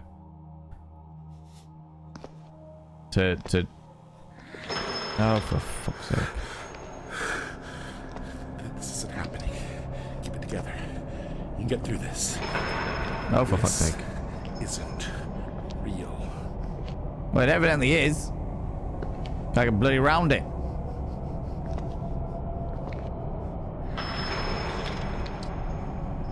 Do. Is it gonna go in the middle? Yeah. There we go. Okay. It's kind of a beefy demo, though. It is, but there's just a lot of running to and fro. It's not... Like, there was that one jump scare at the beginning where I was like, yeah, okay, all right. We got something going on here, yeah. And then everything else has kind of just been the same trope. Take my meds. Thank God. I really need my medication. My personal antipsychotics.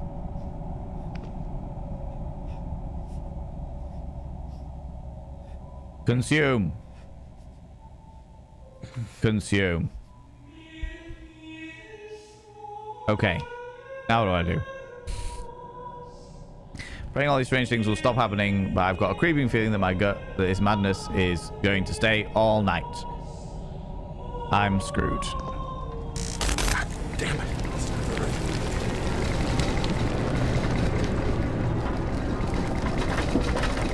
stand in the doorway. That's what you do on an earthquake.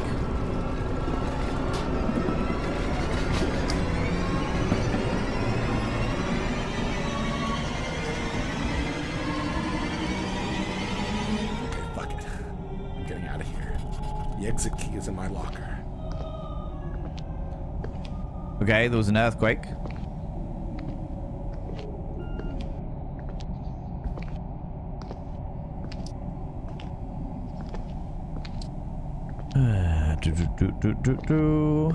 The exit key's in my locker that I could have picked up earlier when I thought, do you know what? I'll probably need that on my keyring.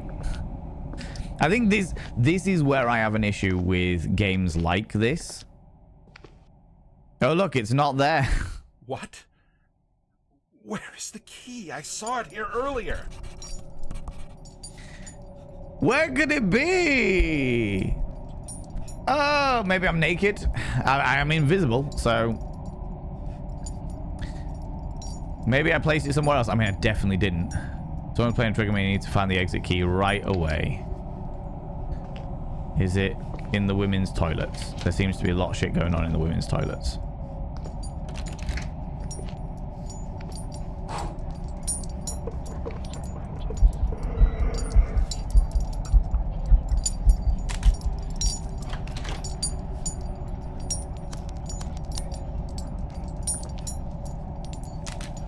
Oh, hello. Nothing going on in there. All right, cool. I mean, I think the other thing is the fact that I don't, like, I keep getting random bouts of lack of sanity and I don't see anything.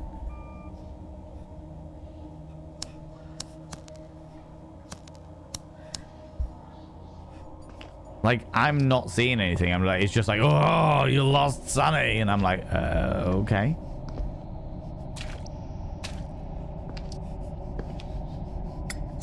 There we go. Did I put it in the corpse room? No,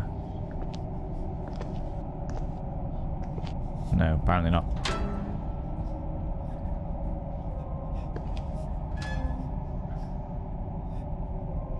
Oh, is it on with the body, perhaps?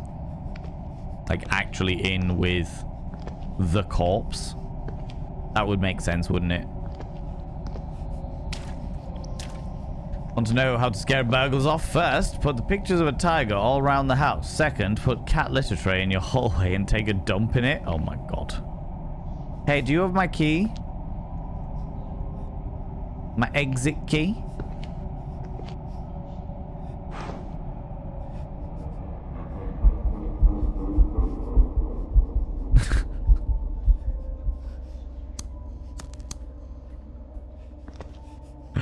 Alright. Sure.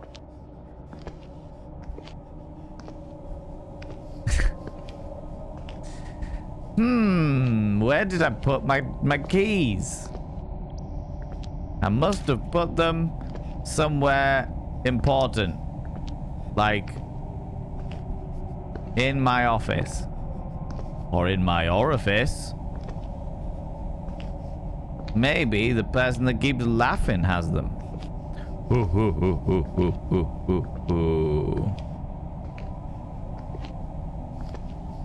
Maybe I could use this staple thing to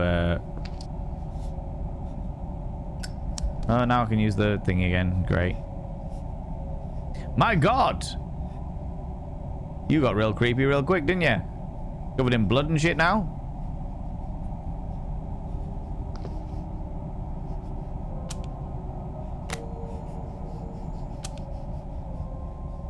HYCBH. What?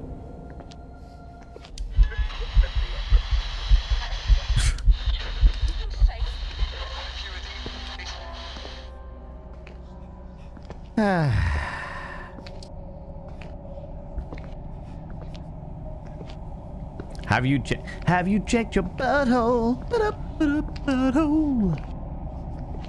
Are they? For fuck's sake. Oh no. What could possibly be going on here? There is a...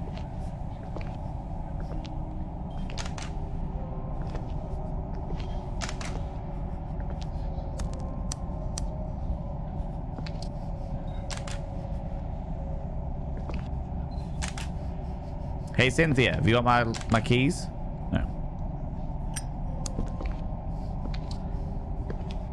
I genuinely thought for a while that maybe the lighter was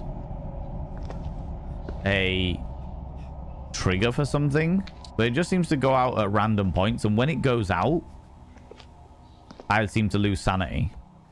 Can I use some more of my anti-sanity pills? Yeah, that'll do.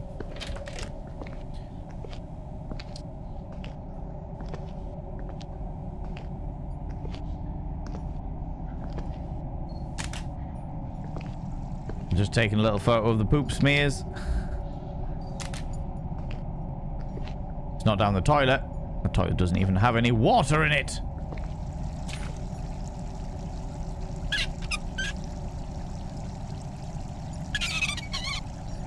It's just pissing water everywhere. But I'm glad I'm not footing the bill.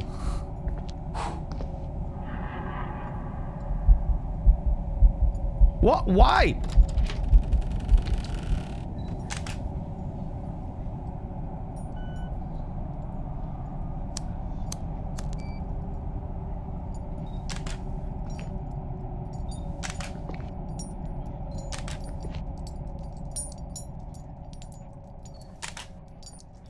That's just jangling.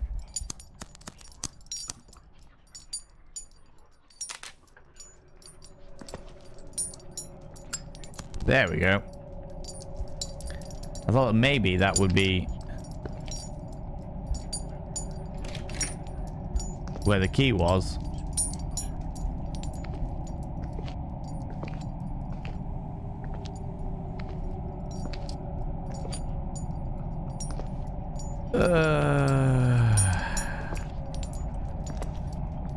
Oh, there it is, look.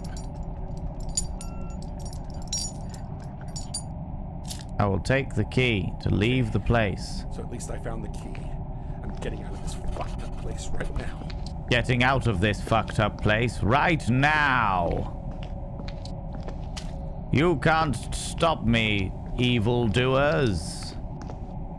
For I am the man.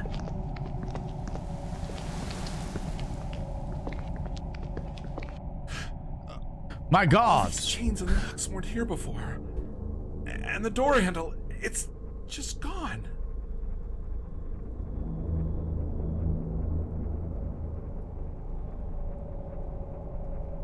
And then he goes outside and there's a creature. There's no creature!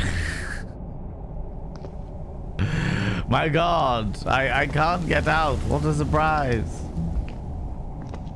I think this is the problem. The problem that I've got with this game is the fact that I am very much doing the same sort of shit that, like, it's a bit too tropey.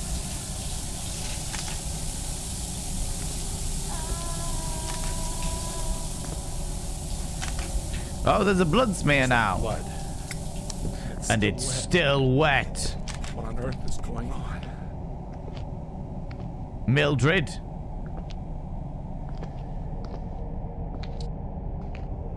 Did you smear your poop everywhere again? Where's it leading? That's the real question. It's predictable. Yeah, Alec, absolutely. Also, how you doing, Alec? How's it going, you beautiful bean? Thought you were the colossal filth wizard. I mean, I am. But the great joy of filth is doing it. Oh, look, it's going to the autopsy place.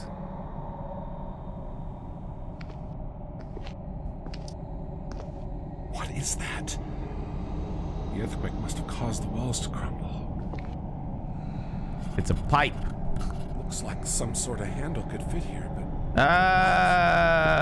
Oh, it's the stupid handle. That's a really good point. These all rushed around all over the place. There it is. Hello. Forgot about the handle. After all of that, forgot about the handle. What about the bone vault thing? Let's turn it. What happens?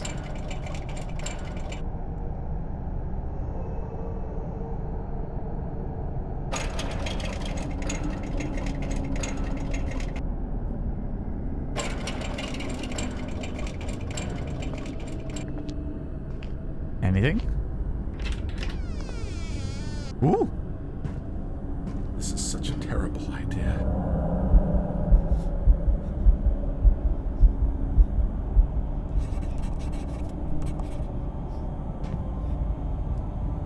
There's bits of corpse on the floor. Oh, there's hands trying to grab at me. Okay. My bone vault is what I call my asshole. Somebody threw a chair at me. The ruffians.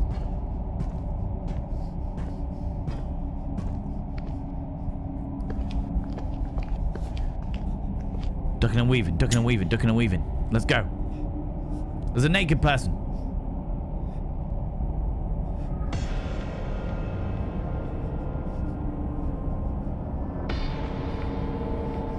What? What? What even is that? This was the reason why I picked up the game. This must be a nightmare. What the hell is going on? Because it's the weird HR Geiger shit. I was like, okay, this is going to be interesting. Give us a kiss. Mwah. Oh, I can't even open my inventory, so this must be a dream. Have you checked your butthole? My sanity is 1%. Oh, bye. This person's being put inside a butthole by the looks of things. Help! Somebody help me! No! No! No!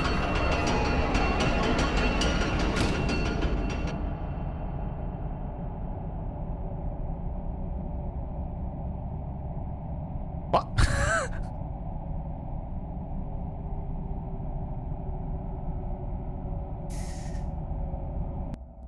Okay.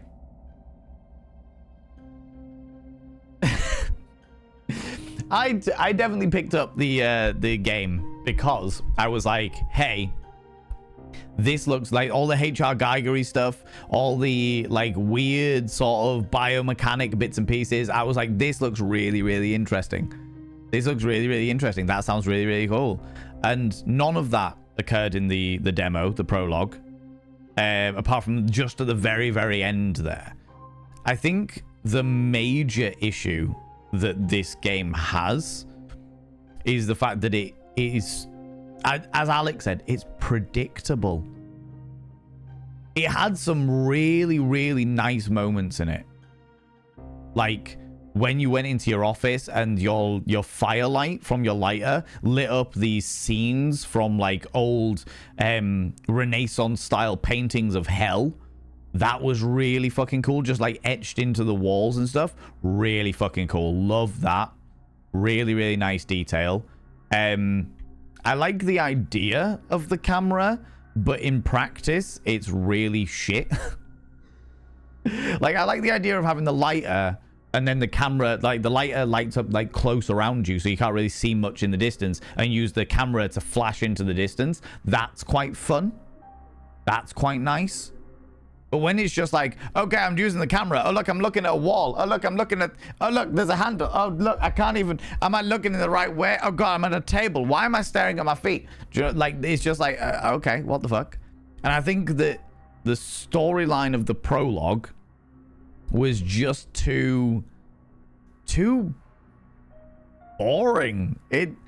Here's a jump scare. The only bit that got me in the entire game was that first jump scare, where it was like, I'm a person. Oh, and it was like just round the corner, and it was like, okay, fucking hell, fair enough, jump scare. But then it was like, okay, that person's far too red. Are they a devil? Are they a skinned person? I don't know. Not entirely sure because I didn't get a good look at them, which is the point. Absolutely. And it was like, okay. But the only bit that actually genuinely, I was like, okay, I'm interested, was that last 3 seconds where I was like, okay, where's this? Okay, it's not going anywhere. It's fine. I think the believability, like the immersion, the ability for me to fully buy into this and believe that I am there is gone. I'm in a really fucking shitty rundown place, which you can be run down without having shit smeared on the walls. Do you know what I mean? I'm working in this morgue, which is fine. Don't mind working in a morgue. But I don't understand why there's shit smeared all over the walls. I don't understand. Like, it's not like I'm going into an abandoned morgue. It's like, this is the place where I work. Why is there shit all over the walls? Why is there cobwebs all over the bins to the point where most of the bin is covered in cobwebs? You can have like a rundown thing without it being absolutely fucking disgusting. And I think that takes me personally out of the immersion of it, because I'm just like, well, I don't believe that I'm here at all. Then the more and more things that happen to you. Oh, look, your light has gone out. You've lost some sanity. What? Why? I'm confused. What is the purpose? What's going on here? I'm like, huh.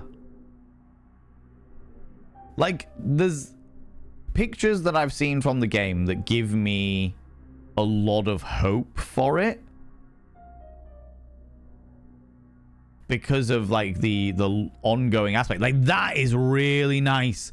Oh, that was beautiful. Like, that little moment where it was just like, we're zooming in, we're zooming out, there's constant movement, and then just a little humanoid figure just appears out from around the side of the tree. Beautiful. Love that. Those little there, yeah, you see those little moments of creeping dread. Real nice. They needed creepy and they went with filth. Yeah. It kind of just buys into every trope. It's like they've gone with a tick list of what needs to be in a horror game and just been like, okay, we need an evil laugh, tick box. We need his vision to blur as he loses sanity, tick box. We need a fuse box, tick box. We need a lighter, tick box. Oh, I tell you what, we could do that camera thing. That's new. That's not on the list. Yeah, we'll do that. That's new. We'll write that on the bottom. Okay, we need a morgue. Oh, it needs to be run down and disgusting. Yeah, it's like, come on, give me something a bit more, a little bit more umphy, a little bit more interesting, a little bit more like immersive, you know? I hate when shit's smeared on the walls in games. I'm playing games as an escape to my normal life. Exactly, right? And now I feel like going and clearing the shit off my own walls. God. Do you know what I mean? It's just like, okay, all right. See how it be. So, all in all, wasn't impressed with that last one.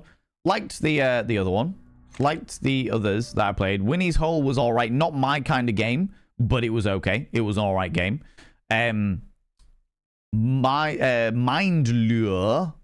Mind Lore is definitely the kind of game that I would probably play if there's a good storyline to it. And this one, the demo gives me no hope for the whole game. Because the pictures of the game, can I find it on Steam?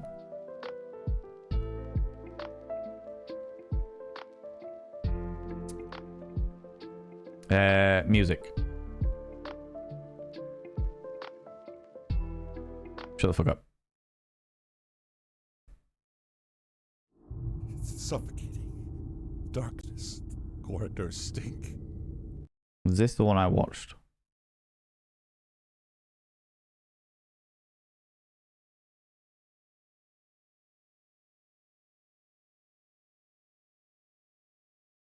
Yeah, okay.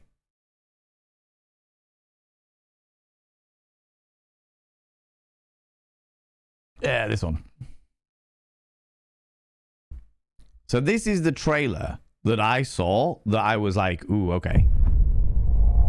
I was like, yeah, okay. Interesting. Alien worlds, obscure cosmic horror shit. Sanity issues. Welcome to the body farm.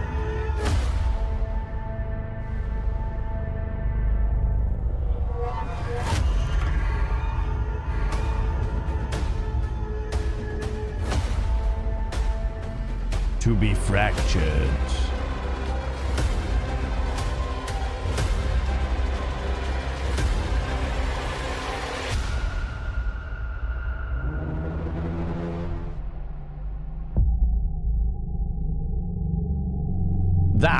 was what I was expecting. Do you know what I mean? That was what I wanted. That was what I was all about. Being like, okay, all right, weird shit going on. Like some real cosmic horror, like H.R. Geiger, H.P. Lovecraft shit going on. And none of that happened.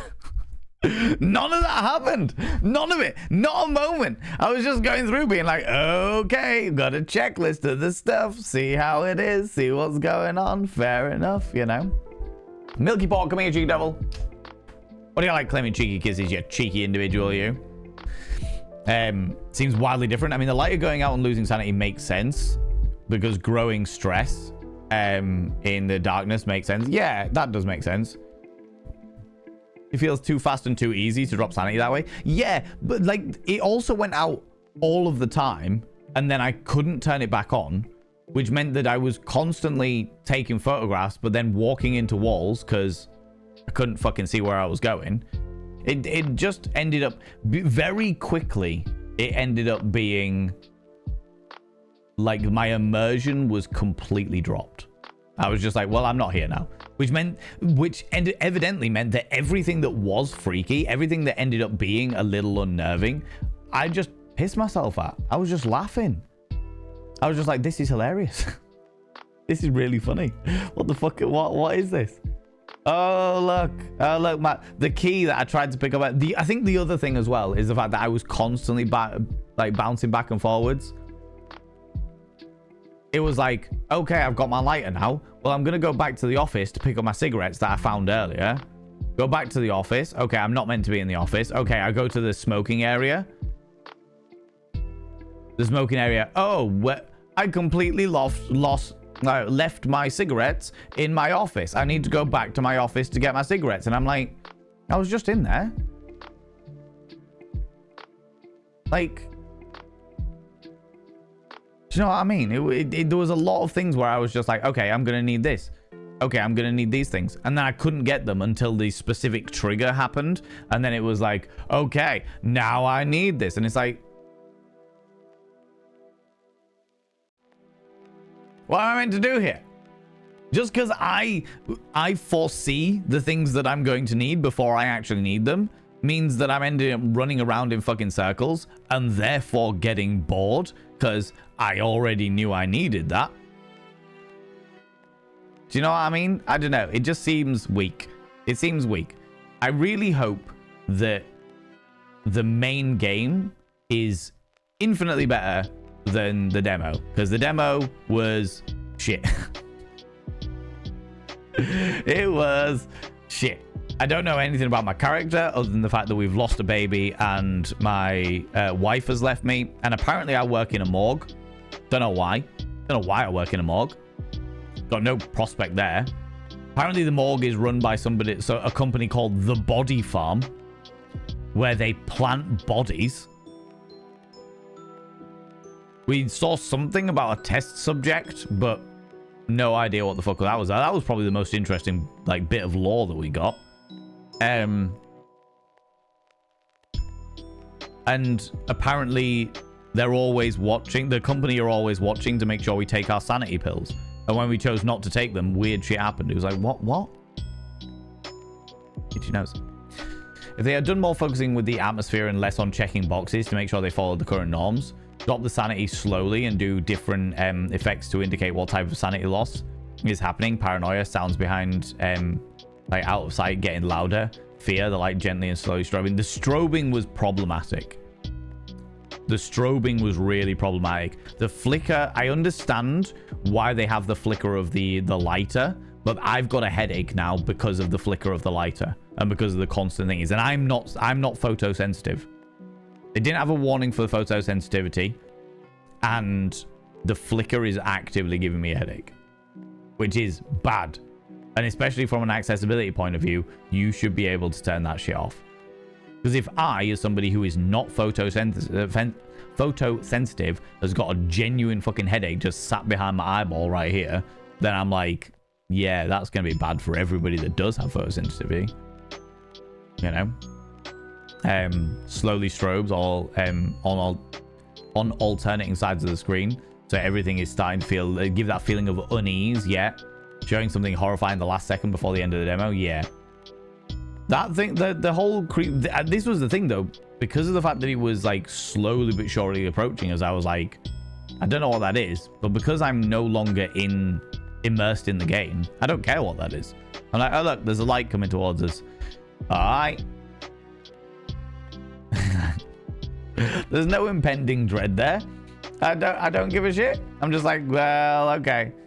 Like picking up the key to the way out. The way that would have been better, genuinely would have been better, is if you picked up the key to the way out and you went and be like, fuck, I need to get out of here. You went to the back door to leave and the key was gone.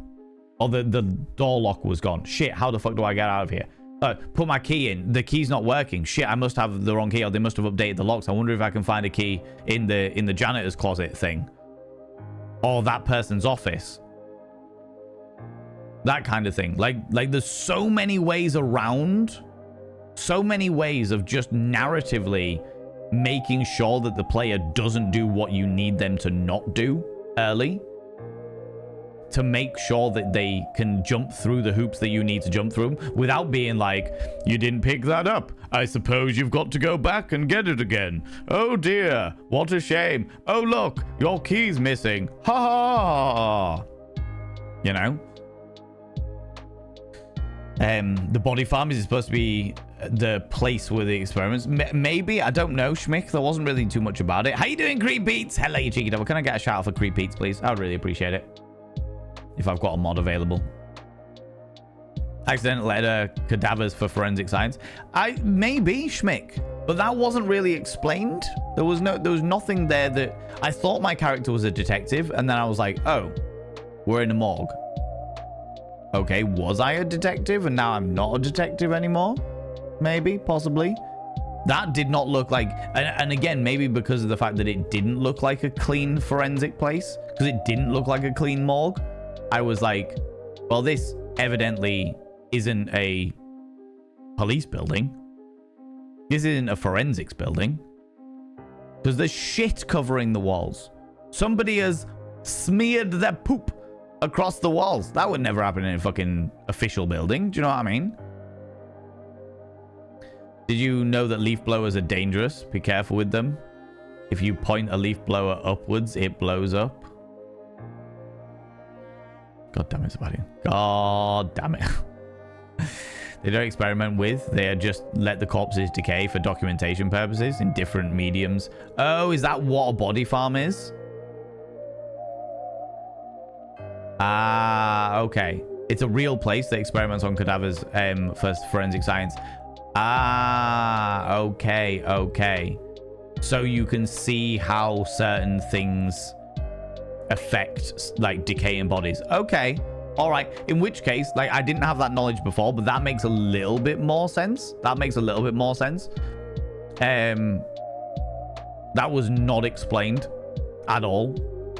I feel like maybe it's potentially possible that maybe the developers expected everyone to know what a body farm was.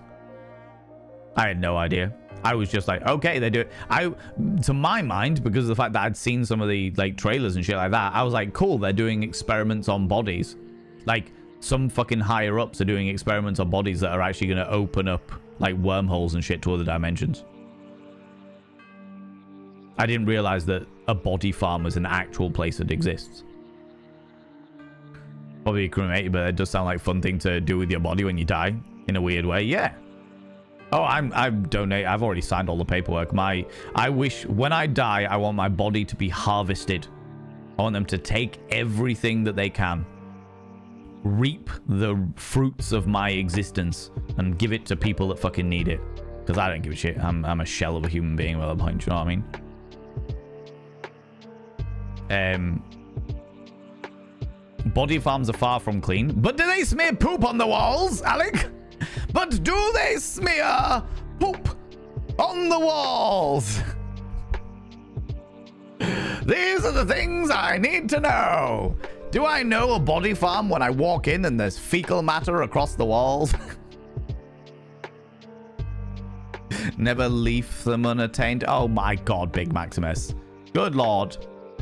Can respect that. I'm donating my organs to anyone who needs them and prepaying for my daughter to be able to choose what they want with my body. Yeah. Do what they want to do with my body. Just not going to use it. Might as well help and give as much comfort as possible. I could not agree more. Fucking take all my organs. Cut me open, see what's going on. Do you really want the answer? Have you been in a body farm and do they actually smear poop on the walls? Okay, yes or no answer to anybody that's been in a body farm. Did it look like what we've just seen? Because if that is a genuine, accurate representation of what we have just seen, then I take it back. All right?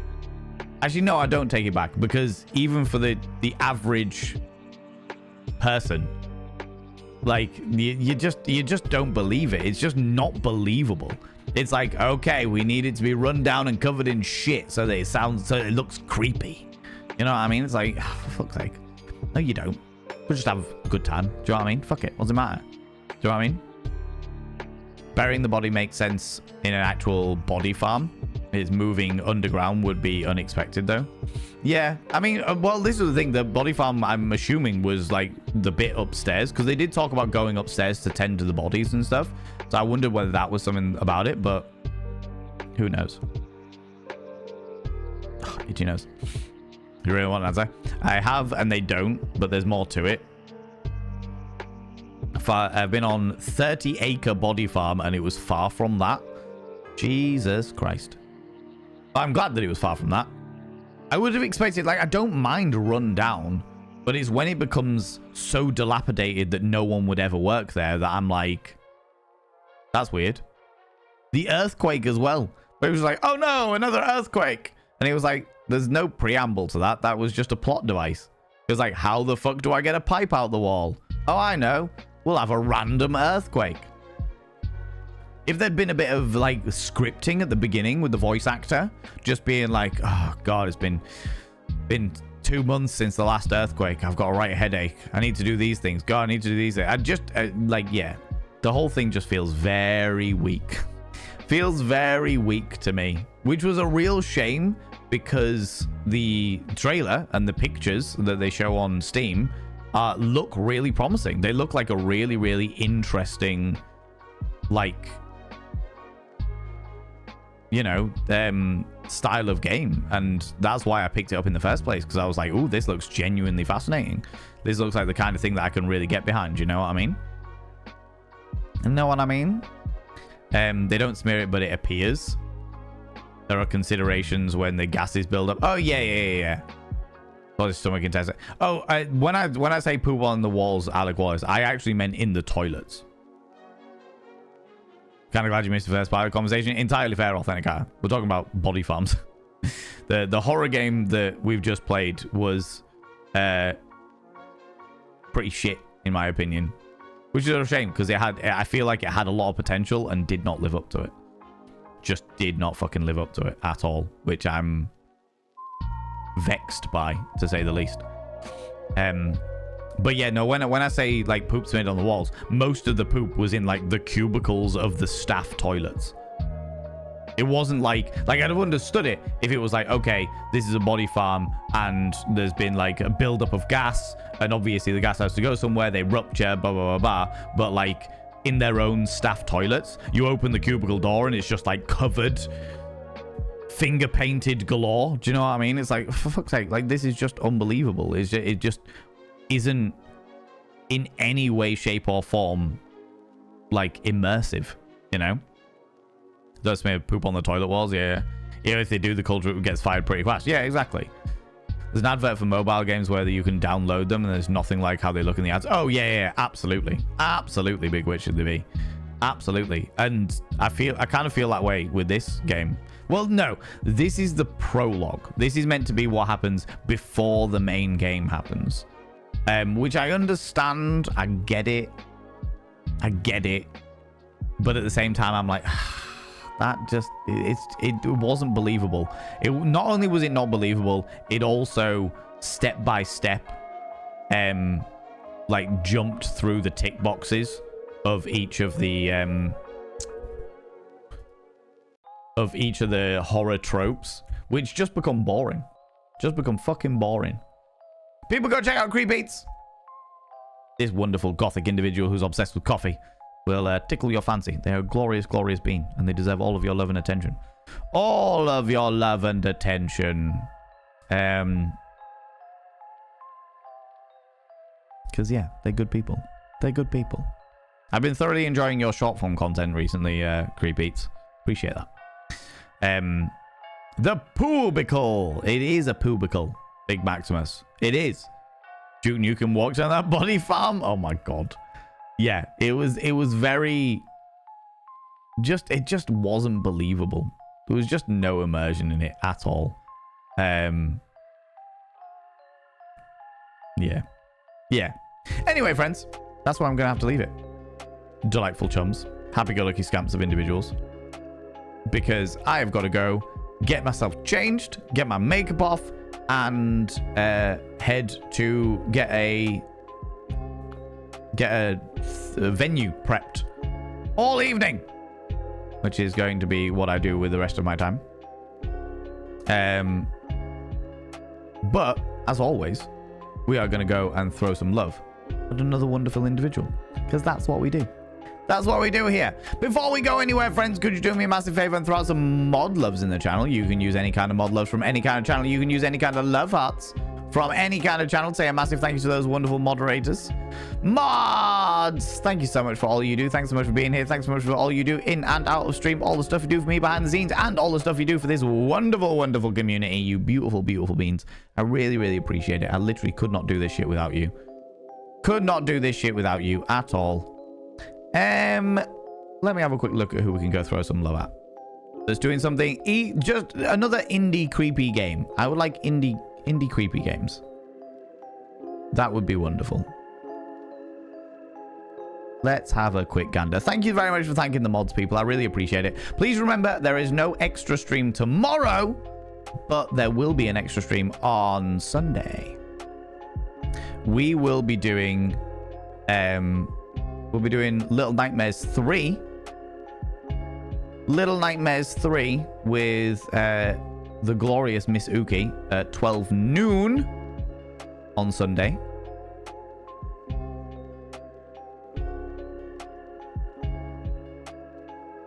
At 12 noon on Sunday. Do you know what? We haven't raided this person in a really long time, and they are playing a fun game that I do quite like. Let's go raid them. Let's go raid them. Friends, if you can stick around for the raid, I would really appreciate it. I was doing games demos. Thank you very much. Had I not already decided that this person was going to be the person we raided, because we haven't raided them in a real long time, I would have gone with that. But I've already clocked onto them. I've already clocked onto them. But thank you very much for the offer. Let me spell their name right. Okay, friends. Like I said, if you can stick around for the raid, I would really, really appreciate it. Even if it's on like 5-10 minutes, just go throw this wonderful being some love. They pop in here every so often, so they are a member of the community, which we always love to see. We're going to go raid Duo MTL. We're going to go raid Duo MTL. They are a glorious being. Friends, you glorious individuals, if you are not in the raid up here, please click on the link that I have just thrown out there so we can go throw Duo some love. They are playing Poppy Playtime Chapter 2, which is a good game. I really enjoyed Poppy Playtime Chapter 2. Chapter 3, Chapter 1, excellent. Chapter 2, pretty fucking good. Chapter 3, but Chapter 2 is good. Chapter 2 is good. All right. Thank you very much, One True Cripple, you beautiful being, for throwing that out there. Yes, if you are a subscriber, please copy and paste the first raid message. I will do the second one because I've got it here. If you are not a subscriber, oh, you're already on it. Already on it. I appreciate that, One True Cripple. If you are not a subscriber, please copy and paste the second raid message. That's the first Bottle Vein raid message with our emotes for subscribers. The second Bottle Vein raid message for without our emotes for non-subscribers. Friends, thanks so much for being here. Thanks for the raids, the subs, the gift subs, all the cheeky little bees. Thank you so much for spending your time here. Thanks so much for the follows. Thanks so much to all you beautiful people for joining in the conversation, having a laugh with me and going through all these beautiful demos. Thank you so much for all you beautiful lurkers for coming in and lurking. I really appreciate you. And if you're watching the VOD, I really appreciate you popping in and watching along with us too. You are glorious and I appreciate you. Thank you so much for being here. Friends, I'll be back on Sunday at noon with Miss Uki for Little Nightmares 3. Until then, don't do anything I wouldn't do, because if I wouldn't do it, it'll fucking kill you. I'll see you all later. Bye-bye.